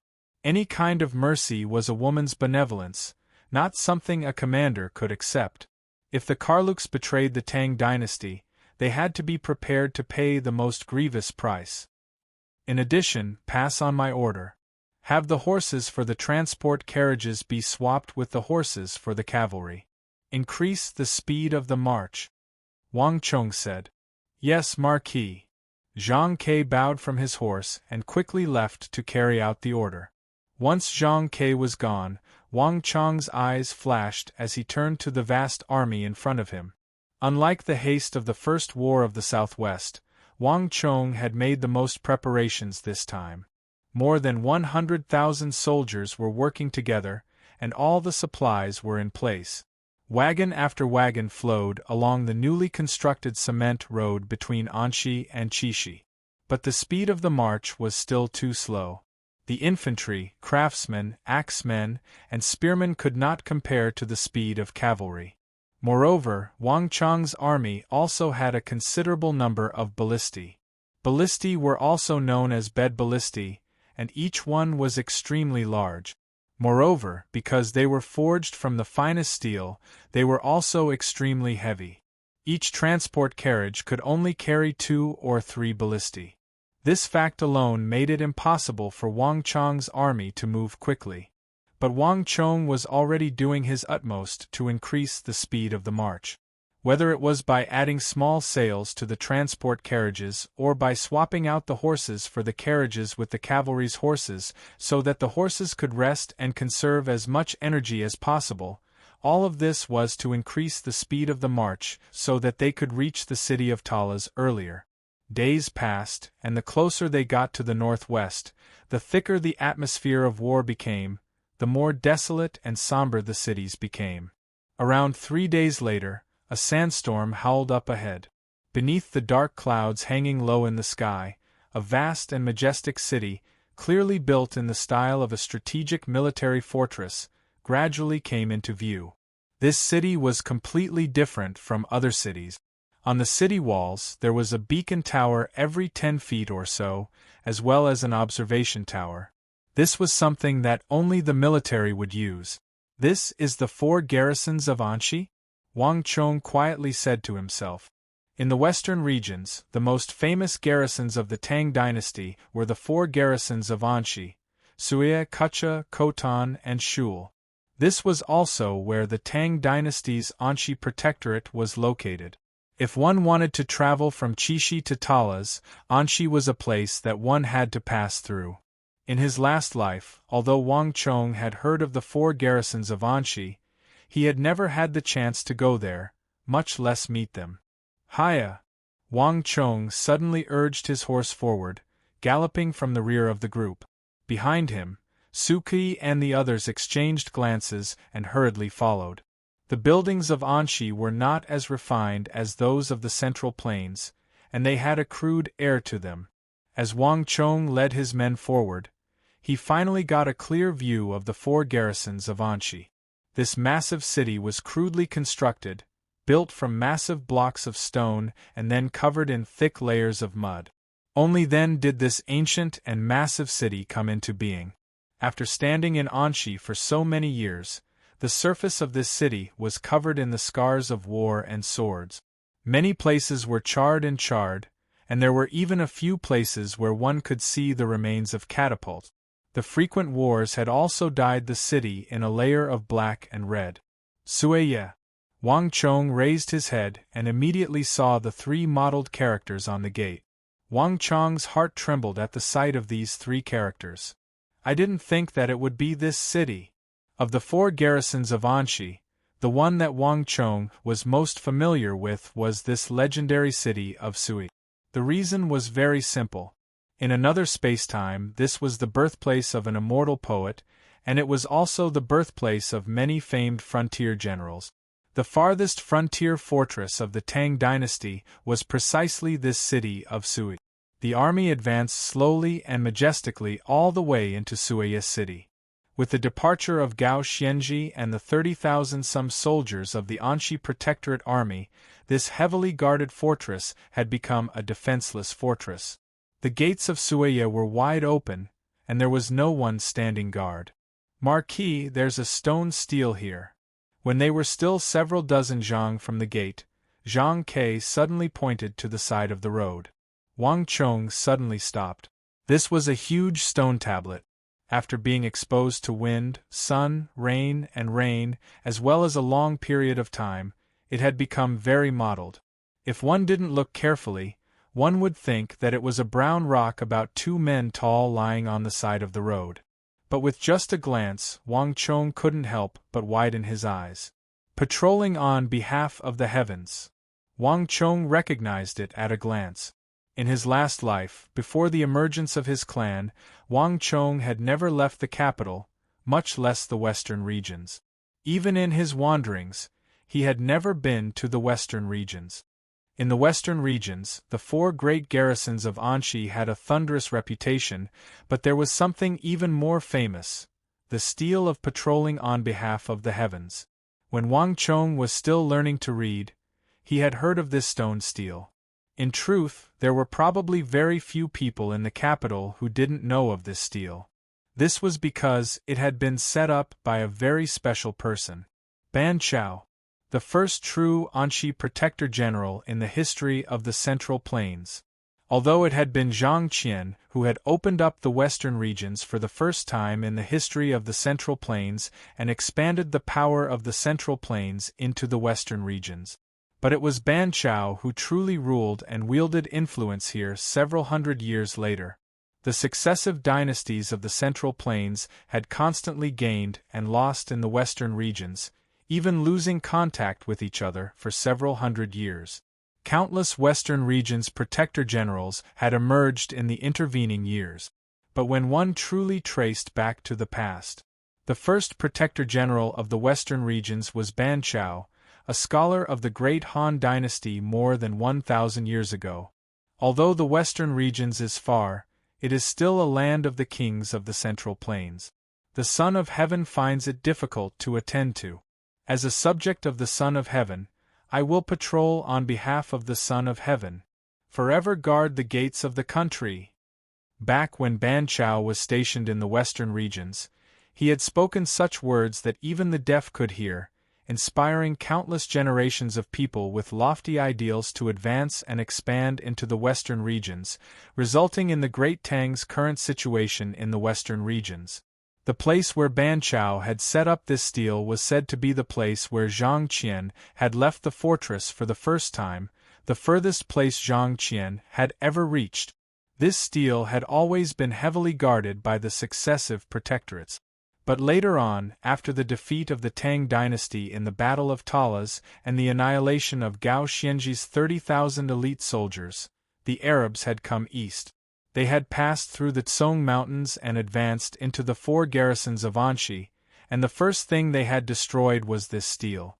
The stele of patrolling on behalf of the heavens had been dragged back to Arabia and thrown into the sea. When the news had first arrived, countless people of the Central Plains had felt a heartache. Wang Chong had also been wringing his hands, viewing it as the greatest regret of his life. Not even Wang Chong had expected that he would be able to fulfill his long-cherished wish of seeing this stele, of patrolling on behalf of the heavens. As these thoughts flitted through his mind, Wang Chong suddenly dismounted from the white hoof shadow as everyone looked on in shock. Relax. This time, the Arabs won't have a single chance to step into the gates of the Tang dynasty. Wang Chong's heart was heavy as he respectfully bowed and said to himself, "Don't worry." This stele had been entrusted to the hot-bloodedness and dreams of countless loyal subjects of the Central Plains. This was their dream, and it was the dream of the entire Central Plains. Wang Chong would never allow this dream to be sullied. "Let's go." Wang Chong took in a deep breath and quickly mounted his horse. Calling out to his men, he rode toward Sui. Chapter 875. Withered leaves drifted through the air over Sui. Compared to the other cities, this city was more like the interior of the Central Plains. The ground was paved with gray stone and had a damp feel to it. And on both sides of the road, there were more buildings of the Central Plains. Most importantly, there were finally more people here than in other places. It was no longer like other places, which were completely empty, with only a few merchants in sight. However, the atmosphere of war here was also much stronger than anywhere else. Clang clang. Suddenly, the clanging of metal came from the distance, accompanied by the sounds of fighting. Zhang Ke, what's going on? Why are there sounds of fighting up ahead? Wang Chong frowned and gestured for Zhang Ke to come over. The Anxi Protectorate army was already on the front lines, fiercely battling with the Arabs. There shouldn't be any fighting in the city at a time like this. Reporting to Marquis, it's a group of bandits in Suiyat. We don't know when they appeared, but when we discovered them, they were setting the city on fire and pillaging. Our troops are currently fighting with them and should be able to defeat them very quickly. Bandits? Isn't this the territory of the Anxi Protectorate? Isn't Feng Chongqing still in the residence? Why would bandits appear here? Wang Chong sternly said, his brow creased. Although Gao Xianji had taken with him nearly 90% of the Anxi Protectorate army, he had still left 10% behind to guard the rear. With these great Tang soldiers guarding the rear, this sort of situation shouldn't have occurred.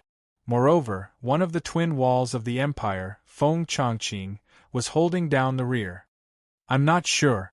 Zhang Ke shook his head, a look of confusion in his eyes. Based on what our Eagle team has seen from the sky, there's probably more than one group of bandits in Suiyat, and this situation has probably been going on for some time. General Kong Xian is currently leading his men to drive out the bandit. I'm confident that it won't be long before all of them are eliminated. Wang Chong nodded. We'll know once we ask Feng Chongqing. Just as he was speaking, the sound of galloping hooves could be heard. A messenger passed through the heavy ranks and suddenly rushed over from the front. Report. Marquis, Anxi Vice Protector General Feng Chongqing requests an audience. Oh! Wang Chong's eyes flashed in surprise. Speak of the devil, and the devil appears. Without much time to think, Wang Chong patted his warhorse and immediately moved forward. On the side of the official road, beside a green government office, a few figures stood quietly. The leader was an ugly, dark-skinned, middle-aged man with a straight back and a gentle demeanor. He looked extremely confident. Behind him were 4 burly soldiers of the Anxi Protectorate army, long sabers strapped to their waists. It was unknown how long the 4 of them had been standing there, but their expressions were slightly anxious. He's here. At the sight of Wang Chong's horse, Feng Chongqing's eyes brightened, his heart overjoyed. As if he had found his savior, he led the 4 elites of the Anxi Protectorate army forward to meet the enemy. For nearly 2 months, Feng Chongqing had been anxiously waiting, every day like an ant on a hot pan. Only he knew how he had managed to endure these 2 months. Now that Wang Chong had finally led an army of more than 100,000 soldiers through Suiyat, Feng Chongqing felt much more at ease. In truth, as Wang Chong's constant evasions, he had once suspected that Wang Chong was just making up excuses. But at this moment, when he saw the surging Qixi Protectorate, Feng Chongqing no longer had any doubts. And what excited Feng Chongqing the most was that he had originally believed that Wang Chong would only bring 20 to 30,000 soldiers at most. He had never imagined that Wang Chong would bring reinforcements that far surpassed his expectations. Marquis, you've finally arrived. Feng Chongqing strode forward, bowing in front of Wang Chong's white-hoofed shadow and clasping his hands in greeting. The moment these words left his mouth, Feng Chongqing could no longer hold back his tears. The city of Talas was in a perilous situation, and he had not received a single letter in more than 3 days. Although he was extremely anxious, he could not show it, because everyone was watching him. If even he panicked, then all of Anxi would be finished. But after waiting for so long, this day had finally arrived, Wang Chong's arrival. "My lord, there is no need for such courtesy." Wang Chong's expression turned serious, and he hurriedly dismounted and helped Feng Chongqing up. Feng Chongqing was a famed general of Anxi, one of the twin walls of the empire. In terms of age and seniority, he had far surpassed Wang Chong, but in terms of status, Wang Chong had far surpassed Feng Chongqing. Gao Xianji had left Feng Chongqing to guard the rear, giving him the position of Vice Protector General. But Wang Chong was Qixi's protector general, and the young marquis that had been personally conferred by the Holy Emperor. In this aspect, Feng Chongqing could not compare. Thus, when Feng Chongqing met Wang Chong, he needed to bow as a subordinate. Dare I ask, my lord, what is the current situation in the western regions? What is Lord Gao Xianji's situation? And when I just entered the city, I saw bandits running amok. Aren't there still soldiers of the Anxi Protectorate Army stationed in Suiya? Why is something like this still happening? Wang Chong got straight to the point. Wang Chong had long since heard of Feng Chongqing's reputation. In his last life, the twin walls of the empire had been two of the brightest stars of the western regions. Although he had heard a lot about them, this was his first time meeting them in person. Feng Chongqing had an extremely ugly appearance, and his status was not as high as Wang Chong's, but Wang Chong did not look down on him in the slightest. On the contrary, he treated him with extreme respect. This was also why he had hurriedly dismounted and bowed upon seeing Feng Chongqing. This was a loyal subject of the empire, one of the best in logistics and administration. Even Su Yiqin, who would later become the queen of logistics, had once said that she admired him immensely. It was precisely for this reason that bandits were running amok in Suiya that Wang Chong found it even more difficult to understand. Marquis might not know, but Anxi is currently plagued by internal and external threat. The Arabs have not only colluded with the Sher kingdom, but have also sent out many spies to bribe the Hu of Anxi, equipping them with horses and weapons so that they can stir up trouble in the rear and disrupt Anxi. In addition, the Anxi Protectorate Army led by Lord Gao Xianji has been locked in a stalemate with the Arabs at Talas for 2 months. The people of the western regions are unsettled, and many small kingdoms and tribes of the western regions are taking advantage of the situation. Anxi is severely lacking in soldiers. The total number of soldiers doesn't even add up to 2,000, far from enough. What Marquis is seeing right now is the result of my doing all I can to maintain it. Otherwise, Suiya would have been even more chaotic. Feng Chongqing had a haggard expression on his face.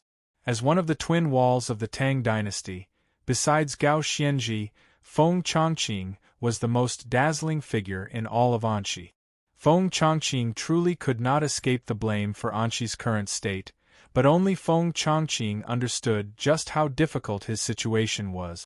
When the 36 kingdoms and tribes of the western regions were taking advantage of the chaos to rise up, the 2,000 soldiers of the Anxi Protectorate Army that had been left behind to guard the area was truly a single log. On the one hand, Feng Chongqing was worried about the safety of Gao Xianji and the 30,000 soldiers of the Anxi Protectorate Army at Talas, and on the other hand, he had to do his utmost to maintain the stability of the western regions. So that's how it is. Wang Chong was also moved. He knew that Gao Xianji hadn't left many soldiers in the western regions, but Wang Chong had never imagined that there would only be 2,000 soldiers. Maintaining the safety of the vast western regions with such a small number of soldiers was practically impossible. In truth, the fact that Suiya, as the city closest to Talas, was still able to have so many merchants and still maintain order on the surface was a testament to Feng Chongqing's astonishing abilities. Chunbin, give Lord Feng Chongqing 2,000 soldiers and equip them with crossbows and shields. In addition, I will give you 10 ballista teams. No matter what, Suiya must be stabilized. Wang Chong ordered without turning his head. Suiya was where the Anxi Protectorate was located. It was both the closest defensive fortress to Talas and the spiritual center of the western regions. If even the Anxi Protectorate's Suiya fell into chaos, the entire western regions would truly be thrown into chaos. Thus, no matter what, Wang Chong had to stabilize the situation in Suiya and kill all the robbers. Yes, Marquis. Chen Bin's voice came from the rear, and then the sound of hooves galloping into the distance. Marquis, I can deal with the situation in Anxi for now, at least for the time being, but Lord Gao Xianji is in a dire situation. I'm afraid that he won't be able to hold on for much longer. I hope that Marquis can hurry up and reinforce Lord Protector General as soon as possible, Feng Chongqing suddenly said, his eyes brimming with unease and anxiety. Lord Feng, don't be in such a rush. Just what is the situation at Talas? Wang Chong asked. Up until now, almost all the information on Talas had come from the Anxi Protectorate and Feng Chongqing.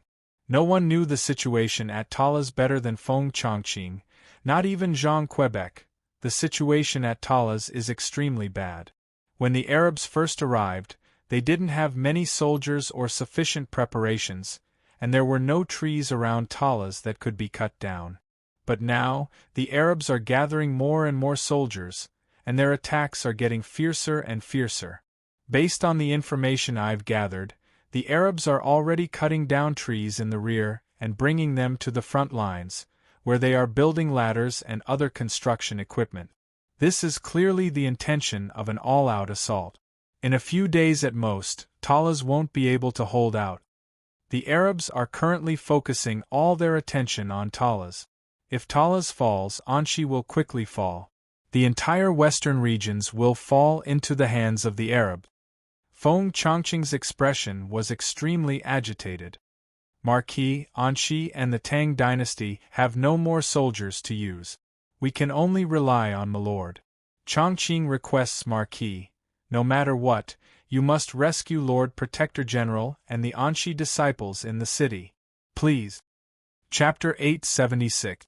Around Wang Chong, Li Sai, Su Shixian, Qing Sanyuan, Zhang Ke, Sun Jiming, Chen Burang, and Zhuang Buping couldn't help but be moved by this sight. Feng Chongqing's name was like a thunderclap to their ears. For many of them, he was a lofty and unreachable figure that they would never be able to come into contact with in their entire lives. But now, in front of so many people, Feng Chongqing had put down his dignity and come to beg Wang Chong, who was far younger than him, in an extremely humble manner. This was a massive blow to all of them. But Feng Chongqing seemed to not notice, and he continued to bow. The situation in the western regions was getting tenser and tenser, and after almost 2 months of darkness and despair, Wang Chong was the only hope he could see, the only chance of survival for the 30,000 soldiers of the Anxi Protectorate army trapped at Talas. Lord Feng, be at ease. Although the Arabs are powerful, they are far from being invincible. To borrow the words of Han Great General Chen Tang, those who openly offend my mighty Han will be executed no matter how far away they are. The Tang dynasty is not weak, and the last thing the Arabian Empire should have done was collude with the Sher Kingdom and covet Anxi. In this battle, I will not only rescue Lord Gao Xianji and the soldiers of the Anxi Protectorate army, I will also make the Arabs pay the heaviest price for their recklessness. This is also the true reason I have come here. Wang Chong's eyes were bright as he slowly raised Feng Chongqing up, his expression abnormally solemn.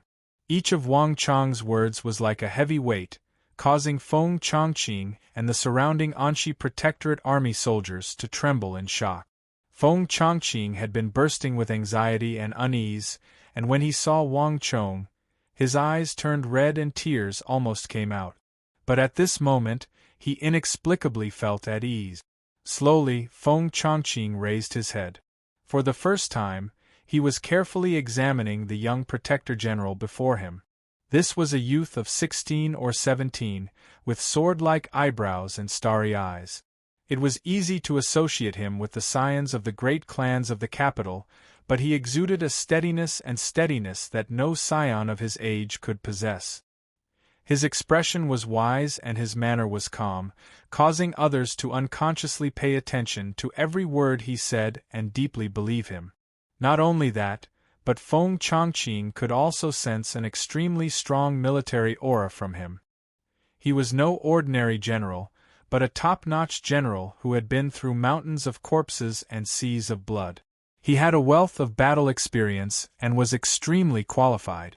In his 10-some years in the Anxi Protectorate army, he had only sensed this sort of aura on one person, Shi Protector General Gao Xianji. But not even Gao Xianji exuded such a thick aura of iron and blood. Feng Chongqing had once looked down on Wang Chong, but he had also re-examined him. But in the end, Feng Chongqing had realized that he had underestimated him. This youth was far stronger than he had imagined. Marquis speaks the truth. This one has made a slip of the tongue. With Marquis leading the mighty army of my Tang dynasty, Chongqing is confident that the Arabs will never be able to get what they want. Chongqing wishes Milord an early report of victory and a triumphant return.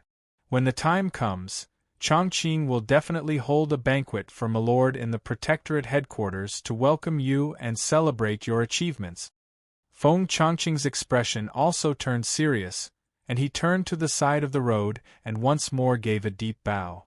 It was the same bow, but the meaning behind it was completely different. I wish Milord an early report of victory and a triumphant return. Behind Feng Chongqing, the 4 soldiers of the Anxi Protectorate army also bowed deeply. Wait for my news. Wang Chong only smiled. This time, he did not help Feng Chongqing up. Mounting the white hoof shadow, he set off once more. His back was straight, and there was no reluctance in his eyes. Pass on my order. All soldiers move out. Speed up. Rumble. The army of more than 100,000 surged through the last stronghold of the Tang dynasty and toward Talas, which was nearly 1,000 li away. Behind him, only when the last soldier of the Qixi Protectorate had left Suya did Feng Chongqing slowly raise his head. Under the setting sun, the more than 100,000 Qixi reinforcements were like a black flood, sweeping through the distance with unstoppable momentum. This sort of momentum, unstoppable and unstoppable, had been deeply imprinted into the minds of every Qixi soldier. But in Feng Chongqing's mind, all he could think of was the confident figure of that youth. It's true that 100 rumors are not as good as a meeting, and a meeting is far better than a reputation. In the past, it was me and Milord who underestimated Marquis. For the Tang dynasty to have Marquis is the fortune of Anxi, and the fortune of all the people of the world. I am confident that Marquis will definitely succeed in this battle. After leaving Suya City, Zhao Fu found himself surrounded by mountains and valleys. There were no cities or villages, and the surroundings were completely desolate. All soldiers, hear my order. Advance at full speed. Keep up. Don't fall behind. Hurry. Talas is in dire straits. Don't let the Arabs have their way. They passed through the precipitous Tsong Mountains, which looked like a giant coiled dragon, and followed the desolate mountain path west. The sounds of urging came one after another, and the entire army moved at an extremely high speed. Speed was of the essence in war, and birds were constantly flying back and forth above the army. Although they still hadn't reached Talas, they could already hear shouts in the distance. Although they couldn't see anything, everyone could imagine that hundreds of thousands of soldiers had gathered at Talas and were engaged in a fierce battle. Everyone's expression immediately tensed up. In the army, from top to bottom, all the generals' expressions were incomparably solemn as orders were passed down one after another. Even the Hu mercenaries, who spoke a different language from the Han, could feel the tense atmosphere. They all held their breaths, not daring to breathe too loudly. Not only that, a day later, a new order was issued. All the hooves of the horses were to be wrapped in cloth, and the mouths of the horses and livestock were to be covered with nets to prevent them from neighing or making any noise. The noise of the army of 100,000 was immediately reduced to a whisper, but in this silent environment, the atmosphere of war had only intensified. Although the higher-ups had not explicitly said it, even the slowest person could tell that an unprecedentedly fierce battle was imminent. 100 li. As they got closer and closer to Talas, the shouts grew louder and louder. 80 li. Talas was still nowhere to be seen, but the waves of noise completely drowned out the rumbling of the carriages and the marching of the army. 50 li. The army moved faster and faster, and on the horizon, one could faintly make out a mountain range. The mountains were lush, and although there were no abnormally tall trees due to the terrain, they were still covered in green vegetation. The white stone ridge was the closest obstacle to Tala's. Looking up from the white stone ridge, one could already see a huge, majestic city protruding from the top of the mountain. Thick smoke billowed above the city, and flames soared into the sky, enveloping the entire sky. The atmosphere was getting tenser and tenser. The army of 100,000 had solemn expressions, none of them making a sound. Even the cattle, sheep, and other livestock that served as food for the army seemed to sense something, their mouths closed, their eyes brimming with unease. "Hurry up!" Order after order was issued, the supervisors and officers of the army of 100,000 frantically issuing orders. All of them could sense the atmosphere of war, their hands tightly gripping their weapons as they stared forward. All of them understood that the battlefield was over there, that the enemy was there. What awaited them next would surely be an unprecedented, most ruthless and most intense battle. The gates of the Tang dynasty were right behind them, and the 30,000 soldiers of the Anxi Protectorate Army were waiting for reinforcements. There was no path of retreat. 40 li. The tension in the air was so thick that it was suffocating. At the front of the army, Zhang Ke and the other members of the Eagle team had gathered together, all of them solemn. Ever since they had entered the western regions and formed this team, Zhang Ke and the others had experienced many aerial battles, including the battle at the Triangular Gap, the battle at the Chishi Armory, and the battle on the Turkic Steppe. Each time they had returned victorious, but all of them understood that their opponents this time were completely different. They were far stronger than any of their previous opponents. Cavalry, infantry, and even the eagles in the sky. In their last few encounters, they had not managed to gain the slightest advantage. "Get ready!" Zhang Ke turned to look at the others, his gaze sweeping past each member of the Eagle team. "I don't need to say more about how powerful the Arabs are. We only have one chance, and no matter what, we must win. Not a single one of them can escape." "Understood." Everyone spoke successively. All of them were like bowstrings that had been pulled taut, and their expressions were extremely serious. Zhang Ke nodded and quickly turned to look at the western sky. His gaze swept over the sky again and again, as if he was searching for something. After some time, screech. Suddenly, a shrill cry came from the western skies. A moment later, massive Arabian hunting falcons, their eyes sharp and piercing, unfurled their massive wings and flew toward them. "They're here. Move." Zhang Ke's pupils constricted, and the entire Eagle team tensed up. These were the hunting falcons that the Arabs had stationed on the perimeter. Although the Arabs were attacking Talas with all their might, they had never expected reinforcements to arrive. But like all imperial armies, the Arabs maintained a vigilant watch over their surroundings, even in the midst of fierce battle. Without the slightest hesitation, the scarred Eagle King Xiao Sha leaped from Zhang Ke's shoulder and shot into the air like an arrow. The battle could begin at any moment. Go. Chapter 877. Only the Arabs themselves knew just how great of a price they had paid in order to get a better understanding of the Arab. 11 members of the Eagle team had died to the east of Talas, 20 to 30 eagles had died in battle, and even Xiao Sha had been heavily injured. But Zhang Ke had also succeeded in grasping some of the Arab patterns. The Arabs had a unique style of combat. The eagles in the air would often be very far away from the scouts on the ground, and the hunting falcons could scout for several dozen li. Whenever these Arabian hunting falcons encountered an enemy bird, one of them would immediately return to inform the scouts in the rear.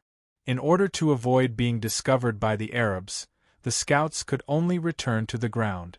At this time, if they couldn't see any enemy in the air, the Arabian hunting falcons would continue forward, circling in the air to gather more information on the enemy before leaving.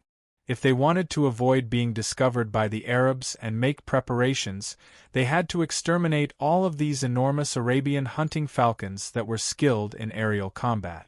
If they let even one escape, all their efforts would have been for naught. More than 100,000 Qixi reinforcements had traveled a great distance, and concealing their auras would be meaningless. One circle, only one circle. No matter what, we have to succeed. Zhang Ke looked nervously at the sky. The Arab army was currently spread out in all directions, and the west was only a part of it. This was the best chance for them. The entire Eagle team had been mobilized.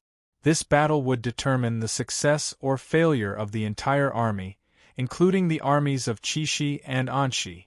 As these thoughts flew through Zhang Ke's mind, the dense ranks of the Tang dynasty eagles clashed with the Arabian hunting falcons. Cree! Screech! A shrill cry resounded through the sky. Without any contact or probing, the eagles of both sides plunged into the fray and began a bitter slaughter. Feathers danced in the air and blood splattered everywhere. It wasn't just scattered blood, but blood that filled the sky from the very beginning. Bang! In a flash, an Arabian hunting falcon plummeted from the sky like a boulder, smashing into the hard ground of sand and smashing into a bloody mess of flesh and bones. Behind it, 2 or 3 great Tang eagles crashed into the ground like raindrops. 5, 6, 7, 8. The battle was far more intense than they had imagined. The Arabian hunting falcons were far more vicious than they had imagined. Their beaks were like steel chisels, their claws like iron hooks, and every time they swooped down, they would tear away chunks of flesh and feathers. Each of the Arabian hunting falcons could fend off 2, 3, or even 4. Zhang Ke's Eagle King Xiao Sha had been injured by these ferocious attacks. But this time, Zhang Ke and the Eagle team had adopted a completely different tactic. Whoosh! Like a pack of wolves, 30 to 40 eagles lunged at an Arabian hunting falcon, pecking and clawing. In a single exchange, the enormous and vicious Arabian hunting falcon was surrounded and killed, its corpse plummeting from the sky. During this process, the entire eagle team was completely focused, completely ignoring the attacks of the other hunting falcons. No matter how they attacked, none of the eagles looked back, and none of them tried to escape. They endured the pain of surrounding a hunting falcon and then immediately moved on to the next. In these circumstances, the eagle team suffered particularly heavy losses. The eagles were covered in wounds so deep that their bones were visible, and they continued to drop to the ground like rain. Seeing this scene, the eyes of all the members of the eagle team turned red. They had spent a great deal of time training each eagle, and this was not just some simple training. It had also been built up with deep emotions.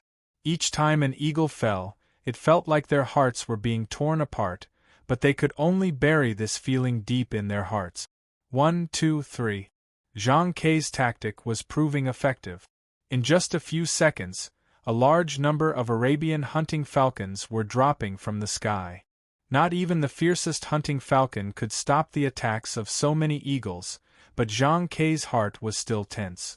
"We can't let them escape, we can't let them escape." Zhang Ke clenched his fists as he stared at the sky. No matter how many Arabian hunting falcons they killed, it was meaningless. The most important thing was to exterminate all the Arabian hunting falcons. If even one managed to escape, the operation would be a complete failure. In the sky, the number of Arabian hunting falcons continued to dwindle. In the face of the suicidal attacks of the eagles, the hunting falcons were finally afraid, some of them even screaming as they tried to turn and flee. Everyone's hearts leapt into their throats at this sight, and Zhang Ke's face paled. At this moment, a rock eagle lunged forward like a bolt of lightning, tearing apart the back of an Arabian hunting falcon with a single swipe of its claw and tossing it out of the sky. A second, a third, and a final Arabian hunting falcon tried to turn and attack, but it was swiftly killed by the other eagles. Bang! When the last Arabian hunting falcon crashed to the ground, the entire eagle team let out a cheer for the day. Little Shah! Little Shah! Little Shah! The rock eagle that had killed the last 3 Arabian hunting falcons was Zhang Ke's Eagle King, Little Shah. Success! Zhang Ke mentally breathed a sigh of relief. The Arabs wouldn't be completely unaware, But killing these Arabian hunting falcons would at least buy Marquis and his army some time to speed up the operation. The rest is up to Huang Batian and the others.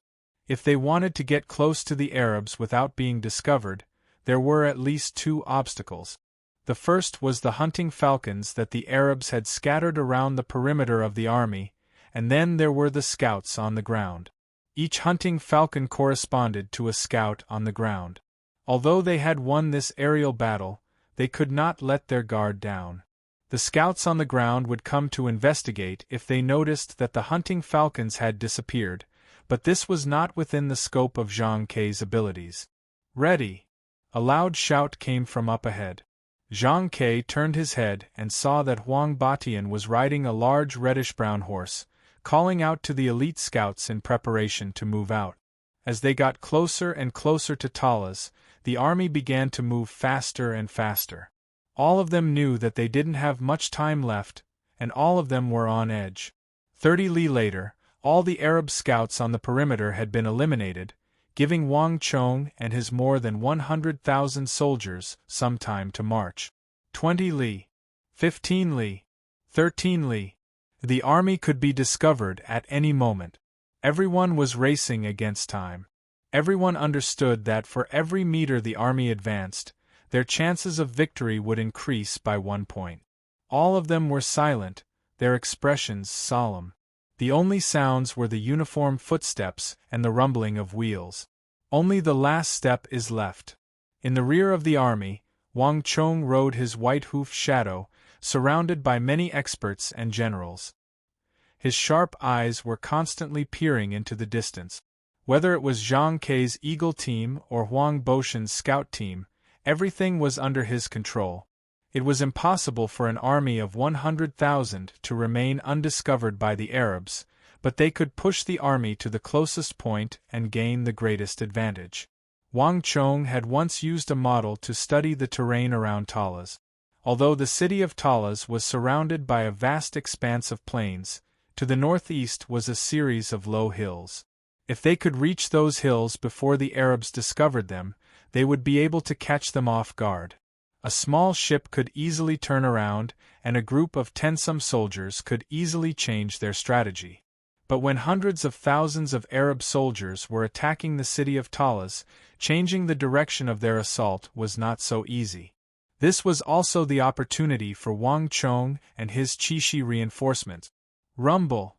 At this moment, the earth quaked and the sky swayed as the thundering of hooves came from the opposite side of the army. At the same time, the galloping of hooves could be heard. Reporting! An Arab army of 7,000 to 8,000 has suddenly appeared in front of us and is heading toward us. Lord Protector General, how should we deal with them? The scout dismounted and kneeled on the ground, his expression extremely nervous. Wang Chong faintly smiled as he looked to the front. Behind the rolling hills, a cloud of dust soared into the sky, and within this cloud of dust, 7,000 to 8,000 Arabs formed into a black flood of steel that had suddenly appeared on the summit. In the end we still found them. Wang Chong grinned, unconcerned. In the end, the Arabs were no weaklings. Although he had done his utmost to conceal himself, and had used the sounds of battle to drown out the noise, the Arabs had still sensed something strange and sent an army to sweep the area. But just 7,000 to 8,000 soldiers is far from enough. The strategy from before was effective. Wang Chong had covered the horses and livestock with nets and cloth, causing the entire army to fall silent and mute. Only the sound of carriages could not be masked, but the road that Wang Chong was traveling along was the busy Silk Road, with all sorts of merchants coming and going. This sort of noise was far too normal, and the fact that his scouts had not reported back made it very difficult to arouse suspicion. Wang Chong had thought this through meticulously, and the final result was already before his eyes. Although the Arabs had heard the noise, they had clearly believed that not many people had come, so they had only sent 7,000 to 8,000 cavalry to investigate. Clang! With a clear cry, Wang Chong unsheathed his sword, a 4-foot-long woozy steel sword that seemed to block out even the sunlight, its sharp edge gleaming with a cold light. All soldiers, hear my order! Advance at full speed! As he spoke, Wang Chong raised his sword and pointed it toward the distant hills.